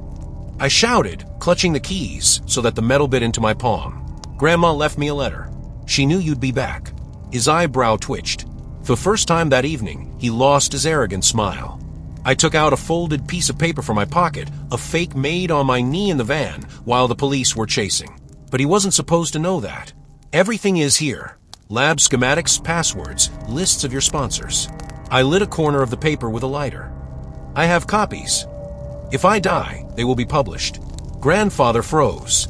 The rain was extinguishing the flames, but he wasn't taking any chances. What do you want? Let her go. And give me the car. He nodded at the guard. Mom was pushed towards me. Her fingers dug into my arm, cold and weak. Now it's your turn. Grandpa held out the gun. Kill her, or I'll destroy everything you love.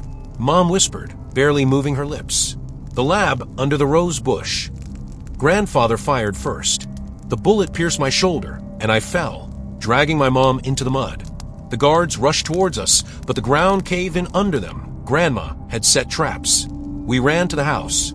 I found a trapdoor in the basement, under the tiles. The stairs led to the bunker, walls with test tubes, refrigerators with samples, and cages. In one, there's a girl about 10 years old who looks exactly like me. Sister, Mom whispered, falling to her knees. There was a magazine on the table, Clone C7. Status stable. Footsteps sounded from above. Grandfather was coming down, his breathing heavy with rage. He pointed the gun at the girl. Your blood or hers. The gun was shaking in his grandfather's hand. His gaze darted between me and the clone, as if he was doubting for the first time. The air in the bunker hummed with tension, smelled of ozone and fear. You don't understand. Stop it, he shouted, and his voice was laced with rage and desperation. We could be immortal. Our genes are the key. But Grandma, she was afraid of greatness. The clone in the cage pressed against the glass, her eyes, my eyes, begging for help. Mom, bleeding profusely, crawled to the control panel. I'll destroy everything, she whispered, pressing her palm against the scanner. The alarm went off. The screens flashed. Emergency destruction. 5:00. My grandfather shot at my mother, but the bullet hit the coolant tube. Liquid nitrogen gushed onto the floor, freezing everything in its path. He screamed, falling to his knees, the gun slipping from his frostbitten fingers. I grabbed a fire extinguisher and broke the glass of the cage. The clone jumped out, clinging to my arm. Her touch was icy, as if death itself was holding me. There's an exit, she pointed to a door marked mine. We ran, dragging Mom. Grandfather was shouting something about legacy, but his voice was drowned out by the roar of sirens. The shaft turned out to be a narrow tunnel with rusty brackets instead of stairs. Go ahead. The clone pushed me up. I know the way. Explosions were heard from above. The bunker was collapsing, burying Grandfather and his madness. We crawled to the surface at an old well. Mom was no longer breathing. The clone was standing next to me, her face reflecting my pain. I'm you. But I don't want to be him. She took out a flash drive from her pocket, the project data. This is the end, or the beginning. Police sirens wailed in the distance, but I knew that the truth would not be buried. Not. Life after the exposure of the Clean Blood Project turned out to be hell. The press called me a heroine, the psychologists called me a victim, and I read fear in the eyes of passers-by. But the nights were the worst. Is every sound outside the window footsteps? Is every rustle in the tube a breath? I haven't seen the clone since I handed it over to the scientists. But one morning there was a knock on the door. There was a teenage girl standing on the doorstep, an exact replica of me at 16. My name is Lisa, she said, holding out an envelope. Inside is a photo of Eliza the clone in a hospital room. On the back, save us. They're back. I tried to close the door, but Lisa stuck her foot in the opening. His people are in the government. They're rebuilding the project with improvements. She showed me a scar on her neck, a serial number, like on cattle. I am Generation 8. You are Generation 7. We are the last ones who can stop them. We went to the abandoned clinic where the clones were kept. Lisa broke down the door. There are empty rooms and broken equipment inside. But in the morgue, the cold rooms were humming. I opened one. Inside is the grandfather's body. His face was calm, as if he was asleep. There's a note on his chest. Thanks for the DNA. We will do better. Lisa gasped. There was a journal with new entries on the table. The Phoenix Project. The goal, synthetic immortality. It's not his handwriting, I whispered. The lights went out. The doors slammed shut. A voice from the speakers sounded in the darkness. Hi, little sister. Did you really think we let you ruin everything? A masked man's face appeared on the screen. Behind it is a room with dozens of capsules. In each one, I am. Your genes are gold, but they don't throw away gold. Lisa rushed to the dashboard, but the floor opened under her. She disappeared into the mine with a scream. I was left alone. Seconds of silence. Then the screech of metal. Figures began to rise from the capsules. My doppelgangers. Perfect. Without emotion. They moved in sync like a swarm. The first one grabbed my hand. Her touch was burning cold. You're outdated, she said in my voice. It's time to upgrade. They squeezed my hands, their fingers, exact replicas of mine, digging into my skin. My breathing synchronized, as if I were in a nightmare of mirrors. But one thing set me apart. Fear. They didn't feel it. You're not human, I hissed, pulling away. You're just programs in the flesh. The older clone froze. Her eyes twitched, a faint glitch in the matrix. Grandma used to say, perfection is a myth. There is a crack in every algorithm. I lunged for the control panel, slamming my elbows into the doppelgangers' faces. Their movements were precise, but slow. They were forbidden to harm me. The original was needed alive, until his DNA was counted. The access code flashed on the screen. My grandmother's password is my date of birth. The system screeched, opening the self-destruct protocol. Stop her. A voice shouted from the speakers. The clones froze, conflicted between command and survival instinct. I entered the last command, cleaning. Sirens blared. The steel doors are locked. The clones beat against the glass like butterflies in a jar. Their screams merge into one sound, my own voice, begging for mercy. Lisa got out of the mine, bloodied but alive. We ran to the exit while the explosions shook the walls. There were journalists waiting for us on the street. I threw the flash drive into the crowd. Every gene, every corpse. The epilogue. The corporation collapsed under sanctions. The clones were destroyed as dangerous specimens.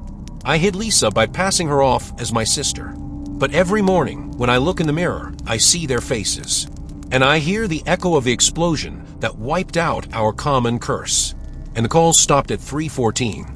Now the silence is broken only by Lisa's whisper from the next room. They didn't all die. End. Subscribe so that you don't miss new stories where the boundary between man and experiment is thinner than a spider's web. Would you have saved Lisa if you knew she was a walking bomb? Write in the comments. And remember, technology doesn't kill. People do it. And the address was handwritten. The handwriting trembled, as if the author was in a hurry or afraid. Inside was a flash drive and a piece of paper. If you dare, take a look. But then don't say you didn't warn me. At the time, I thought it was someone's stupid joke. But now I regret that I didn't throw it in the trash right away. The flash drive contained 3 videos. First, a room with green wallpaper, a clock with stop hands on the wall. The masked man was leaning over a table with a map of the city on it. He methodically marked the districts with crosses, crossing out the streets. Voiceover, they're already here. The next ones are your neighborhood. The second video, night shooting of the forest. The camera was shaking, the cameraman was running, he was being chased.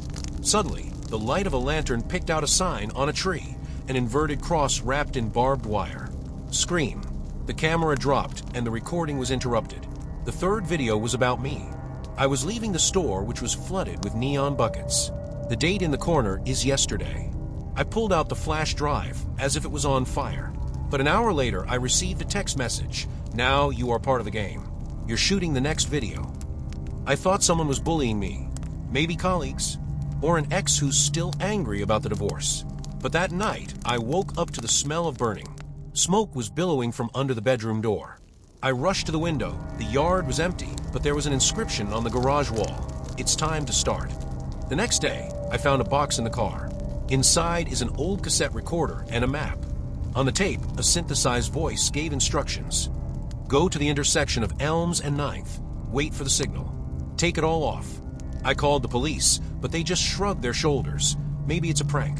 Call me if there are any threats. The signal came at 3:14 a.m. The TV turned on by itself, showing jackal interference. Then an image appeared, a room with a girl tied to a chair. She has a sign on her chest that says, "Save me before dawn." On the wall behind is Elm Street, 9th. I grabbed the keys. It could have been staged, but her eyes, they begged. The intersection was empty. The flashlight was flashing, illuminating the phone booth. The phone was ringing in it. I picked up the phone. Do you see the truck with the green body? The voice was the same as on the tape. Follow him. Don't come any closer. The truck started moving slowly. We drove for an hour until we turned into an abandoned factory. The driver got out and lit a cigarette. I hid behind a concrete fence, filming on my phone. He opened the body. Inside there are cages and people, bound and gagged. The girl from the video was among them. I was shaking, but I started calling the police. Suddenly, the truck took off, and 2 men in black balaclavas came around the corner. Great, one of them said, grabbing me by the neck, that I was pushed into a windowless van. The air smelled of drugs and sweat. The girl from the video was sitting opposite. Her face was covered in bruises. Why are you doing this? I hissed. Not us. She pointed to a collar with a blinking LED. They're doing experiments. Someone pays them to take away our suffering. The van stopped. We were taken to an underground garage, the walls of which were plastered with photos of the victims. Hundreds of faces, hundreds of seasons of this game. A man in a suit with a cameo on his shoulder came out of the elevator. Welcome to the reality show for the elite. Your fears are our currency. We were taken to our rooms. Mine is a camera with a bed and a screen. There are rules on the wall. Don't try to remove the collar. Complete the tasks. The audience will decide when you die. The first task came an hour later. Get the knife out of the body in the next room. I went in. A man was lying on the floor with a knife in his chest. He was still breathing. The message on the screen reads, "He will die in 3 minutes. The knife is your key." His eyes begged to kill faster. Blood oozed from a man's wound, pulsing in time with his wheezing. I fell to my knees, trying to figure out how to hold the handle. His fingers suddenly gripped my jacket. "Do it, quickly." He exhaled in bubbles of scarlet foam. The knife went deeper than it seemed. I pulled, feeling the blade scrape against my ribs. Her body jerked, and a groan escaped her throat. Finally, the blade came free with a wet slurp. The screen blinked. "Well done. Now cut off his finger." "No." I threw the knife at the wall. The system did not appreciate the riot. The collar burned my neck with a discharge until I fell to the floor. The voice on the speaker hissed, "The game is playing according to our rules." I had to go back to the body. The finger is thin with a wedding ring. I closed my eyes, cut. The bone cracked. The door opened. There was a phone and a note on the table in the hallway. "Call your mother. Tell her you love her. This is the last time." I dialed the number. She picked up the phone on the second ring. "Hello. Son, where are you?" "Mom," the voice broke. The collar was electrocuted. I screamed, dropping my phone. "In the tube. What happened?" "Answer me." The screen showed a new task. "Break her heart. Tell her that she is to blame for her father's death." I suffocated. My father died in an accident when my mother insisted on an overnight trip. She has been treated for depression for years. You killed him," I gasped, feeling my mouth burn with bitterness. Silence. Then a soft moan, as if she had been hit. The phone dropped. The screen lit up with applause. The audience is thrilled. Your rating is growing. The door at the end of the corridor opened. There's a girl from a van, now with a bandaged arm. "They'll make you destroy yourself," she whispered. "But there is a way out. Kill the operator." She handed me a screwdriver hidden in a blindfold.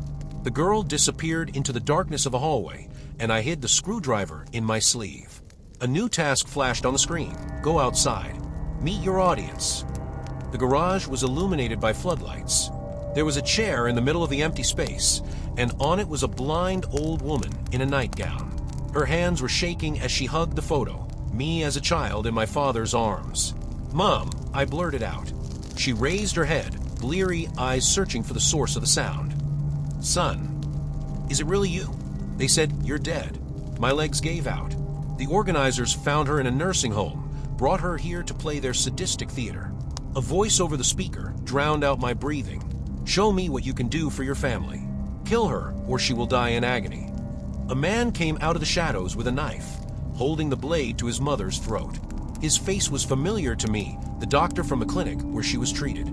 "The choice is yours," he grinned, "and we will provide realism." I stepped forward, clutching the screwdriver. But Mom suddenly jumped up, grabbing the knife from the doctor. Her movements were sharp, precise. "I'm sorry, son," her voice sounded alien cold, "but the audience pays for real emotions." She rushed to the camera, cutting the cameraman's throat. Blood splattered on the lens. "Did you think I was weak?" She turned to me, a bloody knife in her hand. "I created this show to get you back. Have you always loved games?" The world swam.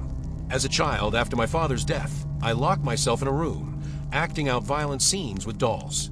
Mom called it a phase. "You've become boring," she approached. "But now you're my boy again." Armed men entered behind her. Not the show's guards, but her personal guards. "The choice is simple." She handed me a knife.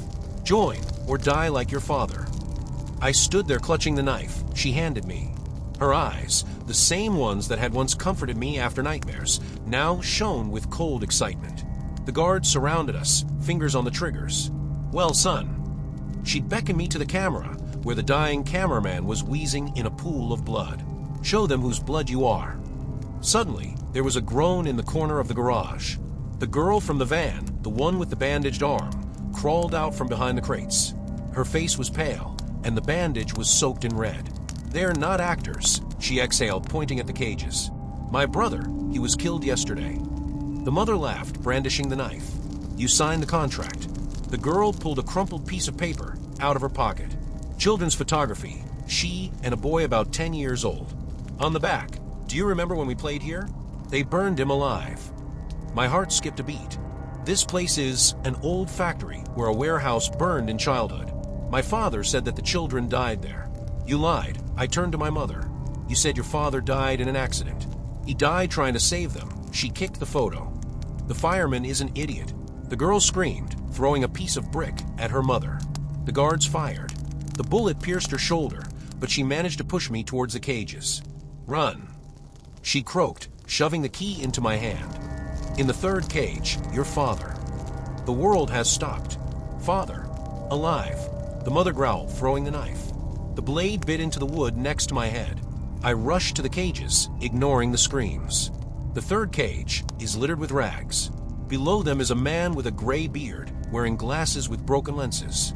Son, he held out his hand, fingers crooked from burns. The guards surrounded us. The mother stepped forward, her face contorted with rage. Now you're all going to die. But then there was an explosion. The garage gates collapsed, and the police with the sheepdogs rushed in. The mother screamed, hiding the knife behind her back. It's filming. We're not doing anything. She was knocked down. My father hugged me, and I smell smoke and medicine. The girls smiled, bleeding profusely. I called them when I stole the phone. The police bustled around searching the garage while the paramedics carried out the father on a stretcher. His hand was shaking in mine, as if he was afraid I would disappear. My mother, in handcuffs, screamed that it was all staged, that I was crazy. But her voice was drowned out by the barking of dogs sniffing out blood under the flagstones. The girl, her name was Alice, was loaded into a separate car. Before the doors slammed shut, she managed to whisper, "They're everywhere. Don't trust uniforms." I nodded, not understanding, until the detective in the rumpled jacket led me to the van.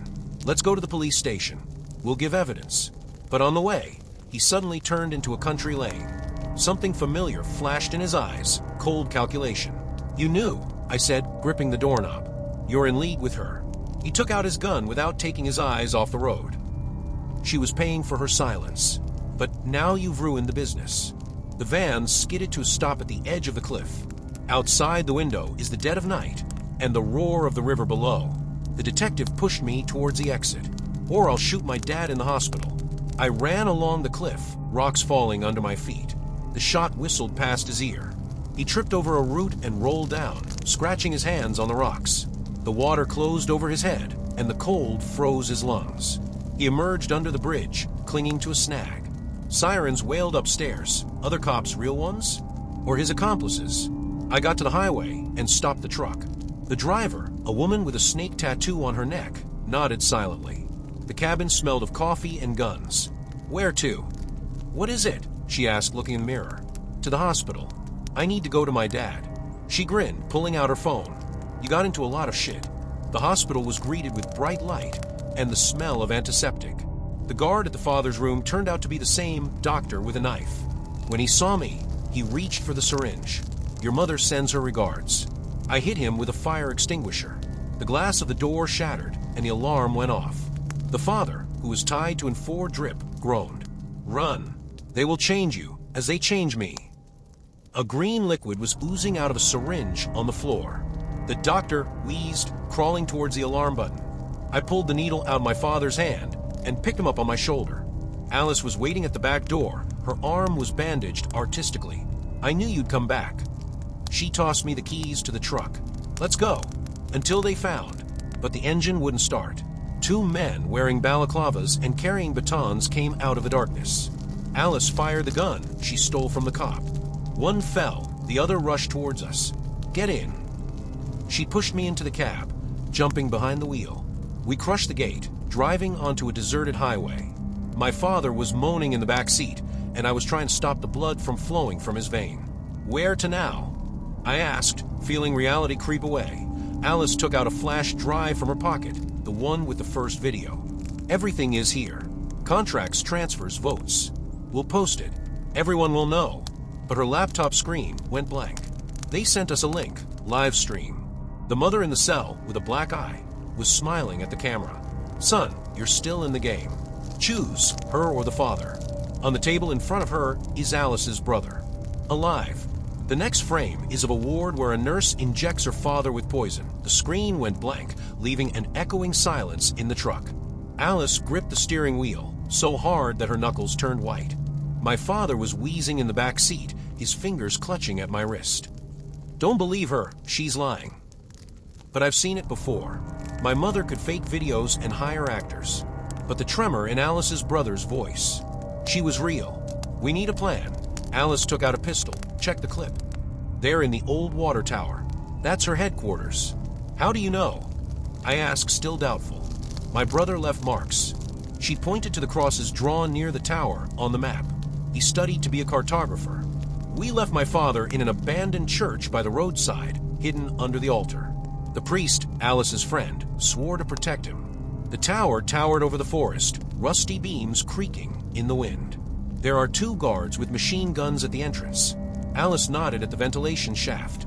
I'll distract them. You get inside. She fired into the air, and the guards ran after her. I squeezed through the narrow opening, scraping my back against the ragged metal. It smelled of oil and chemicals inside. The voices came from above. He's coming, his mother said. Weakling. I always chose my family. I climbed the stairs, each step rattling like a heartbeat. Alice's brother was sitting in the control room, tied to a chair. He wears an explosive belt on his chest. Hi, son. The mother turned the camera to me. Choose red wire. He lives, blue wire. Your father. Alice burst through the door, her gun pointed at her mother. But the guards were already aiming at the back. Don't move. Mother shouted. Or is he? Alice's brother coughed and frothed on his lips. I realized the poison was already in him. The mother smiled. Time's up. The explosion thundered from below. The tower shook. The glass was blown out by the shock wave. It was the priest and his father who blew up the generator. I rushed to my brother, ripping out the wires at random. The timer stopped at 0:01. Get down. Alice pushed me under the table, shooting at her mother. The bullet hit the camera. Sparks showered like fireworks. The mother fell, grabbing Alice by the throat. I hit her with a fire extinguisher, and the bone cracked under the impact. The guards fled, and the tower collapsed. We dragged my brother down while the beams were falling all around. Outside, my father was waiting in the truck, his eyes saying things I was afraid to understand. When the smoke cleared, the mother was lying on the floor, her blood mixing with glass fragments. Alice came up to me, her face suddenly distorted. Her features began to float like molten wax. You did it, she said in her mother's voice. You're me now. I recoiled, but the mirror on the wall reflected not my face, but hers.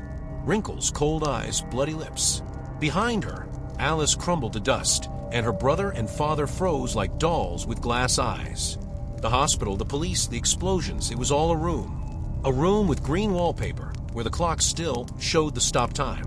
There was a knife on the table, and on the screen was me, repeating the phrase, "Save me before dawn." His mother came through the door, carrying a tray of cookies. Son, stop playing. Dad will be back from work soon. It was snowing outside the window. The year is 2003. I'm 7, and there's a torn teddy bear on the floor, without eyes. Subscribe and turn on notifications so you don't miss any new chilling stories. Your comments and theories inspire us to dig deeper into the darkest corners of reality. And now a question for you. If you found a secret room in your house, what would you do first? Write the answers below, and take care of yourself. After all, it's better not to open some doors.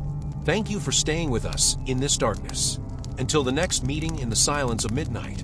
New moon. Almost boring. I was going to spend the weekend outdoors, away from the city, to take a break from the hustle and bustle and reboot.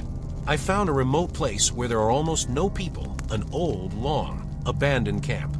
It was once a nursery, but now it has become abandoned, overgrown with forest, and almost disappeared under the weight of time. But it didn't scare me. On the contrary, I loved such places. When I arrived there, I found an old path overgrown with grass. There's silence all around, only the sound of the wind and the singing of birds. I parked the car and took a backpack with a tent. As I walked to the camp, I thought about what it was like here in those days when counselors lit bonfires and children ran around the territory, enjoying the summer nights. After walking a few hundred meters, I saw the first remnants of buildings. Dilapidated wooden houses covered with moss. signs with inscriptions that are already barely legible. I stopped in front of one of them, and something clicked in me. It was a strange feeling. Not fear, but rather inconvenience. It's like I've invaded a place I shouldn't have. Probably just tired, I thought, and continued walking. I pitched a tent in a small clearing not far from a building that, judging by the remains of the structure, was once a dining room or something similar. The sunset was already lighting up the sky with pink light. I built a fire and started cooking dinner. Everything changed the next day. I woke up early the next morning. The sun was just beginning to break through the trees, and the air was cool and fresh. I got out of the tent and felt that strange, subtle sensation again. It felt like someone was watching me. Putting everything down to my own imagination, I decided to take a break and explore the campsite a bit. A building at the end of the trail caught my attention. It looked like it had once been the main building. The doors, of course, have long since rotted away, and the windows are broken. Inside, I found old wooden desks and chairs covered with dust and cobwebs. There were books on the floor, their pages moldy, but still readable. Someone left notes on the covers, children's drawings, and even names written in pencil. It was creepy, but still interesting. I took a few steps forward, looking at the peeling walls, and noticed an inscription that I hadn't noticed before. It was scrawled on the wooden surface of the table. "They're still here." My heart stopped for a moment, but I quickly banished the bad thoughts. It's just a childish prank from the past, isn't it? As I continued to explore, I came across what used to be a dormitory. Beds, rusty springs, and remnants of mattresses are scattered around the room. But something got out of order. There was something like a diary on one of the beds. I opened it and started reading. There were simple notes on the first pages, stories about games and friends, but towards the end the text became more and more messy. One entry caught my attention. I heard them walking at night. I can't see them, but I can feel them. No one believes me. They say it's just forest sounds. But I know that's not the case. I felt uneasy. What exactly could this child mean by that? I put the diary back down, trying to calm myself down. After all, this is all the past, an abandoned and useless place, right? No one has lived here for years. On the way back to the tent, I noticed that the fire had gone out, although I was sure I had left it smoldering. It was just a small thing, but it made me wary. The day dragged on slowly, and I explored the area again, finding nothing, but the feeling of discomfort grew. And at night it got much worse. The night fell like a heavy blanket. I was sitting by the campfire, trying to rekindle the fire, but the matches were damp. The wind howled through the trees, and every rustle made me shudder. I decided to go to bed, hoping that the morning would bring clarity. But sleep wouldn't come. I tossed and turned in the tent, listening to the branches creak overhead. Then I heard footsteps. Slow, heavy, as if someone was wandering around the camp. I froze. My heart was pounding so loudly that it seemed to be heard from a kilometer away. "Hey!" I shouted, trying to sound confident. "Who's there?" The footsteps stopped. There was silence. I stuck my head out of the tent, the lantern in my hand shaking. The beam of light picked out a rusty canister, bushes, and peeling paint on the dining room wall. No one. Imagination, I thought, but at the same moment something crashed in the main building. The sound of glass breaking. I grabbed a survival knife and headed for the building. It smelled of mold and metal. It was as fresh as if someone had been cutting iron. There was a broken bottle on the floor near the entrance. The glass is not covered with dust yet. "There's someone here," I whispered, feeling sweat trickle down my back. I went up to the second floor, where the counselor's offices used to be. The door at the end of the hallway was ajar. Inside is a table littered with papers and fresh traces, crumbs of food, an empty tin of stew with the production date of this year. Someone lived here. Recently. A creaking sound came from behind him. I turned around. There was a calendar on the wall with crossed out dates. The last one is today's date. There's a photo next to it, a group of children around a campfire, their faces smeared with black marker. There is an inscription on the back, "They did not leave." Suddenly, the light of a lantern caught movement in the window. The shadow darted into the forest. I rushed down, stumbling over the ruins. There was no one on the street, but there was someone at my tent. The backpack is overturned, the food is scattered, and there's a bloody penknife on the sleeping bag. Not mine. I found the tracks this morning. Someone with rough boots was walking around the camp, approaching the car. There's a scratch on the windshield. Drive away. I packed my things, my hands were shaking. I started the engine, but a fallen pine tree blocked the road. Recently sawn down. "You're not leaving." I whispered, looking in the rearview mirror.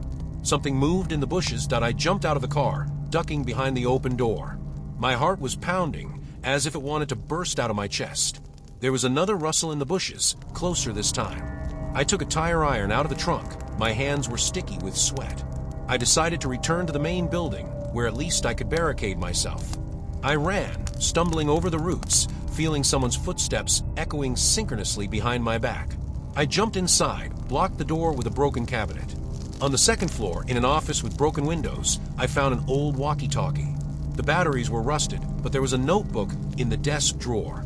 They closed the camp after the incident. They say the child is lost. They're lying. I saw the counselors bury the box behind the cafeteria. I won't let them hide it. The handwriting trembled. The letters crept over each other. They're back. They destroy the traces. I have to protect the truth, even if they kill me. The name at the end is Mikhail the Watchman. A crash from below. The cabinet fell with a crash. I ran to the window. A man in a torn jacket with a weathered face and an axe in his hands was breaking in. "Get out."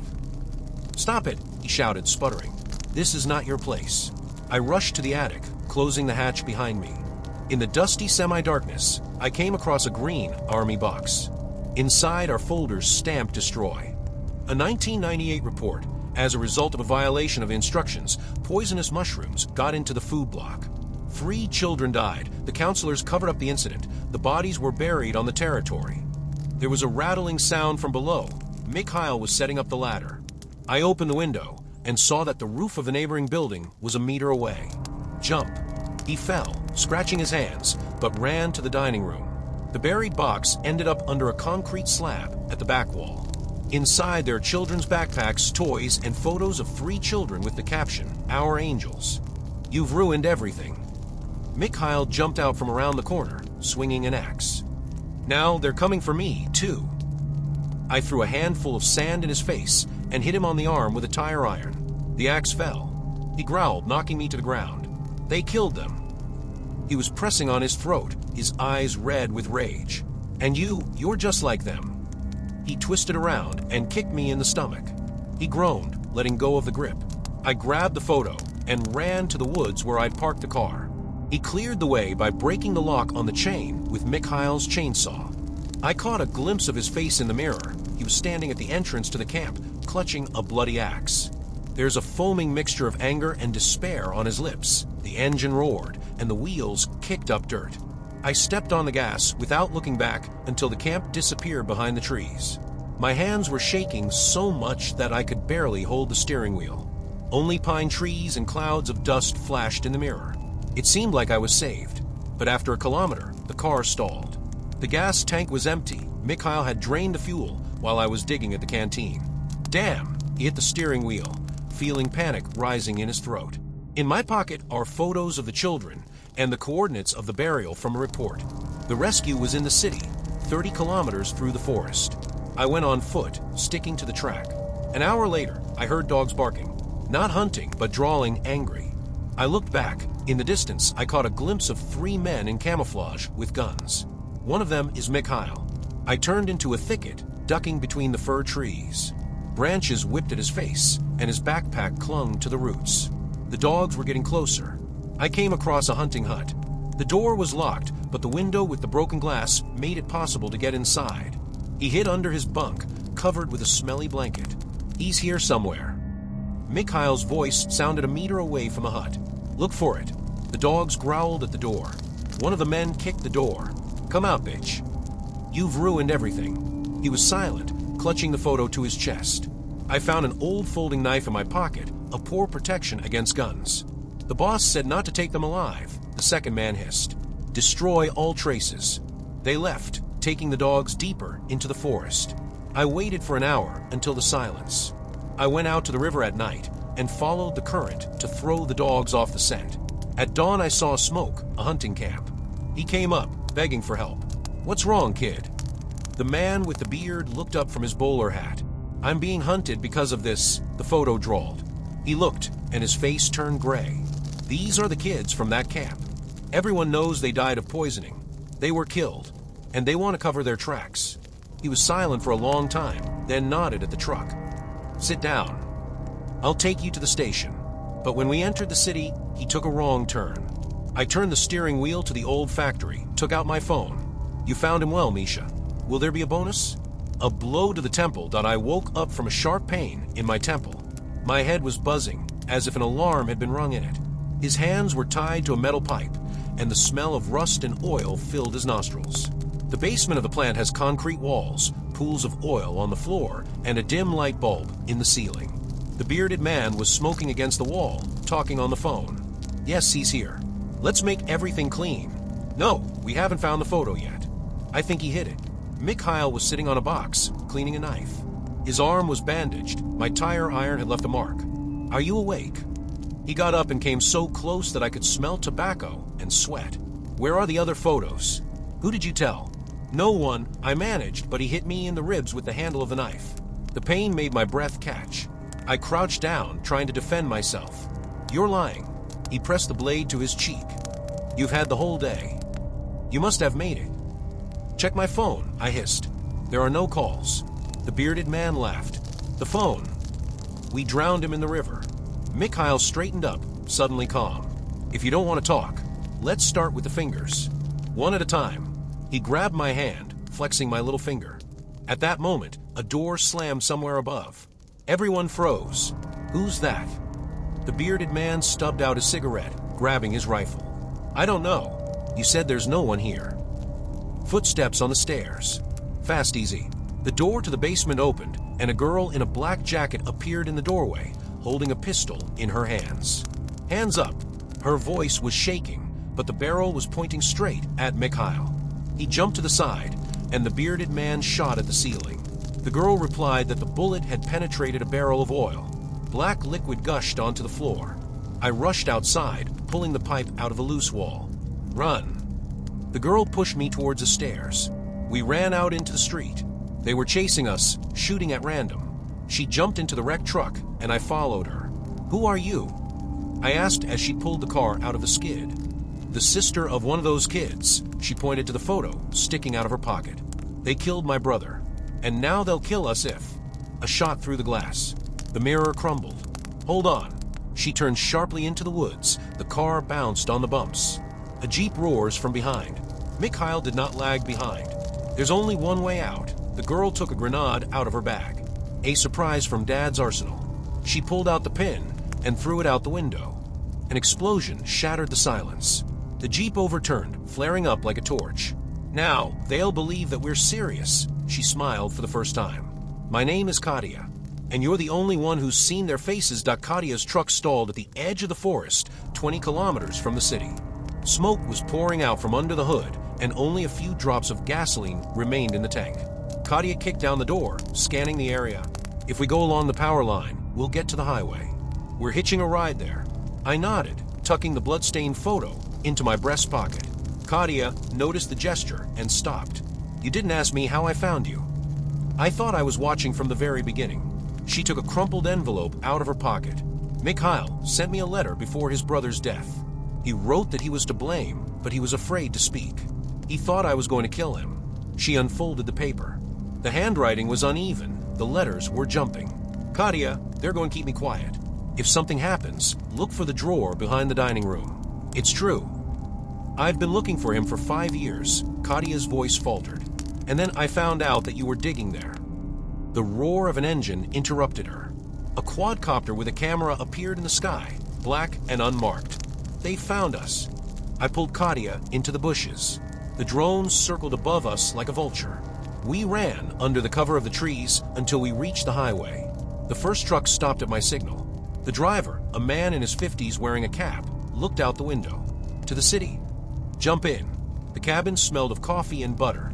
The driver, who introduced himself as Victor, turned on the radio and fell silent. Katia clutched the pistol under her jacket, keeping her eyes on the road. Half an hour later, Victor asked softly, "Are you running from someone?" "From yourself," I muttered. "I see." He took out a cigarette, but did not light it. The city is a mess right now.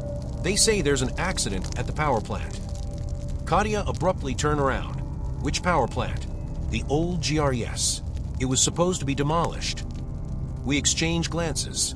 The report that I found in the drawer mentioned the very GRES. The documents about the accident were stored there. "Drop us off there," I said. Victor slowed down at the station gate. The building looked like a concrete monster. Broken windows, cracks in the walls. The sign barely read, "The facility is closed. Danger." "Thank you." I handed him the last bills. He shook his head. "You obviously need it more." As soon as the truck disappeared around the bend, 3 men in hard hats and with machine guns came out from around the corner. The guards' uniforms, but the patches are worn off. "The boss is waiting." One of them pointed the gun at me. "You've made a lot of noise." We were led into an underground tunnel. The walls were lined with lead plates. At the end is a steel elevator. The descent took a minute, but it seemed like forever. A workshop was opened underground, a laboratory with test tubes and refrigerators for biomaterials. On the wall is the logo of the pharmaceutical company that accidentally sponsored the camp.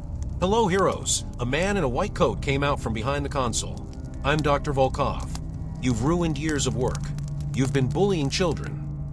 Katia lunged at him, but the guard hit her with the butt of his rifle. "No, we've been perfecting them." He went to the refrigerator and took out an ampoule of blue liquid, a virus that suppresses fear. "Tested on children until the overspending happened." He nodded at the guard. He injected the drug into Katia's neck. She coughed, falling to her knees. "In an hour, her brain will stop controlling aggression." Volkov smiled. "Good luck escaping." The elevator closed, leaving us alone with Katia. Her eyes were darkening, and her fingers were clenching into fists. Katia was breathing heavily, her fingers digging into my forearm. The eyes that had once been full of determination now glittered with a wild gleam. The virus was working. "Hold on," I whispered, trying to pin her to the floor, but she pulled away, hitting her chin with her head. Pain shot through my jaw, and I flew back against the racks of test tubes. "I'll kill everyone." Her voice sounded like the rasp of metal.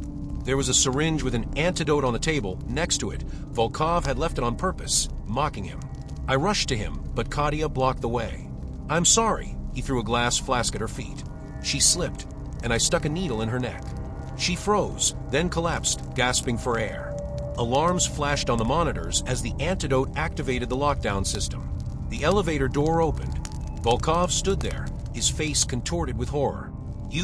What have you done?" "Your virus is now in the ventilation." I pointed to the broken ampoule. "Enjoy the perfection." He turned white and rushed to the control panel, but a voice came from the speakers. "Quarantine activated." The steel shield slammed shut, cutting off the exit. Katia came to her senses, pulling me weakly by the hand. "Documents. On the server. Send it." I dragged her into the server room, hacked the terminal. Files about the Icarus project flew into the public domain. Reports, videos from tests, lists of bribed officials. Volkov was banging on the door, shouting something about money. Then his voice turned hoarse. The virus had done its job. "There is a way out." Katia pointed to the ventilation scheme. "Through the mine." We were crawling in a cramped tunnel, acrid smoke floating behind us. Katia was slowing down. Blood was oozing from her nose. The antidote had not managed to neutralize everything. "Leave me alone." She pushed me towards a hatch. "Get out." "No." I tried to pull her, but she pulled away. "Tell me everything, for your brother." The hatch slammed shut. The explosion shook the mind that I'm sitting in a cheap motel with a laptop on my desk with thousands of views of leaked documents. The news talks about arrests, the closure of the company. Katia was not found. Sometimes at night it seems to me that there is a shadow outside the window, as if she had survived. Or is it Volkov? But I keep typing. Until I'm done. Until everyone finds out. People like to talk about ghosts, demons, shadows, and strange laboratories where creepy experiments are conducted. But these are fairy tales. The real horror is what people do. I want to tell you about what I saw myself, about what I've been through. And if you think you're ready, listen carefully. I've never been a superstitious person. I didn't need ghost stories to keep me awake at night. Working as a crime journalist, I saw so much horror that even the scariest fictions seemed like children's fairy tales to me. I'm used to blood, to pain, to the fact that people are capable of the wildest evil. I'm used to seeing corpses decomposing in the sun, children whose eyes stared into the void, women who were killed just because someone thought their voice was too loud. But I never thought that one day I would be on the wrong side of the investigation. It started with a strange case, the disappearance of the family. A man, a woman, and their 10-year-old son. All three of them just disappeared from their house. No signs of a struggle. Without a note. Their phones were found on the table, the food was left half-eaten, and the TV continued to work. It was like some kind of frightening time freeze. Everything in the house looked like they just got up and left. But there was one detail in this case that bothered me. There was a dirty glass of milk on the kitchen table. It's half empty. Someone held it in their hands, drank from it, and then put it back down. The milk started to sour, but no one took it away. I tried to imagine a scene. A family sitting at a table, talking, a child perhaps drinking milk, and then what? What could have happened to make them just disappear? I've been digging into this case for a long time. I was looking for witnesses. I was checking the surveillance footage. I even talked to their neighbors, but no one saw anything. The house was located on the outskirts of the city, next to a forest, and there were few cameras in that area. The only thing I could find out was that the neighbors heard some noises that night. It was like someone was whispering, a quiet, hollow voice, but it didn't make sense. I couldn't let go of the feeling that it was something more than just disappearing. I started digging deeper, looking through old cases, looking for similar cases. And that's when I found something. 10 years ago, a family had already disappeared in the same house. Husband, wife, and child. Exactly the same. Without a trace. I found some old police reports. The house was searched inside and out, but nothing suspicious was found. No blood, no signs of struggle. It's like they just disappeared. But there was something strange in one of the reports. The policeman who handled the case left a phrase in his notes that made me feel a chill run down my spine. The house is too quiet. There's something wrong here. It feels like he's waiting. What the hell does that mean? A house is just a building. For walls, a roof. How can he wait for something? I decided to spend the night there. I needed to figure out what was going on. I brought my camera, laptop, and voice recorder with me. I've prepared everything properly to capture any movement, any sound. I wanted to find a rational explanation. Maybe the house has something to do with the crimes? Was there a hidden room that no one knew about? I didn't believe in the supernatural, but something in me said this is not a common thing. When I entered the house, it was too quiet. So much so that I could hear my own stomach working. The old wooden floor creaked underfoot, and the air was musty, as if the windows hadn't been opened in years. I sat down at the kitchen table. I still have the same glass of milk in front of me. I knew it had been taken away as evidence, but someone had left exactly the same one. I shuddered. I turned on the camera, started talking into it, recording my feelings. There are no signs of forced entry in the house. It looks like the family just disappeared. I don't see anything strange, but it feels like something is wrong here. I ran my finger along the edge of the table. Dust. This house stood empty for several weeks, but it seemed like someone was here. I got up and walked through the rooms. A children's room with scattered toys. The parents' bedroom is a perfectly made bed. But when I got to the bathroom, I froze. The door was ajar, and I saw a mark on the mirror. Someone's palm print. I didn't remember seeing it before. I took a step forward. He turned on the light. My hands were shaking when I touched the mirror. The print looked fresh. I ran my finger over it and shuddered. It was sticky. Blood. I spun around, my heart pounding in my chest. I was here alone, or so it seemed to me. I recoiled from the mirror, feeling my heart thump against my rib cage. Damn, I checked this house. The bathroom door was closed, the mirrors were clean. But now, after a few minutes of my presence, a trace has appeared here. I slowly took out my phone and turned on the flashlight. The light trembled in my hands, but I forced myself to come closer. I put my hand next to this footprint. It was smaller than my hand. A child, perhaps? But whose is it? The missing boy? It was impossible. I took a deep breath and turned on the camera. There are footprints on the bathroom mirror that have not been here before. They look fresh. Sticky. It might be blood, but I'm not sure. I'll have to check it out.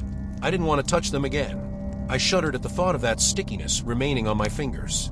I took another picture, and then returned to the kitchen. The house was empty, but now it seemed alien and hostile to me. I tried to put my thoughts together. It could have been anything. An old print that went unnoticed. Maybe someone broke into the house after the family disappeared? But why? I looked around the kitchen again. There were small crumbs on the floor by the refrigerator. It was like someone had recently eaten something. It was weird. When the police sealed the house, it had to remain untouched. I opened the refrigerator.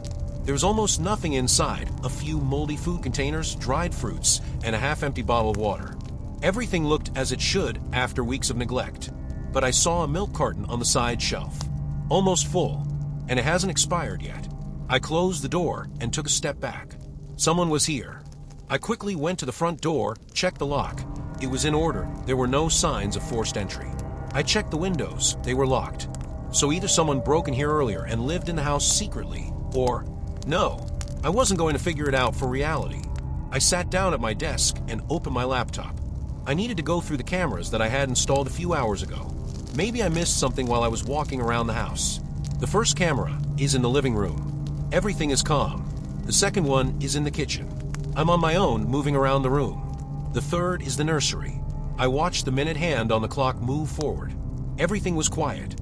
And so, when I rewound the recording to the moment when I left the room, a shadow flashed in the camera lens. No, not a shadow. I pressed pause, rewound, and stared at the screen. There was something in the corner of the children's room, near the closet. I froze, feeling everything go cold inside. On the record, at the very moment when I was leaving the room, the closet door opened just a couple of millimeters. I wasn't breathing. I was there. I looked in all the corners, but I didn't check the closet. I slowly got up from my chair. The house was quiet, but now the silence seemed unbearable to me. I forced myself to take a few steps. He walked down the corridor. I reached the nursery. The light of the flashlight slid across the floor on the bed, on the shelves with toys. The cabinet was in the same position as before, but now I saw that the door was slightly wider open than it had been on the tape. I swallowed. I slowly reached for the handle. It felt like I was thrusting my hand into the mouth of an unknown beast that could close its jaws at any second. I jerked the door open. The closet was empty. Just an empty space with a couple of baby hangers and an old plaid. I exhaled, but the tension was still bubbling inside. I ran my hand along the back of the closet. Ordinary wood, but then my fingers came across something cold. I held the flashlight closer. Pin, and there's a little piece of paper attached to it. I carefully took it off. He unfolded it. Just one word. They're watching. I froze. I didn't know whose handwriting that word was written in. But I shuddered at the thought that I wasn't alone in this house, that I squeezed the piece of paper in my palm, feeling everything go cold inside. They're watching. Who are they? Was this someone's prank? The note looked old. The edges were yellowed, but the ink was clear. I took a deep breath, trying to suppress my panic. It could have been left by a child. Maybe the missing boy. Maybe it's just part of some child's play. But something told me it wasn't a game. I looked at the cabinet again, ran my hand along the back wall. It seemed dense, but I suddenly noticed that the wood was slightly different in color. I pressed my fingers to the edge, and the board shifted slightly inwards. I froze. A feeling of foreboding grew in my chest. With an effort, I pressed down on the wooden panel. It gave way like a hidden door, and small space opened up behind it. It was dusty and narrow, barely wider than my shoulder. The smell inside was musty, like in old basements where no one had been for years. I shone my flashlight inside. Space led somewhere further. It was bigger than I expected. It wasn't just a secret closet, it was a passageway. Slowly, without breathing, I knelt down, looking inside. There was something there. I saw a folded blanket, neatly folded, as if someone had left it there. And next to it is another piece of paper. I didn't know which was worse, finding a note or not finding anything. My fingers trembled as I took it. There is a place here. Be quiet. I shuddered. This note looked newer. The ink was dark, as if it had been written recently. I sat up abruptly, my heart pounding. My stomach clenched with realization. Someone lived here. I ran my hand along the walls, found another trace, a thin layer of dirt, as if my fingers had touched it. Someone used this passage. I felt really bad. I quickly looked around. Everything was quiet, but now that silence seemed heavy and tense to me. I abruptly closed the closet door, trying not to make any noise. One thought was spinning in my head. I'm in someone else's house, and I'm not alone here. I returned to the living room, grabbed my laptop, and opened the camera, recording again. I rewound it even further, and then my breathing stopped. On the screen, right behind the back of the sofa, at the very moment when I got up and passed by, something was moving. I rewound it again. Not something. Somebody. Human. I felt an icy fear slide down my spine. I was there. I looked in all the corners. But I didn't notice that at that moment, when I was studying the note in the closet, there was someone behind the sofa. and he was so quiet that I didn't hear a sound that I gripped the edge of the table, trying to process what I had just seen. Human. He was there when I went into the nursery, when I was standing at the closet, when I read the note, but I didn't hear him. I didn't feel it.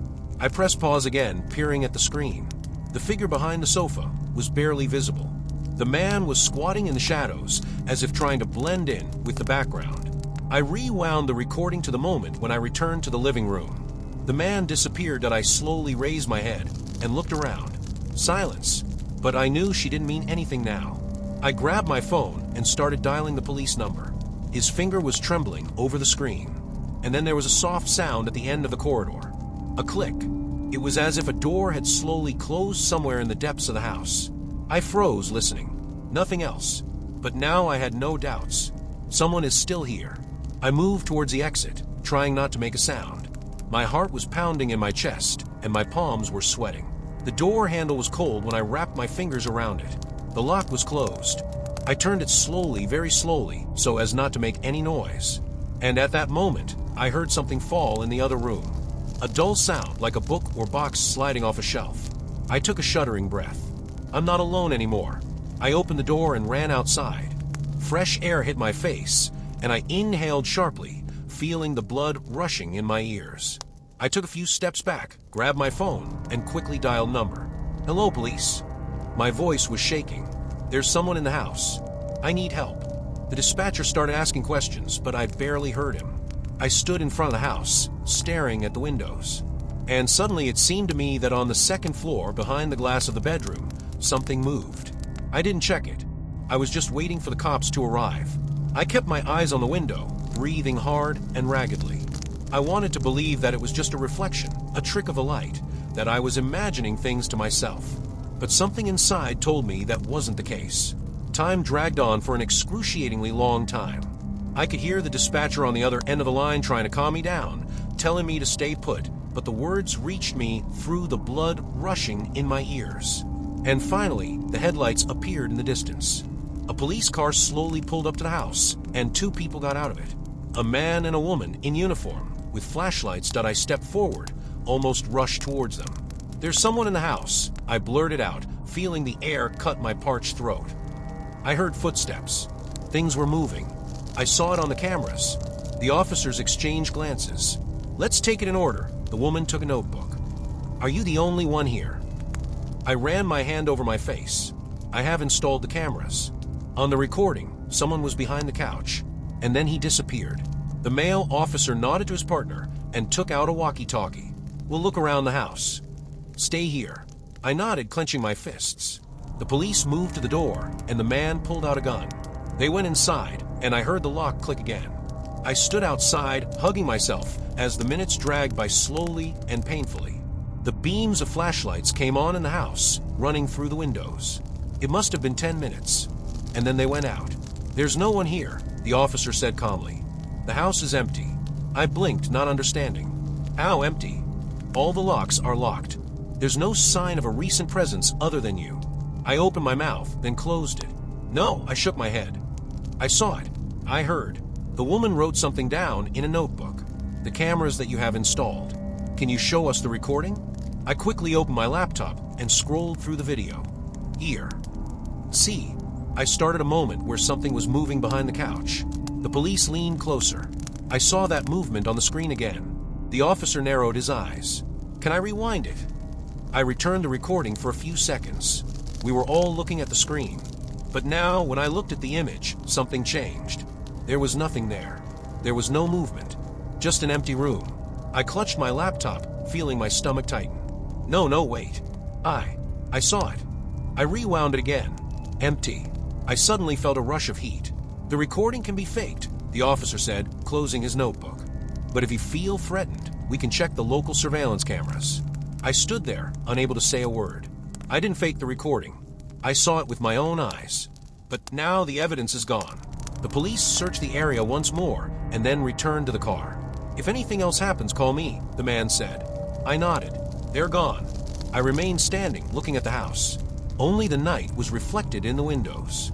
I understood one thing. If the police did not find anyone inside, it does not mean that there was no one there. I stood in front of the house for a long time, not moving. The night had already completely covered the street, and the silence had become even thicker. Somewhere in the distance, someone's fence creaked, the wind rolled. Everything seemed painfully ordinary, but I knew it couldn't be ordinary. I didn't want to go back inside. Everything in me protested, but I couldn't just leave. My belongings, cameras, and laptop were still in the house. And most importantly, I wanted to understand what the hell was going on here. I slowly went back inside, turned on all the lights, checked the locks. Everything was as the police had left it. There were no footprints, no broken doors, no signs of an intruder. I checked the nursery. He opened the closet. The passage was in place, but the blanket that I saw inside is gone. My chest felt cold. I stood staring into the void where it should have been. Someone took it away. Maybe while the police were searching the other rooms. Maybe earlier, but it meant that someone knew that I had seen him.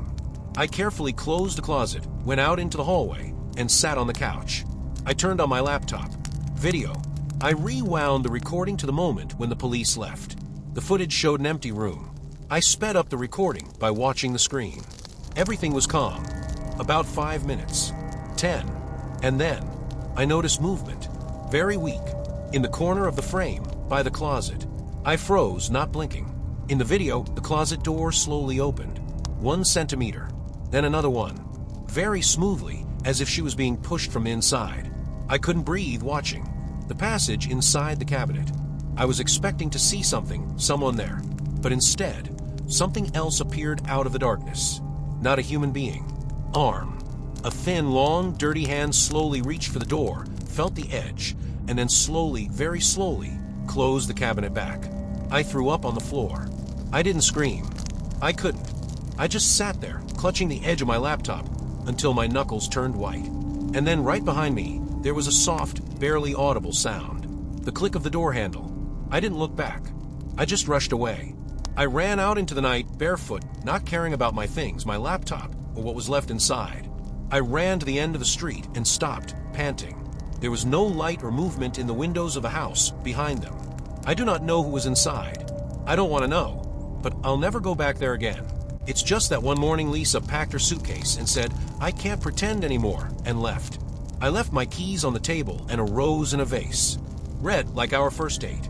I didn't stop her. I thought this was another one of her games. She'd be back in a week, laughing that I was too perfect to quit. But a month later, her number changed, and a guy with a dragon tattoo on his neck appeared on social media. I found the diary by accident. I was rearranging the furniture in the living room and hit an old shelf. A leather-bound notebook fell out.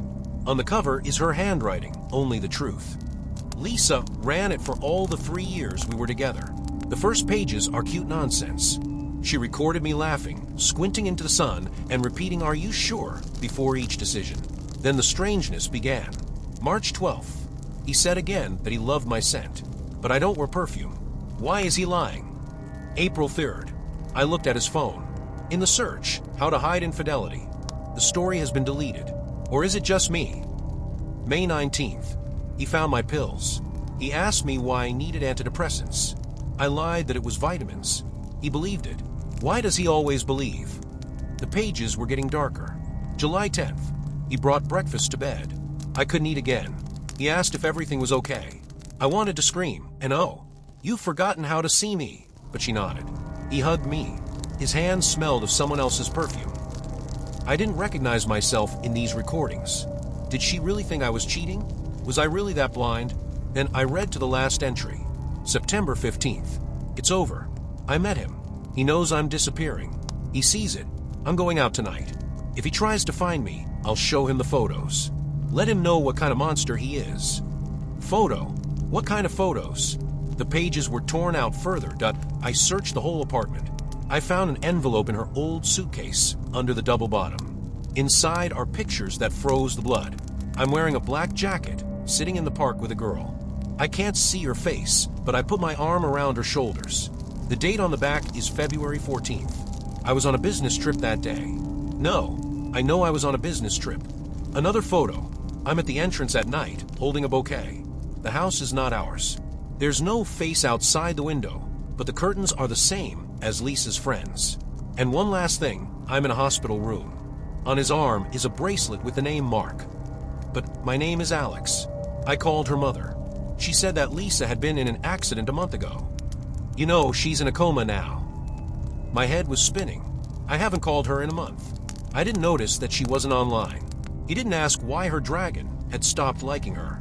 They wouldn't let me through at the hospital. Relatives only. I said I was her husband. The nurse looked at me like I was crazy. Lisa doesn't have a husband. Her boyfriend is the one with the tattoo. He visits her every day. I broke into the room. Lisa was lying on the bed, wrapped in tubes. A dragon was sitting nearby. You, how are you doing here? He jumped up, shielding her. Who are you? I grabbed his arm. I'm her husband. He broke away. And who are you? In the pocket of Lisa's robe, I found the same rose from our vase. Dried up. He pushed me out of the room with such force that I crashed into the wall. The nurses screamed and called security. The dragon stood in the doorway, clenching his fists. If you go near her again, I'll break your face.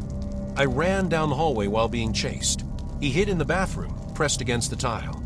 His breath whistled like a hunted animal. It was burning in my pocket. I was still clutching that rose. How did she get here?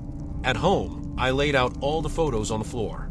The picture with Mark in the hospital shows the date, exactly 1 year ago. That day, what was I doing a year ago? Worked. Yes, that's right. Then I was running a project. I was in the office at night. But in the photo, I'm in hospital pajamas, pale, with an .4 in my hand. I called my mom. Son, are you okay?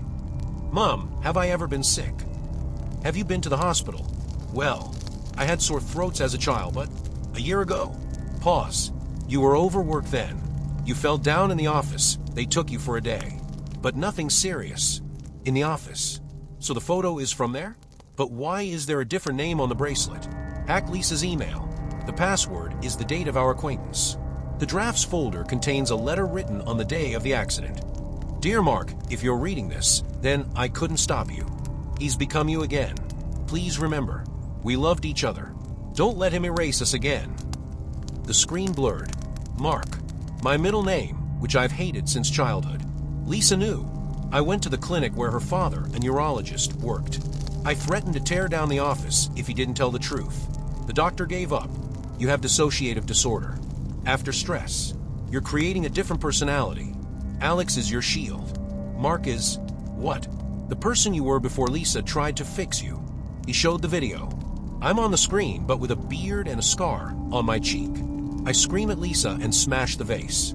The date is 1 month before our ideal wedding. She asked me not to show you. She said Alex was better. I threw up on the street. I was sitting on the asphalt, and fragments popped up in my head. Lisa hits the wall. Her scream. My hands holding the knife. You're going to ruin everything. But it's not my voice. I went back to the hospital.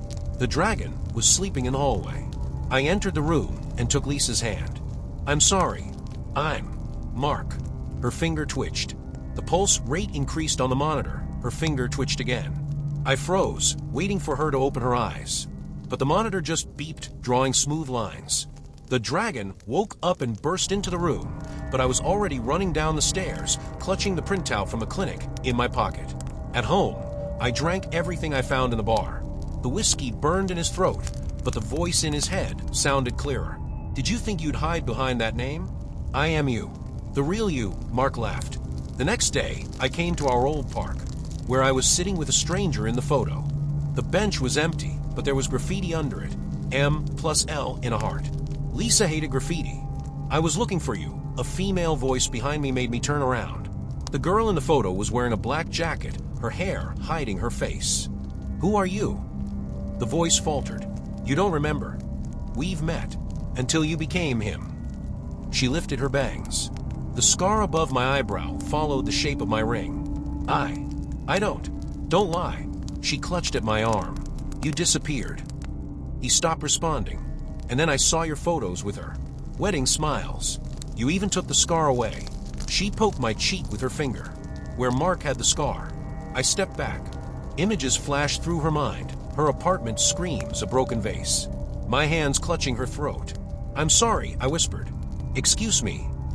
She laughed. You ruined my life. And now you're pretending to be a saint? Mark did not apologize. He was enjoying himself. She left, leaving me with a headache and a new fear. How many more are there? In the evening, there was a knock on the door. A detective in a threadbare raincoat stands on the threshold. Alexei Valerievich? Do you know this name? He showed me a photo. A man with my face, but wearing glasses with a scar. Signed, Mark. Search under Article 112-inch. No, I lied, but my fingers tightened on the edge of the door. That's strange. The neighbors have identified you. They say you threatened a woman last week. He grinned at me. Or do you have a twin brother? The door slammed shut in a gust of wind. I locked myself in the bathroom and turned on the water to mute the bell. Someone wrote on the mirror with lipstick, "I'm back." The water flowed down my hands, washing away the lipstick in blood-pink streaks. The inscription, "I'm back," now looked like a wound on the glass. I wiped the mirror with a towel, but the letters came out again. They were scratched on the back. So someone was here. In my apartment, he was here. I searched every room.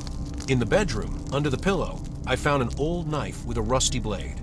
The initials ML are on the handle. Mark Lissov. My surname. His name. The next day, I went to the registry office archive. The girl behind the counter, seeing my face, paled. "You have already been asked." "Police." "What documents?" "A marriage certificate. Mark Lissov and..." She looked at the screen. Lisa Koval. A chill pierced his chest. Lisa and Mark. They were married. Before me.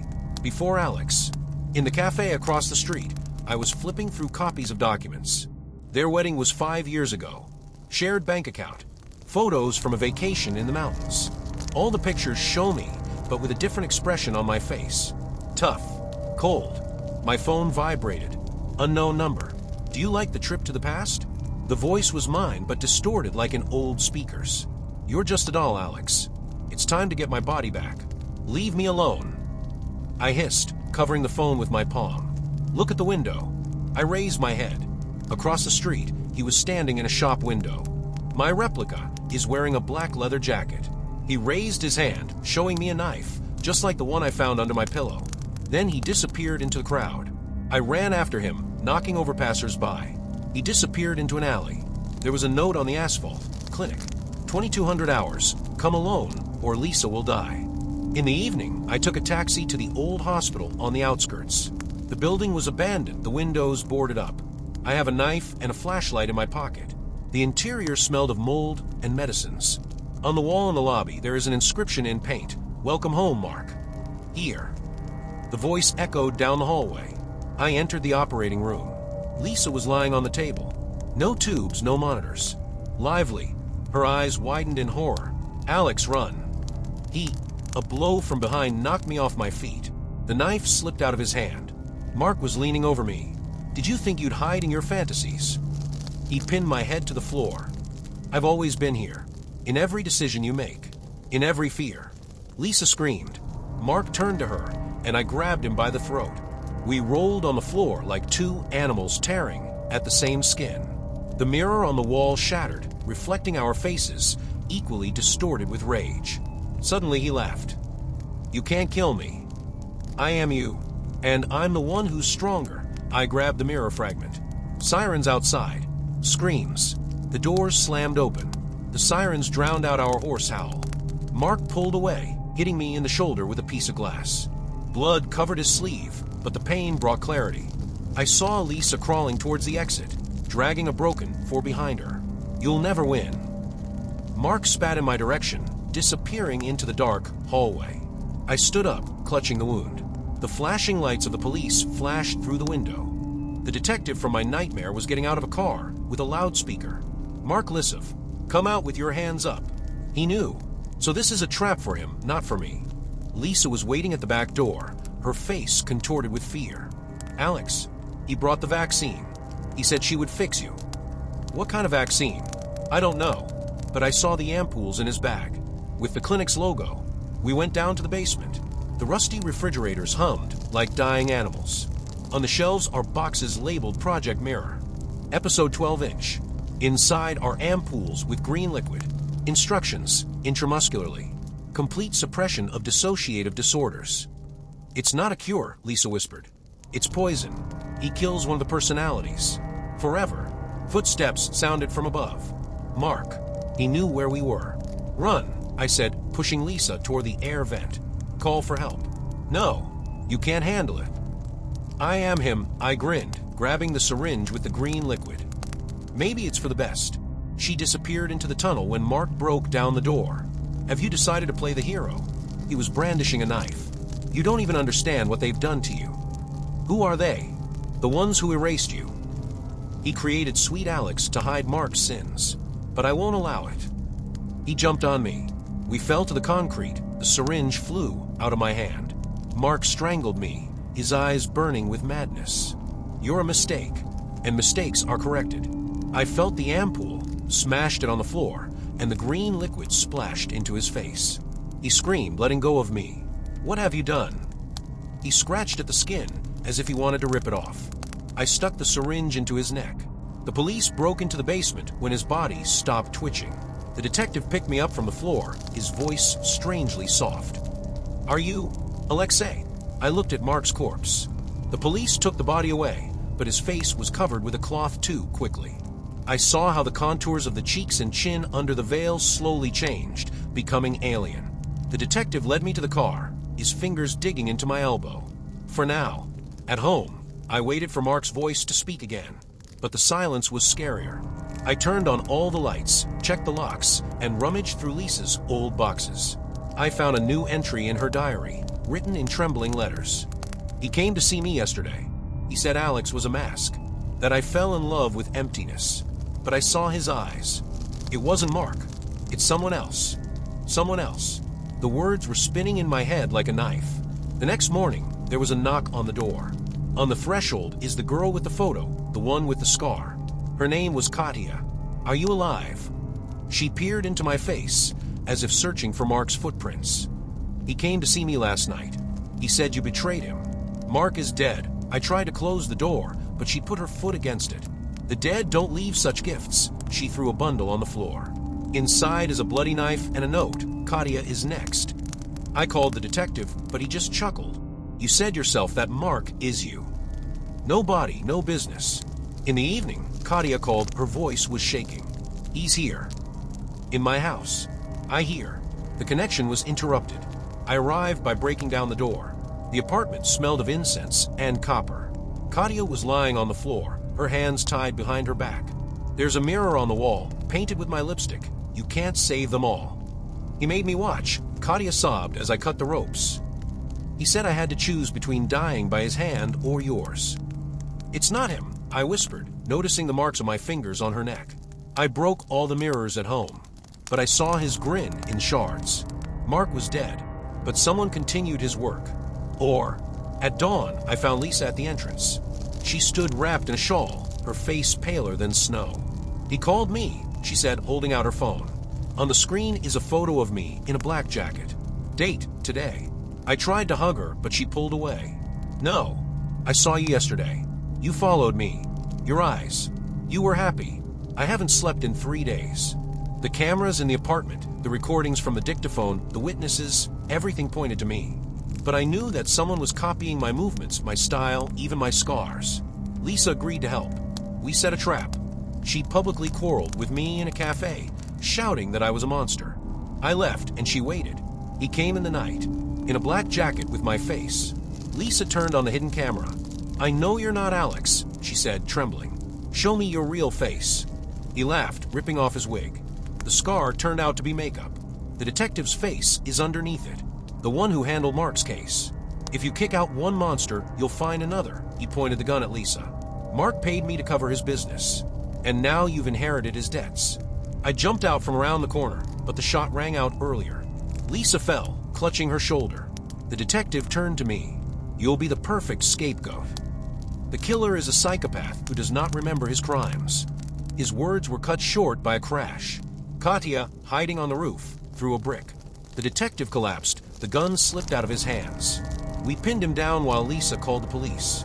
Now I'm sitting in this courtroom. On the screen is a video where the detective confesses everything. But the jury looks at me with pity. They see the diagnosis in my eyes. Lisa waves at me from the audience. Her arm is in a cast. Katya brought coffee. They believe. But the world has already decided. I am a mistake of the system. Lawyer's last question. Are you still sure it's not Mark?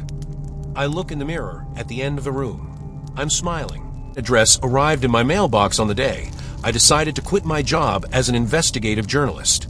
Inside is a photo of my house, taken at night, and a piece of paper with one phrase: "You saw them, but you didn't notice them." On the back are the coordinates on the map. I would have ignored it if it weren't for the detail. In the left corner of the photo, there was a silhouette of a man standing behind my fence. I shot the same silhouette 3 years ago in a report on serial arson attacks in the suburbs. Then the police called me paranoid, and the material was covered up. I arrived at the coordinates. An abandoned movie theater on the outskirts, its facade peeling off, the letters of the Starlight sign hanging crookedly like broken teeth. It smelled of mold and chemicals inside, as if someone had recently washed the floors with bleach. On the wall near the entrance, the words "Look carefully" were painted in red paint. I turned on the flashlight. The hall was empty, the screen was torn, but the light was on in the projection booth on the second floor. The stairs creaked under my feet, and I already wished I'd brought a gun. There's an old movie projector in the booth, a refilled film, and a note: "Lose, or they'll find you first." I pressed the button. Footage flickered on the screen below. Home video, family having dinner. Mother, father, a girl about 7 years old. Nothing unusual until the camera zoomed in on the window behind them. There, in the darkness, stood 3 figures in black overalls and welders' masks. They didn't move, just stared. The family continued to eat and laugh, not noticing them. The video changed. The same masked men led the woman down the corridor. Her face was hidden, but I recognized the tattoo on her arm, the exact same one worn by the victim of the arson attack I wrote about. Her body was found charred, but then everyone thought it was an accident. The third video, it was about me. I was standing in my garden watering the flowers. The date in the corner is this morning. A shadow moved in the lilac bushes behind me. Someone raised his hand, as if waving. The screen went blank. In the silence, I heard the door creak downstairs. I turned off the projector and sat down at the equipment, extinguishing the flashlight. The footsteps slowly climbed the stairs. She breathed through her mouth so as not to give herself away. Through the gap between the racks, I saw boots, black with drops of fresh mud. The man stopped at the entrance to the booth. "You saw everything," a man's voice said. "But you didn't ask why they were doing it." He lit a flashlight, shining the beam in my face. I squeezed my eyes shut, but I noticed that he had a knife in his hand, but not an ordinary one. The blade is curved like a sickle. "Who are you?" I hissed, backing up against the wall. "We are proofreaders. We are correcting errors." He stepped closer. The welder's mask, the voice as if from a synthesizer. Distorted, emotionless. "Your mistake is that you showed too much in your report. Do you remember the fire on Harper Street? You took a picture of their sign on the fence." I should have kept quiet. I remembered. Then among the ashes, I found a burnt symbol on the board, a circle with 3 vertical lines. The editor ordered to remove the frame, said that it was graffiti. "You've been given a chance," he raised the sickle. "Now we'll show you how we are. We are correcting it." I jerked to the side, knocking over a stack of reels of film. They crashed to the floor, and he recoiled for a second. It was enough to slip out the door. I ran downstairs, stumbling over broken chairs, hearing his calm breathing behind my back. There was a car waiting for me in the parking lot. The keys were shaking in my hands, but I started the first time. In the mirror, he was standing at the entrance, not trying to catch up, as if he knew this wasn't the end. I barricaded the doors at home and called the police. But when the patrolman arrived, everything was clear. No break-ins, no footprints. The cameras at the house did not record anything except the wind shaking the trees. I was offered to see a psychologist. The next morning, I found a box on the porch. Inside is an old videotape with the inscription, "Harper Street, 2100 hours." I plugged it into an ancient Walkman I bought at a flea market. On the screen is the same house that burned down 3 years ago. The camera slowly slid across the ashes, stopping at a dilapidated wall. There, under a layer of soot, a symbol appeared, a circle with 3 lines. Voiceover female shaky. "They come when you see too much. They erase the witnesses. They erase places. They're erasing it, memory." Then the camera turned to the cameraman. A woman with glasses, bruises on her face. She whispered, "Don't believe your eyes," and the screen filled with noise. Suddenly I realized, I know this woman. It was Lisa Meyer, the reporter who disappeared a week after the Harper Street fire. Her car was found in the river, but her body was never found. My phone vibrated. Unknown number. I replied. "The tape is a gift," said the same robotic voice. You'll get the next one when you find the second sign. The game has begun." He hung up. I noticed that the kitchen window was ajar. There are traces of dirt on the windowsill in the shape of those very shoes. I've been through all the archives. Every dusty folder, every forgotten case. I was looking for a symbol, a circle with 3 lines. I found it in the report on the explosion at the factory in 1998, in the case of the missing bus with tourists, even in the protocol of the accident where the mayor died. In all cases, witnesses disappeared or changed their testimony. All the evidence was lost. It was as if an invisible hand had cut out pieces of reality. But I found the second sign in a place I didn't expect, in my bathroom mirror. When I woke up in the middle of the night, I saw the circle drawn by someone's finger on the fog glass. There are numbers below it. Coordinates. It was a trap. I knew it, but otherwise they would have kept coming. Every night I heard something scratching at the door. The cameras didn't record anyone, but in the morning there were pieces of my old articles lying on the mat, charred at the edges. I went. An abandoned elevator in the wilderness, rusty walls overgrown with weeds. It smelled of rotting grain and formalin. On the second floor, in the office, I found a pile of folders. Photos, documents, audio cassettes. And Lisa Meyer's diary. First entry, they're offering a deal. Erase the truth or erase me. I chose life. The last one, they forced me to set fire to the house. If you're reading this, run. They are in every city. They are your neighbors. Then the stairs creaked. I put the diary in my backpack and hid behind the closet. 2 men entered the room. A man in a suit and a woman with red hair. "She's already here," the woman said, flipping through the folders. "We need to clean it up before the team arrives. We'll find the diary first. The boss wants no strings attached." They were getting closer. I clutched a can of pepper spray in my hand. His heart was pounding so loudly that it seemed they could hear him. "Look." The man picked up my scarf, which had fallen at the entrance. "She's here." I jumped out, sprayed him in the face, pushed the woman, and ran downstairs. My ears were ringing, and my legs felt weak. A shot rang out from behind. A bullet hit a nearby pipe, showering me with sparks. The car was a kilometer away. I ran across the field, stumbling over the hummocks. They weren't shooting anymore, they were just chasing. Like cats playing with a mouse. A truck was waiting for me by the road. The driver, an elderly man in a cowboy hat, leaned out the window. "Sit down quickly." I jumped into the cab. He took off before the door closed. "Thank you," I breathed.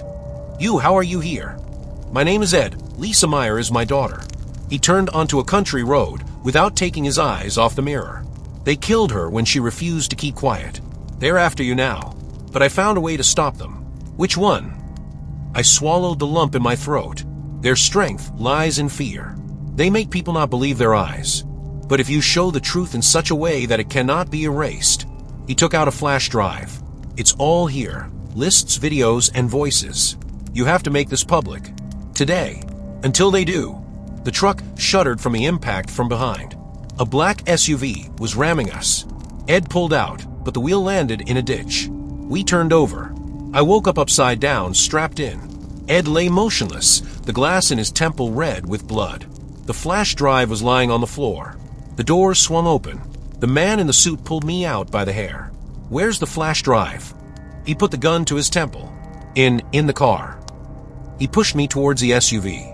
The woman was rummaging through the wreckage. "Not here." "Stop it," she screamed. I opened my hand. The flash drive bit into the skin. They didn't notice how I picked her up while I was pretending to be unconscious. "You're lying." He hit me with the butt of his rifle. Blood flooded my eye. But I laughed. "You've lost." I remember everything. Coordinates, names. The shot was deafening. But the pain did not come. The man's body collapsed. Ed was standing behind him, holding a pistol with trembling hands. "Run." He fell to his knees, gasping for air. The forest. There are people there. His head fell on his chest. I ran. The SUV took off after me. The forest swallowed me up. Branches whipped at his face. Roots clung to his legs, as if trying to convey a warning. Don't run there. But I ran. Ed's gun was dangling heavily in his pocket. The flash drive was clenched in his fist like a single prayer. The SUV's engine roared from behind. I tripped over a rock and fell into a stream. The icy water burned the wound on his temple, and blood smeared across his cheek. She crouched down, listening. The engine stopped. The door slammed. "She's here somewhere," a man's voice said. "Watch where you're going." "She won't leave." They entered the water. I crawled along the stream, hiding under overhanging roots. Every rustle sounded like an explosion. Suddenly, a hand grabbed my shoulder. I screamed, but my other hand covered my mouth. "Hush," the stranger whispered. His face is covered in mud, and his eyes are burning. "I'm a friend of Ed's. Follow me." He dragged me through the thicket, weaving through the trees. We came to a dilapidated hut. Inside there is a generator, computers, maps on the walls. "This is a shelter," he said, turning on the light. "My name is Jake." We've been watching them for years. There were the same symbols on the table, circles with 3 lines. But here they were crossed out. "They're everywhere," Jake said, handing me the water. "Police, politicians, media. When someone sees too much, they erase it. Or a person. Why are you still alive?" I asked, still holding the gun. "Because we are not afraid to look." He connected the flash drive to his laptop. The screen was filled with documents, lists of names, transactions, videos. A senator accepting an envelope from a man in a mask. Firefighters throwing cans of gasoline. And me. My articles, my photos, a red mark. Correction is planned. Ed wanted to post this online. Jake typed in the password. But they killed his daughter. Now they know that you have the flash drive. Everything will be online in an hour. Why in an hour? It takes time to bypass their filters. If you do it now, they will delete everything. Engines whined outside. Jake shuddered. "They found us." "Run through the tunnel." He opened the trapdoor in the floor. "It leads to the highway. I'll hold them off." "I won't leave you." "You must." He pushed me down. "Otherwise, it's all for nothing." The tunnel was narrow and smelled damp. I crawled, hearing gunshots behind me. 1, 2, silence. There is a remote highway at the exit. I got out, waving to my hitchhiker. The truck stopped. The driver is a woman in a leather jacket. "Where's the way?" She smiled. "To the city." "Urgently." She nodded. I sat down, finally relaxing. Then I saw her tattoo on her wrist. 3 vertical lines inside the circle. "Thanks for finding us," she said, pointing the gun at my stomach. "The boss wants to talk." The gun pressed against his ribs, the cold metal penetrating through the fabric. The woman behind the wheel kept her eyes on the road, but her finger on the trigger did not waver. "Relax," she said, as if offering tea. "If I wanted to kill you, you would have bled out in that tunnel by now." "Then why all this?" I swallowed, feeling the flash drive pressing against my palm in my pocket. "You know that I will publish the truth anyway." She laughed. The laughter was warm, almost friendly. "Do you think we're that dumb?" "We know, and we're ready. In 20 minutes, the whole world will see your revealing material." A little though edited. My heart sank. They hacked the flash drive. Everything that Ed and Jake died for will turn into a farce. "Why would you do that?" I hissed. "You could have just erased me." "Because you're talented." She finally looked at me. Eyes the color of steel. "You see patterns where others see chaos. Our methods are outdated. We need fresh ideas." "Are you suggesting that I join you?" I almost choked on the absurdity. "I offer you a choice. Die a hero whose truth will be called crazy nonsense, or become the voice of a new reality, the one where order is more important than facts." The truck turned onto the exit ramp to the industrial zone. The TV studio building loomed ahead. There are satellite dishes on the roof, like tentacles, ready to broadcast any lie. Decide, the woman slowed down at the back entrance. "Will you come in by yourself or in a bag?" The door swung open. There was a man in a suit standing in the doorway, whose face I had seen in Ed's documents. CEO of the news channel, and one of the correctors. "Welcome to the team," he smiled, as if we were old friends. "Your first lesson. Tonight you will declare that this whole story is your sick fantasy. And tomorrow, the real work will begin." I was pushed into the building. They led me along the corridor past the monitors, where the promo of my confession was already playing. The footage from the cinema, the elevator, the shootout, everything is edited as if it were excerpts from a thriller. No one will believe that this is reality. In the dressing room, the mirror reflected my face, a black eye, a mouth twisted in horror. There was a script on the table. In red letters, say it was a social experiment. "Don't try to jump out of the window," the woman said, checking the gun. "It's bulletproof." She went out, clicking the lock. I rushed to the computer. There is no internet connection. I found a pair of scissors in the drawer. Uselessly. Then I noticed the ventilation grate. Narrow, but The scissors bit into the plastic ventilation grate like they were into soft meat. I tore and scratched until my fingers were numb. Dust fell from above, mixed with dead cockroaches. The space behind her was as narrow as a coffin, but there was no other choice. I squeezed in, feeling the metal dig into my ribs. I crawled, guided by the noise of the generators. The air hummed like a wounded animal. Voices were coming from somewhere below. The rewrite will be completed in 17 minutes. Should it be eliminated after the broadcast? No. If he kicks in live, it will be the perfect confirmation of our scenario. The blood was pounding in his temples. 17 minutes. I sped up, gripping the ledges with my elbows. The ventilation duct turned down to the server room. Through the grate in the floor, I saw rows of flashing hard drives. Jake said that the original files are stored here. An obstacle stood in front of me, a fan rotating with a whoosh. The blades shone like guillotine blades. I put the scissors in the slot next to the engine. Sparks sprayed my face, and I smelled burnt plastic. The fan wheezed and froze. Hey, did you hear that? A voice rose from below. Check the server room. I held my breath. The door opened, and footsteps approached the ventilation. The lantern passed through the grate at my feet. Nobody. Probably rats, the guard muttered. His walkie-talkie exhaled hoarsely. Everyone to the studio. She's escaped. He ran out, slamming the door. The server room. I got out, wiping the blood from my knees. The countdown is on the monitors. 11:23. 11:22. A window popped up on the main screen. Files are ready for broadcast. Should I start broadcasting? But there was a hidden section in the corner, under Jake's password. The real truth. Only for the brave. I entered Ed's password, Lisa's date of birth. Refusal. I tried the coordinates of the elevator. Another rejection. Damn it. I slammed my fist on the table. There was a calendar on the wall with photos of Ed and Lisa. The inscription, the most important day.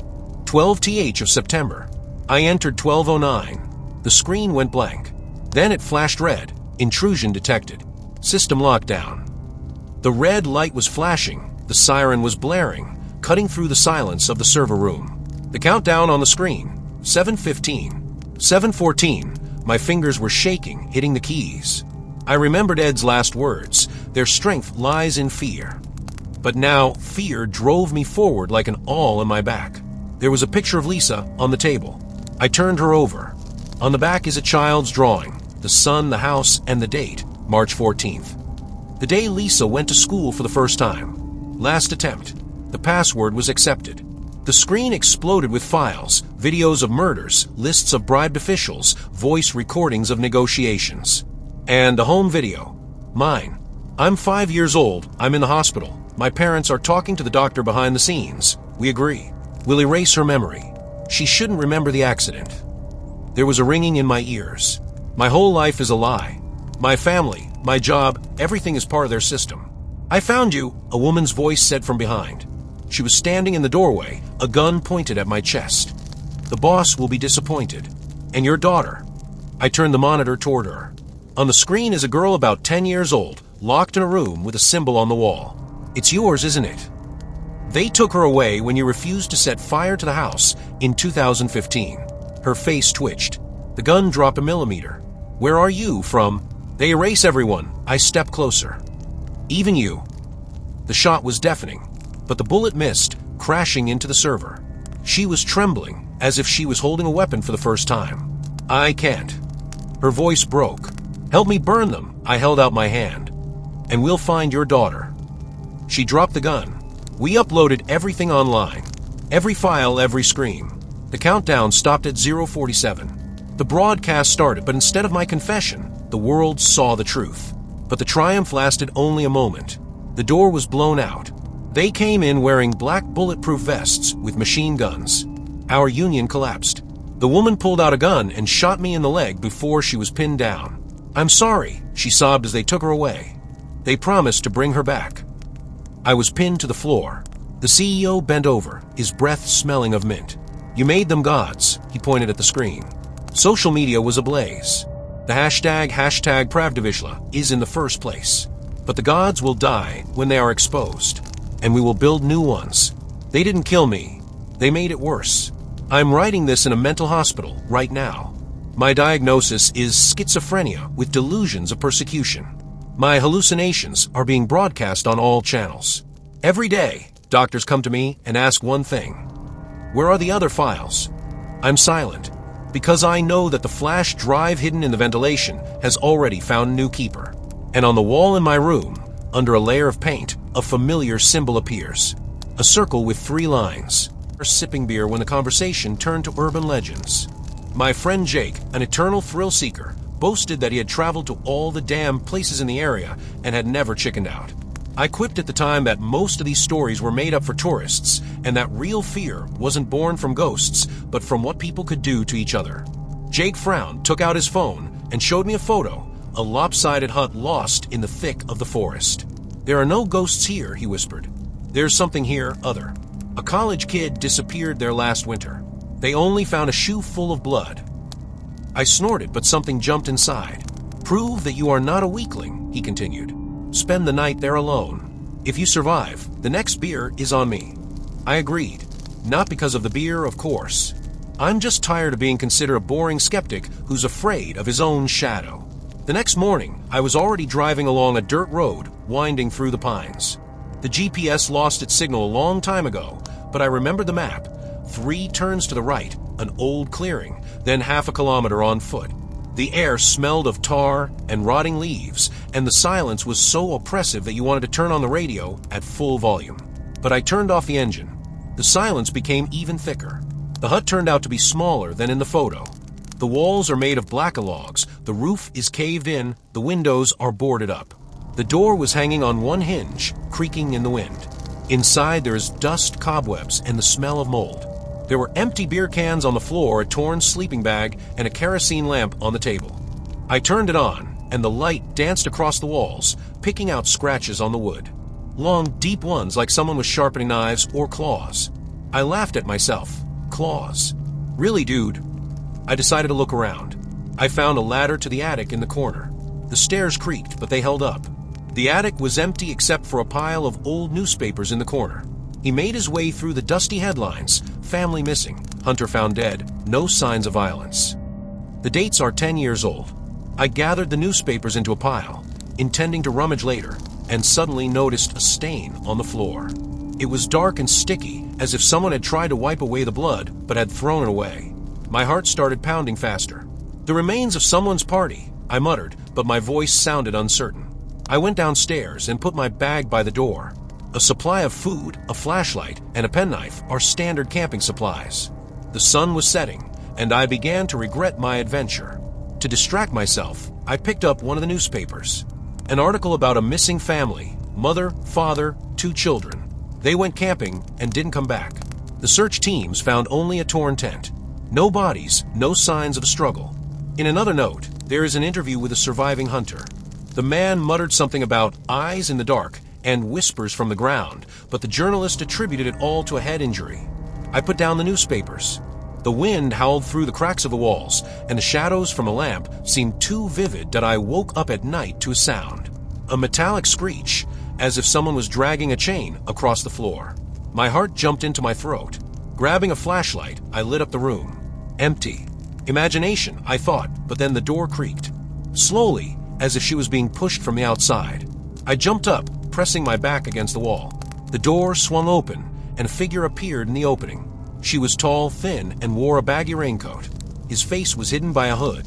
The stranger stepped inside, holding an axe in his hand. The blade glittered in the moonlight. I froze. The brain screamed, "Run," but his feet seemed rooted to the floor. The stranger stopped and turned his head in my direction. I woke up at night to a sound. A metallic screech, as if someone was dragging a chain across the floor. My heart jumped into my throat. Grabbing a flashlight, I lit up the room. Empty. Imagination, I thought, but then the door creaked. Slowly, as if she was being pushed from the outside, I pet up, pressing my back against the wall. The door swung open, and a figure appeared in the opening. She was tall, thin, and wore a baggy raincoat. His face was hidden by a hood. The stranger stepped inside, holding an axe in his hand. The blade glittered in the moonlight. I froze. The brain screamed, "Run," but his feet seemed rooted to the floor. The stranger stopped and turned his head in my direction. Raucous breathing could be heard from under the hood. He raised the axe, and I rushed to the window. The boards flew to the sides with a crash when I punched them with my shoulder. The cold air burned his lungs. I ran blindly, branches whipping at my face. There were heavy footsteps and hoarse laughter from behind. My heart was pounding like crazy, and my legs felt weak. I tripped over a root and fell into the mud. He rolled onto his back, groping for the knife in his pocket. The axe sank into the ground a centimeter. My heart was pounding like crazy, and my legs felt weak. I tripped over a root and fell into UD. He rolled onto his back, groping for the knife in his pocket. The axe sank into the ground a centimeter from the head. In the moonlight, I saw his face, burnt skin, his left eye stuck together with eyelids, his mouth stretched into a snarl. "You new guy," he hissed, pulling out the axe. I kicked him in the knee, and he growled, losing his balance. Jumping up, I ran to the hut, stupid, but where else to find shelter? Inside, a table overturned, barricading the door. The axe hit a tree. Splinters flew into my face. I rushed to the attic, pulling out the ladder. His laughter echoed through the room. "Are you playing hide and seek?" "I love games." The footsteps, a table overturned, barricading the door. C hit a tree. Splinters flew into my face. I rushed to the attic, pulling out the ladder. His laughter echoed through the room. "Are you playing hide and seek?" "I love games." The footsteps faded away. Silence. Then the creak of floorboards from below. "He's here." I pressed myself against the wall, clutching the knife. Suddenly, the floor beneath me began to shake. He was chopping down the ceiling. The wood cracked, and the blade poked through the crack. I crawled into a corner, bumping into the newspapers. Among them is a leather-bound notebook. He opened it to a random page. He takes us one at a time. "Don't go down to the basement." "There." The recording stopped. The basement. I didn't see the hatch. The axe tore a hole in the floor. A black-gloved hand grabbed my leg. I stabbed with the knife. The blade sank into my wrist. Scream. The hand let go. There was a groan from below, then a whisper. "You've ruined the game." I went down through the hole in the floor, jumping to the side. He wasn't there. There's a trail of blood on the floor. I followed it to the fireplace. One brick stood out, clean as if it had been moved. He pressed it. A hidden door creaked open, revealing a narrow staircase down. The smell of rot hit my nose. The flashlight picked out walls covered with numbers and dates. 1987, 1993, 2001. There's a room downstairs. There are chains on the walls, a blood-stained table, and the floor is littered with bones. And photos. Dozens of photos. Missing tourists, families, children, all the people the newspaper wrote about. There's a magazine with names on the table. Last entry, Eric, 22 years old. I left my shoe. He was shouting too loudly. Footsteps on the stairs. He came down humming footsteps on the stairs. He came down humming a children's song. 1, 2, 3, I'm coming for you. I grabbed a bone, a femoral heavy one, and hid behind the door. He walked in, the axe dragging on the floor. "Where are you, Mouse?" he drawled. I hit him. The bone cut into his temple. He collapsed, dropping the axe. I grabbed a weapon, but his hand grabbed my ankle. You won't leave." Blood bubbled on his lips. I hit with an axe. 1, 2, until he quieted down. Upstairs, with trembling hands, I set fire upstairs. With trembling hands, I set fire to the hut. Flames licked the logs. Black smoke spread across the ground. I ran without looking back until the roar of the fire was replaced by the silence of the forest. Rescuers found me this morning. Jake signaled when I didn't come back. The police didn't believe it until they dug up the basement. But there were no bodies, no magazines, just ashes. Now, I wake up at night feeling his fingers on my ankle. And sometimes in the silence I hear a whisper, "You, the new guy." 3 months have passed since then, but I can still smell the burning on my skin, no matter how many times I wash. The police closed the case, calling my 3 months have passed since then, but I can still smell the burning on my skin, no matter how many times I wash. The police closed the case, calling M's story stress-induced hallucinations. Even Jake looked at me like I was crazy when I told him the details for the 100th time. But one morning, everything changed. I found an envelope in the mailbox. No stamp, no address. Inside is a photograph. I'm standing with my back to a burning hut, my face contorted with panic. On the back is the inscription, "Well played." I'm waiting for the continuation. The blood drained from his face. Who did this? Did he survive? Or was someone filming me then watching from the woods? I spent the next few days checking every shadow. I installed cameras around the house, changed the locks. But a week later, there was a knock on the door. On the threshold is a woman in her 40s in a formal suit with a folder in her hands. "Mr. Carter, I'm Detective Morgan. Can we talk about your history with the cabin?" She entered without waiting for an answer. The folder contains photos of the basement that I haven't seen in the official R. She entered without waiting for an answer. The folder contains photos of the basement that I haven't seen in the official report. On one is a chain with a combination lock welded to the wall. On the other, the words are scratched into the stone. "He teaches us the rules." "We found this after your call," Morgan said. "But there is a nuance. The chains are too old, at least 20 years old. Your friend in the raincoat couldn't have acted alone." I was speechless. She put another picture on the table. A group of tourists by the lake, 2005. Among them is a man, and I was speechless. She put another picture on the table. A group of tourists by the lake, 2005. Among them is N.A. black raincoat. His face is hidden by a hood.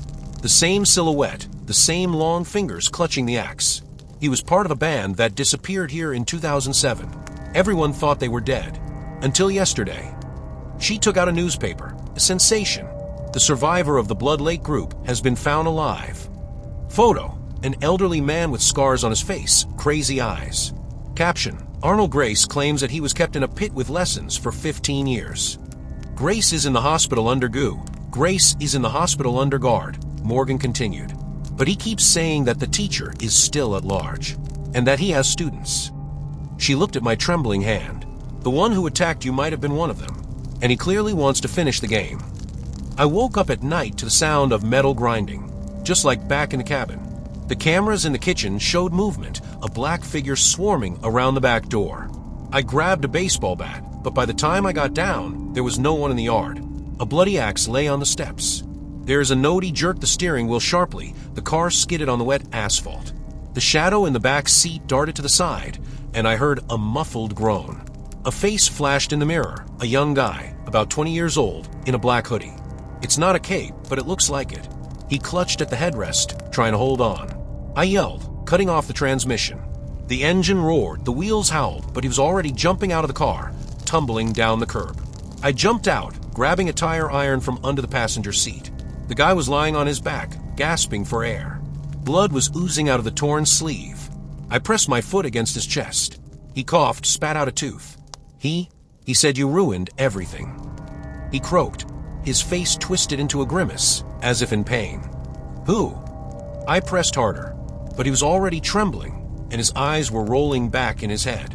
Foam started coming out of his mouth. I jumped back as if I'd been burned. "Poisoning. A pill in your mouth." The smell of corpses hit my nose even before I dialed Detective Morgan. "He's dead," I said when she picked up the phone. "Where are you?" Her voice became harsh. I described a place. "Don't touch the body. I'm on my way." While I was waiting, I searched his pockets. A wallet with a driver's license in the name of Lucas Boyd. In his pocket is a folded map of the reserve with a red cross marking the lake. And the photo. I'm standing at my house, looking out the window. The date on the back is yesterday. Morgan arrived with a group. "Boyd," she muttered, looking at the driver's license. "He was listed as missing 6 months ago. My parents thought he ran off with a girl." She put on her gloves and held up the card. "The cross here is an old logging camp. It was demolished in the 90s, but..." She turned the page over. On the reverse side, there's a child's drawing, a man with an axe and the inscription "Teacher." "You need to disappear," she said when the technicians took the body away. "They know where I live." I showed her the photo. She pursed her lips. "I have a safe house. A deserted area, no neighbors. But first we need to get to the warehouse. If Grace kept something there, it could connect Boyd to the teacher." The warehouse turned out to be a rusty hangar on the outskirts of the industrial zone. There are mountains of moldy boxes inside. We searched for 2 hours until I came across a metal box under a pile of rags. There are videotapes inside. One has an inscription on it, Lesson 12. Morgan inserted the tape into the old TV. The screen turned to snow. Then an image appeared, a room with cement walls. The masked man held a knife to the girl's throat. "The first lesson," said a distorted voice. "Fear should be slow. Cut it here." The blade slid across her arm. The girl screamed. The camera shook as if the cameraman was laughing. "Grace," Morgan whispered. It's his voice. But who's behind the scenes? A shadow flickered on the wall behind him, a tall man in an apron holding an axe. Teacher. Suddenly, the lights in the hangar went out. I heard the door creak. Morgan screamed, but it was too late. A deafening blow knocked me off my feet. The last thing I saw was her body slumped on the concrete and someone's boots walking towards the box of cassettes. I woke up from the freezing cold. My head was buzzing like a nail had been driven into it. He tried to move, but his hands were tied behind his back with wire, biting into his wrists. The smell of engine oil and rust hit my nose. The hangar. But now I was lying in a corner, and a single light bulb was on above my head, blinking like a dying pulse. Morgan was wheezing next to him. Her face was pale, and there was a dark bruise on her temple. "Breathe deeply," she whispered, without opening her eyes. "They'll be back soon." I yanked the wire, but the pain made me stop. Those who watched the tapes. Students. Footsteps outside the door. I froze. 2 people entered the hangar, a man in a greasy jacket and a woman with red hair. She has a video camera in her hands. We're awake. She smiled like a streamer before the broadcast. Viewers love realism. Let's start with you, hero. The man pulled out a knife. The blade flashed under the lamp. Morgan lunged forward, kneed him in the groin. He collapsed with a groan. The woman screamed, dropping the camera. I kicked her in the knee, and she fell, hitting her head on a crate. Quickly, Morgan handed me a screwdriver, which she grabbed from a man's pocket. Cut the wire. I worked with the blade while she searched the woman. Oh shit, she picked up the phone. They have a whole network here. Live broadcast. Messages flashed on the screen. Where's the blood? Boring. Kill them already. We ran outside. The hangar stood in an industrial area, surrounded by abandoned workshops. A siren wailed in the distance. The police. I turned around. No, Morgan grabbed my sleeve. It's an alarm system. They broke down the gate. We ran along the fence. There were shouts from behind. A bullet whizzed over his head, crashing into a brick. Construction site. Morgan pointed at the dilapidated building. You can get lost there. It smelled of mold and urine. We made our way through the rubble, hearing footsteps behind us. On the second floor, Morgan stopped, pulling a pistol from its holster. Only 2 rounds. Save money. They caught up with us at the collapsed staircase. Trio. Everyone is wearing masks. The teacher will be pleased, one growled, lifting the rebar. Shot. The bullet knocked down the first one. The second one rushed at me. I grabbed the pipe and hit it. The bone cracked. The third man aimed a pistol at Morgan, but she fired first. Silence. Only our heavy sighs disturbed it. Here, Morgan picked up a key fob with the words Lesson Garden engraved on it from the floor. We reached her car, hidden behind a hill. The navigator showed a patch of forest 50 kilometers away. Garden is a red dot on the map. I lit a cigarette with shaking hands. No, if it's what I think it is, it should disappear forever. She stepped on the gas. I looked in the mirror, expecting to see a black raincoat. But there was only a dusty road running off into the darkness. We drove into the forest on a blurred dirt road, branches hitting the windshield like the hands of the dead, clinging to life. The lesson garden turned out to be an abandoned nursery, rows of cages with rotten signs, dangerous plants, and behind them, a bunker hidden under a layer of earth. The door was open. It smelled of bleach and copper inside. Morgan went first, gun at the ready. The corridor led us to a hall with screens on the walls. They contain recordings of torture, kidnappings, screams mixed with hoarse instructions. Break your little fingers first. Don't let them sleep for 6 days. In the center of the room was a table with a hard drive flashing red. Archive. This should be burned, I whispered, but Morgan was already pulling the trigger. The shot crashed the server. Sparks fell to the floor. There was a burst of applause from the darkness behind him. He came out from behind the column, tall, in an oiled jumpsuit, his face hidden by a balaclava. In his hands was an axe, the one with the jagged blade. Detective Morgan. And the mouse. You ruined my classroom. The voice was calm, almost paternal. Arnold Grace was your rat, wasn't he? Morgan didn't lower the gun. He took on your crimes while you were raising more bastards. He laughed. Arnie was a good student, but too loud. Just like you. She fired. The bullet pierced his shoulder, but he didn't even flinch. The axe swung in the air. I ran to the side, and Morgan jumped in the opposite direction. The blade sank into the floor between us. He moved toward her, pulling a knife from his belt. I grabbed a fire extinguisher from the wall and hit him on the back. The balloon bounced off with a clang, and he spun around, pinning me against the wall. The face is a centimeter away from mine. The balaclava had slipped off, revealing the scars, the same ones, the glued together eye, the burns. You. I exhaled. New guy, he grinned. But the lessons are over. Shot. His head jerked, and a dark spot filled his balaclava. Morgan stood there with a shaking pistol. Last round, she said as the body collapsed to the floor. We poured gasoline over the bunker from the cans we found in the corner. The flames engulfed the screens, the recordings, the corpse. On the way out, Morgan suddenly stopped. He's not a teacher. What? That voice from the tapes. He was older. This one is just a security guard. The explosion threw us to the ground. The bunker collapsed, burying all the evidence. Now, a year later, I'm living in a trailer, having changed my name. Morgan was gone. The news is talking about a series of arson attacks on schools across the state. A toy hatchet and a note are found each place. The lesson continues. Sometimes at night, I hear metal grinding, but it's just the wind. Or not. Building to escape from the noise of the center. Cheap, quiet, the windows overlook the forest beyond the fence. The agent mentioned that the previous tenant had moved out suddenly, leaving the furniture behind. Nerves, probably, he said without looking. I didn't pay attention. The first week was fine. Then I noticed scratches on the closet doors in the bedroom, deep, as if someone had tried to break in. I thought it was cats, but there are no animals in the apartment. Then I found a note under the rug in the bathroom. He knows you're here. Don't turn on the lights at night. The paper is yellowed and the handwriting is shaky. I threw it away, writing it off as someone's joke. 2 days later, there was an envelope without an address in the mailbox. Inside is a photo of my kitchen, taken from the corner where the refrigerator stands.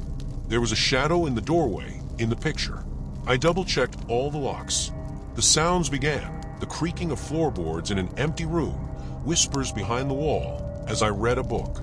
One night, the mirror in the hallway fogged up, even though the apartment was dry. I ran my hand over it, and there were bloody prints on the glass. The neighbor downstairs, an old man with a cane, said that the house was not well since the family disappeared on the 3rd floor. They were never found, he muttered, looking at the floor. Only the youngest son returned a month later, without eyes.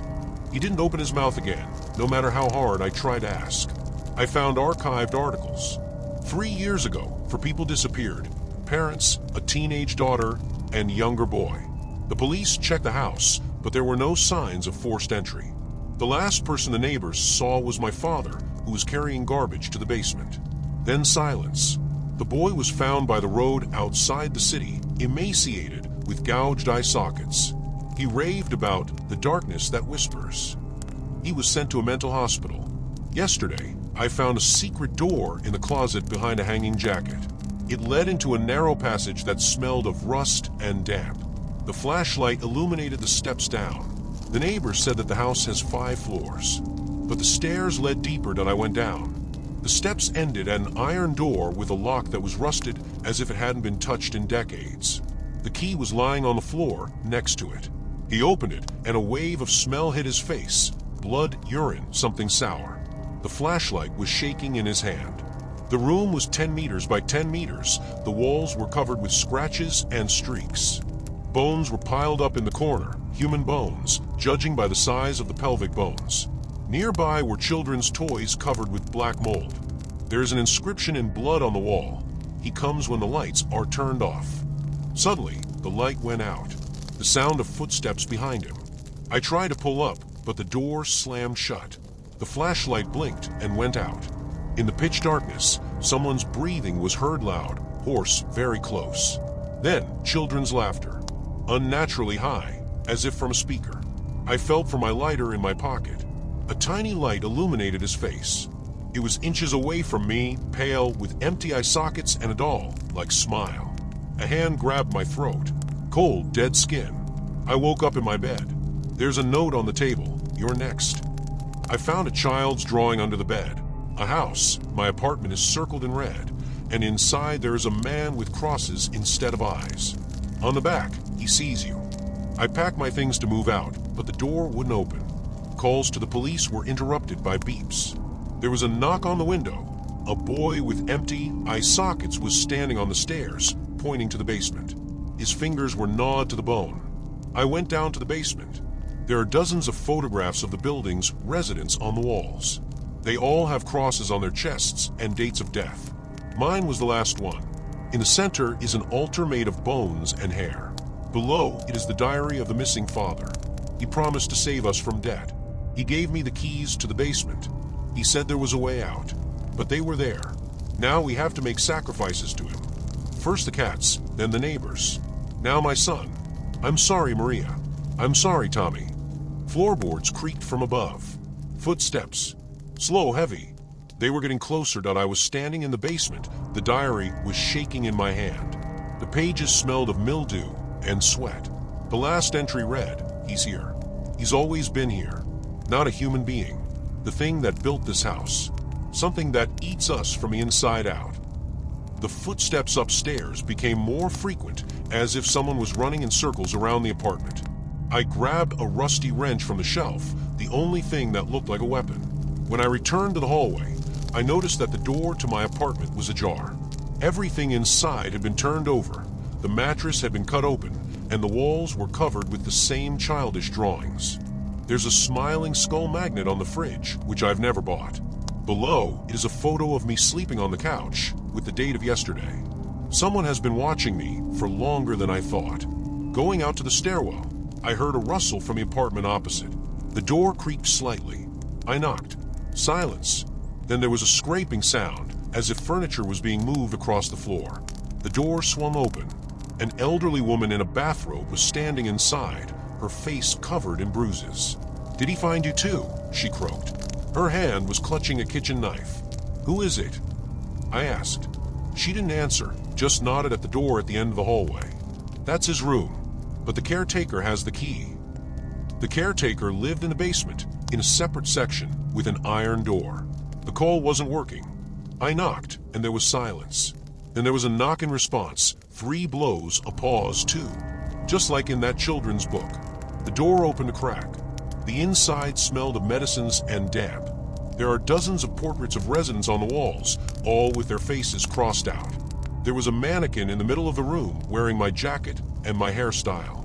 There's a pool of fresh blood under it. "You don't understand," a voice said from behind him. The caretaker, a thin man with a scarred face, was holding a syringe. "You heard that, right?" Creaks whispers. "This is the house talking. And he's listening." He nodded at the mannequin. "You're next, but I can help. In return, your story. He loves stories." I rushed to the exit, but the door slammed shut. The caretaker laughed, a sound like the rasp of a knife on glass. "Do you think this is a house?" "No, it's a trap. He built them everywhere. Basements, attics, floors that are not on the plans. And you're the perfect victim. You came here yourself, didn't you?" They were looking for silence. Suddenly, the light went out. A slurping sound came from the darkness, as if something was chewing flesh. Then a voice similar to mine, "Help me out." I froze. It wasn't my voice. He sounded dead that I didn't move.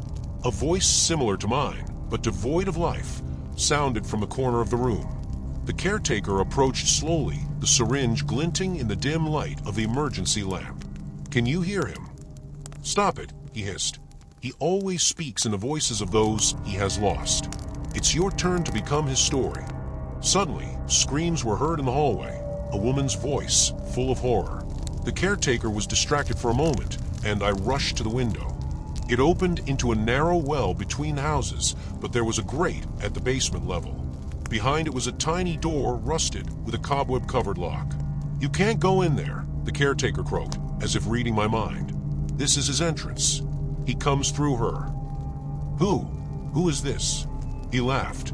"The one who built this house. Architect. He's not dead. He's rooted to the walls. In the floor, in the ceilings, in the wires. He can sense when someone is afraid. And then he comes to feed them." The screams from above became louder. I grabbed a chair and smashed the window. The grate gave way with a creak. The door behind her led into a tunnel lined with bricks dripping with water. There are scratches on the walls, similar to the ones in my closet. There's a light at the end of the tunnel. I ran. The tunnel led to an underground garage, abandoned and littered with garbage. There was an old elevator in the middle of the room, and its door was open. Inside, there are buttons with floor numbers that are not in the house. 6, 7, 8, up to 13. There was a sign nearby, the Everest Project. Chief Engineer Kay Rennett. He is an architect, came the voice of an elderly woman from the apartment. She was standing in the doorway of the garage, still with the knife in her hand. Rennett. He built this house as a trap. For those who hear, structures. Walls, floors, everything is alive. He wanted us to feed him. Fear. Pain. By death. Where is he? She nodded at the elevator. There. In the foundation. But if you press 13... What? He will rise. And then he'll see you. I entered the elevator. Button 13 was erased, as if it had been pressed frequently. He pressed it. The elevator jerked and went down. The walls trembled, and there was a screeching sound, as if the cabin was passing through flesh. The door opened into a huge hall with columns extending into the darkness. There are photographs on the walls, residents' faces, dead eyes, mouths distorted by screaming. In the middle of the hall is a glass tube filled with a black liquid. There was a figure floating in it. It's human. You've come, a voice whispered from a speaker in the corner. I've been waiting for you. You heard the walls. You understand. I went to the pipe. Inside was a man in a 50s suit, skin stretched over bones, eyes closed. But he was breathing. Next to it is a control panel with screen, Project Everest. Status, active. Connected modules, 42-inch. Who are you? I shouted. The voice from the speaker laughed. I am a house. I am you. We are one. You have heard my call. Now you'll stay here. Forever. The screen flashed, revealing the text. Welcome to the core of the system. Your heart is a new engine. I hit the panel, but the buttons didn't respond. There was a creak from the speaker, as if rusty gears had turned in the walls. The man in the tube jerked, his eyes opened, white without pupils. You heard my voice in the walls, he croaked. These are the wires. They transmit vibrations. I learned to speak through them. But you're special. You didn't just hear the sounds. You felt me. Where am I? I shouted. In the foundation, where the pain begins. Do you see the pipes? It's nerves. They are connected to each apartment. I can feel when someone is afraid. Their fear feeds me. I noticed a lever by the wall with the inscription, System Shut Down. I rushed to him, but the floor was shaking under my feet. Part of the wall slid away, revealing a shaft with cables pulsing like veins. A robotic arm, similar to a surgical instrument, crawled out of the mine. He reached out to me, making a buzzing sound. It's not worth it, Rennett whispered. I need you. You see, I was dying, but the house gave me life. Now I am his heart, and you will become a part of it. Your fear is so pure. Sirens blared from the speakers. The walls shook, and the tiles on the floor began to fall off, exposing the wires. I grabbed a piece of brick and threw it into the glass tube. The crack crept upward, and black liquid gushed onto the floor. Rennett hissed, his body arching. What have you done? You've killed us all, he yelled. The floor collapsed under my feet. I fell into the darkness, hitting the metal painfully. I turned on the flashlight, and there were pipes around with bodies connected to the life support system. There are labels on the walls. Object number 12, Maria S. Fear of confined spaces. Object number 14, Tommy R. Children's fear of the dark. They were the tenants. They thought they were going crazy. Rennett's voice came from a speaker in the ceiling. But it's me. I cultivated their fear, amplified it until their minds became suitable for the system. You are the last piece of the puzzle. I won't be able to complete the project without you. The elevator started working again, going down. The door opened, and an elderly woman with a knife stumbled into the room. He's lying. Stop it, she screamed. He's not a heart. He's a cancerous tumor. We have to destroy him. Anna, whispered Rennett, you've always been naughty. But your fear, it's so sweet. The woman rushed to the control panel, but the manipulator grabbed her leg. She stabbed the knife into the wire, and the system sparked. Run. Stop it, she shouted. Find the server room. There's his brain. I rushed to the elevator, but the door slammed in my face. A sign was flashing on the wall, server room, level B7. Nearby, there is a staircase going down. The steps are slippery from condensation. Anna screamed until the manipulator pulled her into the shaft. The last thing I heard, wires cut the main cable. On B7, there was a corridor with doors marked with numbers. Behind one is the hum of servers. Inside, there are rows of racks with hard drives connected to thick black pipes extending into the floor. Data streams are displayed on the monitors. The fear level of object number 23, 94%, pulse 140 beats/min. These were the current tenants. "You can't stop me," Rennet whispered. "They're all my family. Their fears feed me. You can feel it, right? Trembling in the hands. Cold sweat. You're already part of the system." There was a toolbox under the table. There was a bolt cutter lying there. I remembered Anna's words, the main cable. He walked along the wall, thick, blue, labeled Project Everest Core. I clung to him, but a siren sounded. "You're wrong," Rennet croaked. "It's not a heart. This is the umbilical cord. The heart is at the top, in apartment 13-inch. The cable snapped, sparks flew to the sides. The system started smoking, but the screens continued to work. Connection error. Restart in 2 o'clock. I ran back, but the elevator wasn't working. I had to climb up the ventilation shaft. The air smelled of burnt plastic. There were pieces of wires in the cracks between the bars, pulsing like veins. I got out on the 13th floor. The door to the apartment was torn off its hinges. Inside, there is a windowless room. The walls are soundproofed. There is a trapdoor in the middle of the ceiling, covered with a metal lid. On the floor, there is a control panel with the inscription, System Core. Disconnection is a level a key card. The card was lying in a pool of blood under the table. He inserted it into the slot. The hatch opened, revealing a cocoon of wires and organic tissues. In the center is a heart beating to the beat of the monitors. But it wasn't a human heart. It looked like a hybrid of meat and metal, with embedded chips and tubes powered by a cable. "Do you see what I've created?" Rennet whispered. "Eternal life. Fear is the best fuel. And your fear, it's perfect." The cocoon began to unfold, revealing Rennet's face, disfigured and fused with wires. His eyes were replaced with cameras, and his lips were sewn onto a voice tube. "You will be a part of it too. We will live forever." I grabbed the bolt cutter. The bolt cutter bit into the main cable connecting the Rennet to the cocoon. The wires snapped with a screech like a human scream. The system roared, the walls shook, and the monitors exploded in a fountain of sparks. Rennet whispered, "You didn't understand anything. I'm not dying. I'm spreading myself." His face began to spread out, turning into a mass of wires and meat. The cocoon burst, releasing a black liquid that hissed, corroding the floor. I jumped back, but my shoe touched a puddle. The skin instantly turned red, and there was a burnt smell. "Look," Rennet whispered, his voice coming from everywhere now. "You thought it was just a house. It's an organism. And you're the perfect host." Hair-thin wires crawled out of the torn cocoon. They reached out to me, biting into my arms, legs, and neck. A burning sensation shot through his body, as if the blood had been replaced by acid. Images flashed before my eyes, the faces of the residents, their last moments, their fears, their pain. It all poured into me. "Can you feel them?" Rennet was laughing. "Their agony, their desperation. It's yours now." I rushed to the exit, but the door was gone.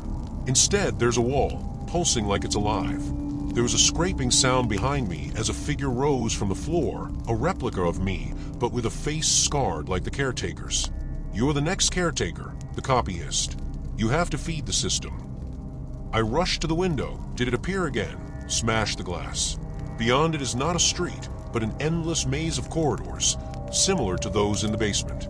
Anna's figure flashed by in the distance. She was shouting something, but the words were drowned out by the hum of the system. "Run." It came to me. "It's a trap. He wants you to close the cycle." But my legs wouldn't obey me anymore. The wires dug deeper, dragging me back to the cocoon. Rennet, now completely transformed into a hybrid of meat and metal, crawled out of the wreckage. His hand, a tentacle with needles at the end, reached for my chest. "You will become my new heart," he whispered. "Your fear, it's so pure. Like a boy without eyes. Like a mother who lost her child. Like all of us." I suddenly remembered the note under the rug. "Don't turn on the lights at night." I tore the flashlight from my belt and aimed the beam at the center of the cocoon. The system froze for a moment. Then there was an explosion. Cables snapped, walls cracked, and the ceiling collapsed. Rennett's last whisper rang out in the darkness. "You're not leaving. You're part of the system. You are me." I fell out, right into my apartment. Morning. The sun was shining through the window. There are keys, a phone, and a cup of cold coffee on the table. Nothing has changed. Only there was a fresh scratch on the wall, as if someone had tried to break in. The door opened. The neighbor came in, an old man with a cane. He smiled with a toothless mouth. It was noisy at night. "Is everything okay?" I nodded, unable to speak. He left, saying goodbye. "He's glad you stayed." The bathroom mirror is fogged up. I ran my hand over it, and there was a bloody print on the glass. My own.